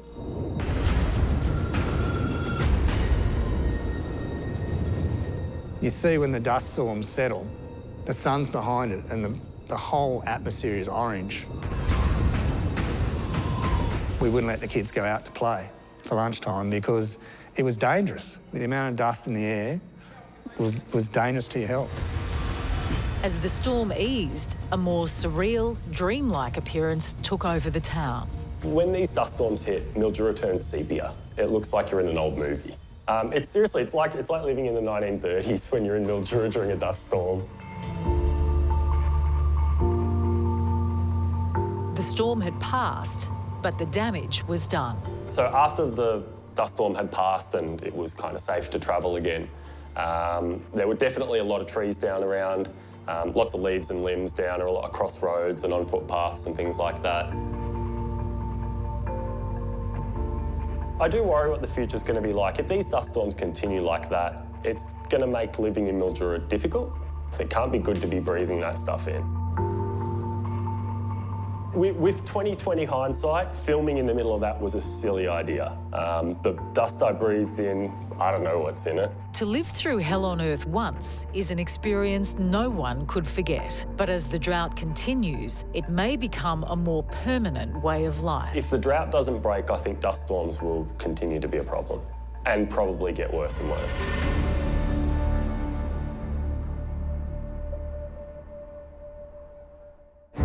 In the dead heart of Australia, there's miles of land where dust has already devoured the earth. This is a place where temperatures can get up to 50 degrees centigrade. That's 122 degrees Fahrenheit.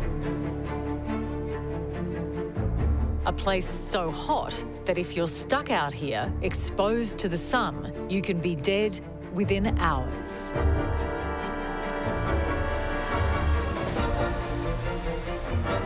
Despite its fatal possibilities, this desert also attracts the world's most extreme ultramarathon runners, wanting to test themselves against the worst conditions mutant nature can deliver.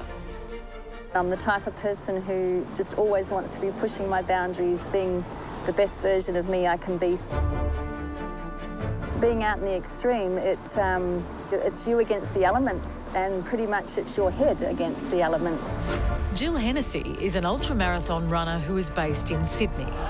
She has run more than 50 marathons around the world. But the race in the middle of the Australian desert, known as the Big Red Run, brought her face to face with the dead centre of Australia's harshest climate. When you see a dead animal's carcass, it sort of did bring home that, oh my God, things die out here. The Big Red Run was organised by Greg Donovan. The Big Red Run is a 250-kilometre, 6-day ultramarathon through the sands of the Simpson Desert. Generally, it's a self-sufficient run, so people have to provide all their own food and gear and sleep in a tent every night and basically get out and run a marathon most days and a double marathon on the 5th day. 5, 4, 3, 2, 1. The double marathon Greg talks about is 84 kilometres. That's 52 miles on one day in hot desert conditions. You know, with the sort of people who take on the Big Red Run, you know, runners like Jill Hennessy, you know, you would look at a person like that and they just look like your average everyday person, but you wouldn't expect them to be ultra-endurance athletes. And, you know, what sort of sets them apart from people that don't do that is that, you know, they're really driven and, you know, they're mentally very strong.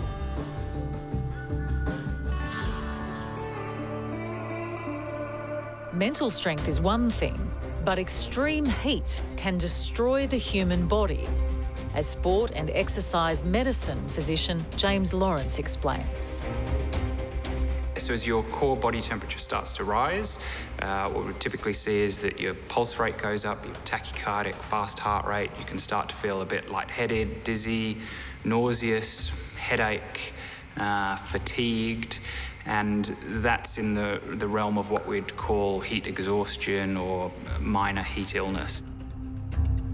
If our core body temperature continues to rise up above 40 degrees or even 41 degrees centigrade, then what people can experience is start to get confused, can start to become drowsy, or even go into unconsciousness or a coma. And that is what we consider to be heat stroke. And if that's untreated, then that's fatal. It was this possibly lethal heat stroke condition that was to hit Jill Hennessy on day 5 of the ultramarathon, the day when she faced the final distance of 84 kilometres, and a day when she ran out of water alone in the desert. On day 5 of Big Red Run, it was the 84K, the long day, and I'd started that day thinking it will be what it'll be. I didn't put any time frame on myself. I just went into it going, Jill, it'll be what it'll be. So like any other day, I just did the same routine. I was having gels, I was trying to drink. But as the day got hotter, like it was very cold at the start and then it got hot, I was drinking more water because the desert is dry, so you drink more. And I ran out of water.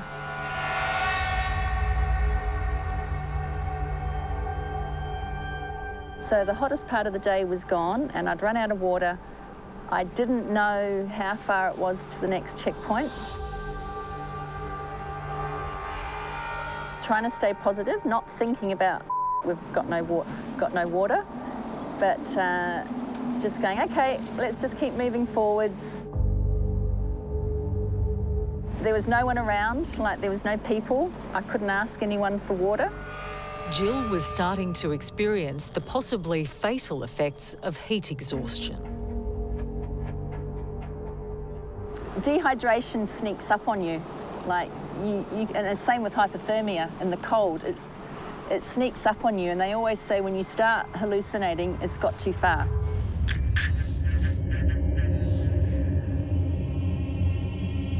In the middle of the Australian desert, Jill's body was shutting down.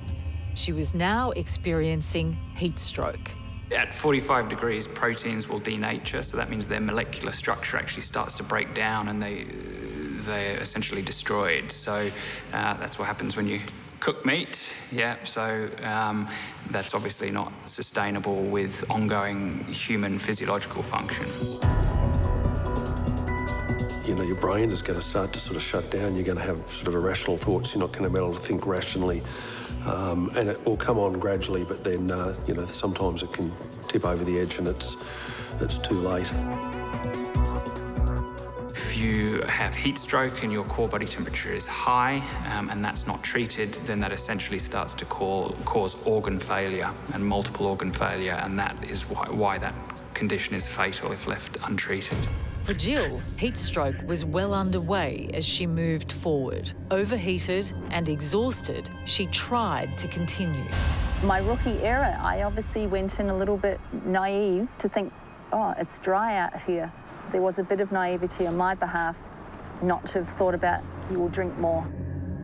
I was never ever thinking I'm done. It didn't even go through my head. Survival expert and one of the world's top stunt women, Inferno, has some life-saving tips for anyone caught in a similar desert scenario to what Jill was facing. Whatever you do, do not drink your own pee. This is a myth that has come about on reality television. If you choose to drink your own pee, please do it while you are hydrated, because by the time you are dehydrated, all you have is waste products in your pee, and that is actually going to shut down your kidneys and speed you towards death rather than helping you out.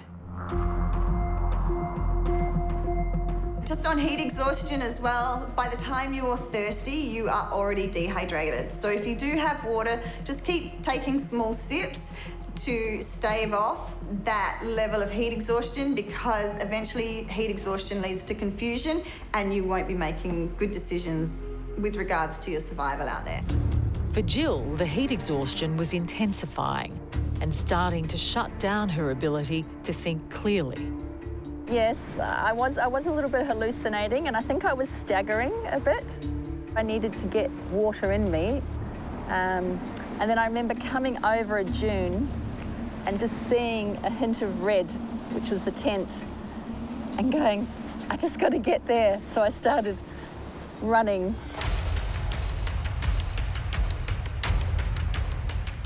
And when I did actually see that tent, it's funny how, I think it's almost a survival instinct. I put on a run, and I'd been probably walking, just feeling weak. And then as soon as I got sight of that tent, I just started a beeline straight for it and was able to run. Yeah, because there were medics out there, and there was, I think, nurses at the checkpoint. If any of them had said to me, do you want to pull the pin? I might have, but they didn't. So that was good. They didn't go negative. They stayed positive. What do you need? Can we help you? So they kept that positivity that I needed. So then I continued on, and I actually then got sort of stronger. Like, it's amazing how once you refuel and get fluids back in, your body's still strong. Jill survived and finished the race, but the desert had taught her a lesson. I'm not out to beat the person in front of me. That's a nice to have. I'm out to beat me.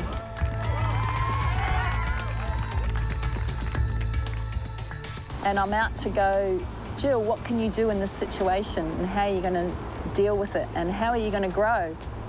And the things I've discovered about myself is that, yeah, I am pretty determined. I am a positive person. I don't want to let anything beat me. Elements, extremes, I'll just deal with it. Someone will say you can't do that. I'm going to show you I can do that. For those who challenge themselves in the furnace of desert racing, the right equipment is vital. As former military operative and survival expert Joanna Harmdorf explains. With heat, a lot of people tend to take more layers off, but exposed skin in extreme heat is incredibly dangerous. So resist the urge to walk around bare chest because you're incredibly warm. Because heat stroke, blisters, burns are going to get you quicker than the heat will. If you go out to an area with extreme heat, then head cover is essential. Light fitting clothes, cotton, something that has the air go through it, so you do cool down underneath. You do not want to have any exposed skin if you're going to spend a lot of time out in the sun. Jill and her fellow ultramarathon runners accept the challenge to go into this furnace of extreme heat.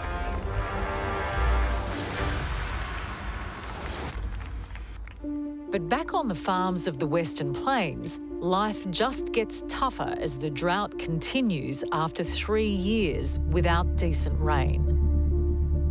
School principal John Southen has done everything he can for the kids at his school as their farms dry up, shut down, and their families face ruin. Like, if you talk to any one of my farming kids, they can tell you everything about their farm because they're proud of it, they're proud of their heritage and they're proud of where they come from. But this natural disaster is just taking that away from us. Little Samuel understands just how tough it is as the drought destroys their lives. When we see stock down, it's probably makes me feel like it's not so much me, but worrying about Dad, how he's going to cope when he sees it. Because I just see it as like, there's another sheep gone. Because it's happened so much, it doesn't hit me that hard anymore. Mum feels pretty bad about it because she, stresses easily, so she probably hits her 10 times as hard as me, and I'm just a kid, but it hits me too. Struggle to keep going. Samuel's mother, Josephine Charlton, works at the same school that John is principal of. But with a strong farming background, she knows the pain of surviving the drought. Well, basically, it gets disheartening because you can try and do everything right, but at the end of the day, you can't put the moisture there to grow your crops. So when you're seeing these dust storms roll in, and you just know that there's obviously not enough moisture to do your normal farming. And you can be the best farmer in the world, but obviously water makes all those things happen. That's getting very scarce. Josephine also understands the fight that Principal John Southen has to go through to make the best life he can for the kids. And he's taught the kids that see his work, he's taught them to believe in that you can make a difference and you can change things if you need to. And that's a very positive thing to bring to a school.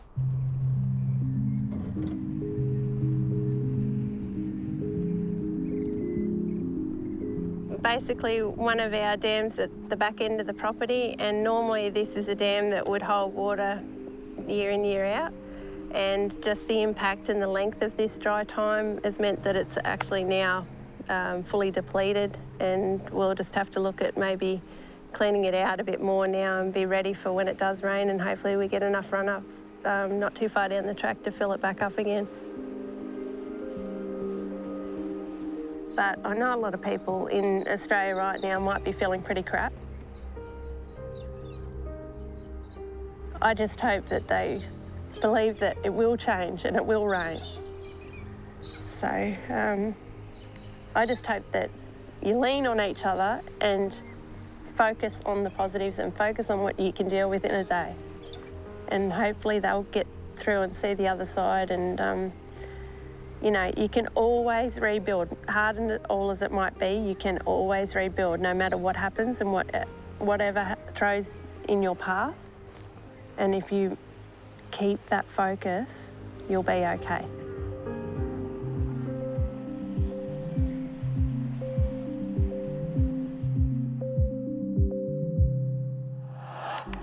Australia's Bureau of Meteorology announced that 2019 was Australia's hottest year on record, while rainfall was the lowest on record, raising questions troubling to both scientists and everyday Aussies. It's a hugely confronting question, what we actually have to do about climate change. It's a very confronting conversation where society has to make about what we do about climate change. We know high greenhouse gas levels are causing the changes we see today. We have to reduce our carbon dioxide emissions, and we actually have to not only reduce the emissions, we actually have to draw down the carbon that's in the atmosphere. That's causing the changes we're seeing today.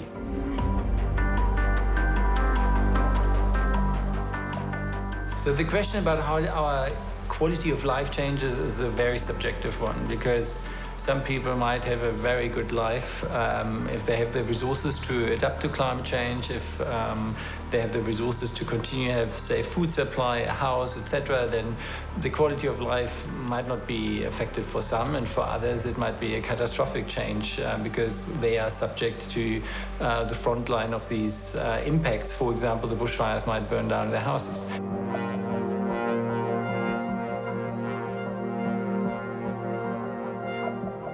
You can say that for some people in some areas, it's going to be extreme impacts all the way up to death. We're going to have to manage the water resources in a more intelligent manner. We're going to actually have people prepared for fires and other extreme events which they hadn't really ever thought about. Society-wise, how are we going to actually protect the most vulnerable in our society? As a community, we have to be more aware of who our neighbours are going to be, because not everyone can look after themselves, not under those extremes. And that's a really honest conversation we as society have to have. I must confess, I'm part of a pretty privileged part of society. We all are here in Australia, and I'm largely concerned about those who don't have the economic means like us. Yes, our societies are sometimes much more vulnerable, and so we might live in a false sense of security, because as we see in sometimes the tipping points for societal democratic societies are much closer than we think. But in terms of climate change, I would largely be worried about the others. And the others are those who are directly dependent on their subsistence agricultural farming. And there, I think I see a very bleak future.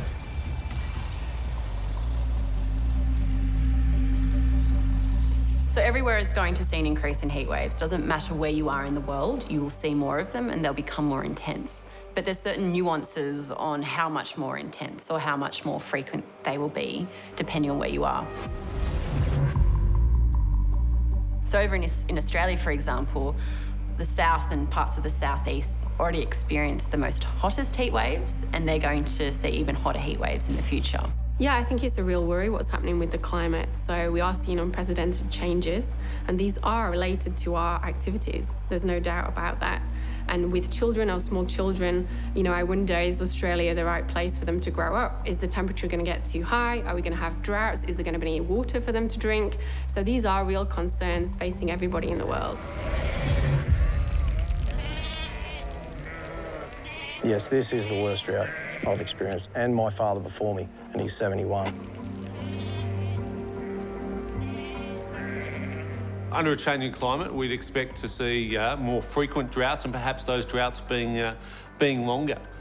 So that obviously means more stress in terms of our agricultural industries, our water security. So these are certainly issues that policymakers should be taking account of when we're looking at a changing climate. How will our agricultural industries survive under a changing climate? How will we be able to secure our water supplies into the future?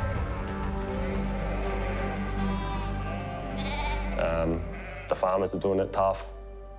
Yeah, if it continues like this, it's going to make life tough for a lot of people, that's for sure. As the planet warms, Australia and New Zealand are going to experience a lot more extreme events, and they can manifest themselves in all sorts of different ways. We're certainly going to see increased drought with less chance of flooding, higher temperatures, particularly at night. Human beings need cooler temperatures to actually recover from the heat of the day, and it's those minimum temperatures at night, they're rising even faster than the maximum temperatures during the day. I don't know, but we would be absolutely ridiculously naive to believe that we don't have to look at alternatives of what we're doing. We don't have to question what we're doing. Yeah, well, I don't like when scientists speak up and say that it's getting hotter and that sort of thing, but are they right? You know, they could be right. I'm 71. Climate change is going to affect me, but I'm not going to live that long. But my grandchildren, I'm very scared for them because the consequences of sea level rise and extremely high temperatures, a lack of water. Globally, the indications are that many countries are going to run out of food, are going to be less productive. It's pretty scary. At the moment, people living in the interior, with those extreme temperatures that we've seen just the last few years, they're just surviving. They're not living, they're surviving in those high temperatures, trying to keep cool. We're probably going to see a migration of people more to the coastline. We're going to actually have to manage that in a meaningful way. It's well known around the world, Australians are really, they try very hard, they battle so many harsh environments and climatic situations in what they do. And, you know, they tend to jump back up from adversity, and that's what's great about Aussies. But at the same time, this one will stretch us all. I really think it will.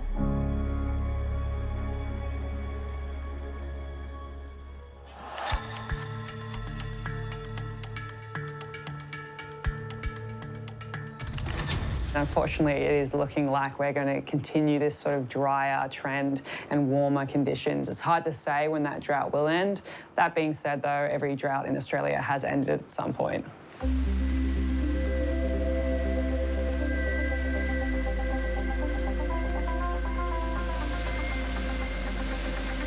I reckon if it rained and it poured and we actually got, you know, really good moisture in the ground, I'd probably come out and roll in the paddock.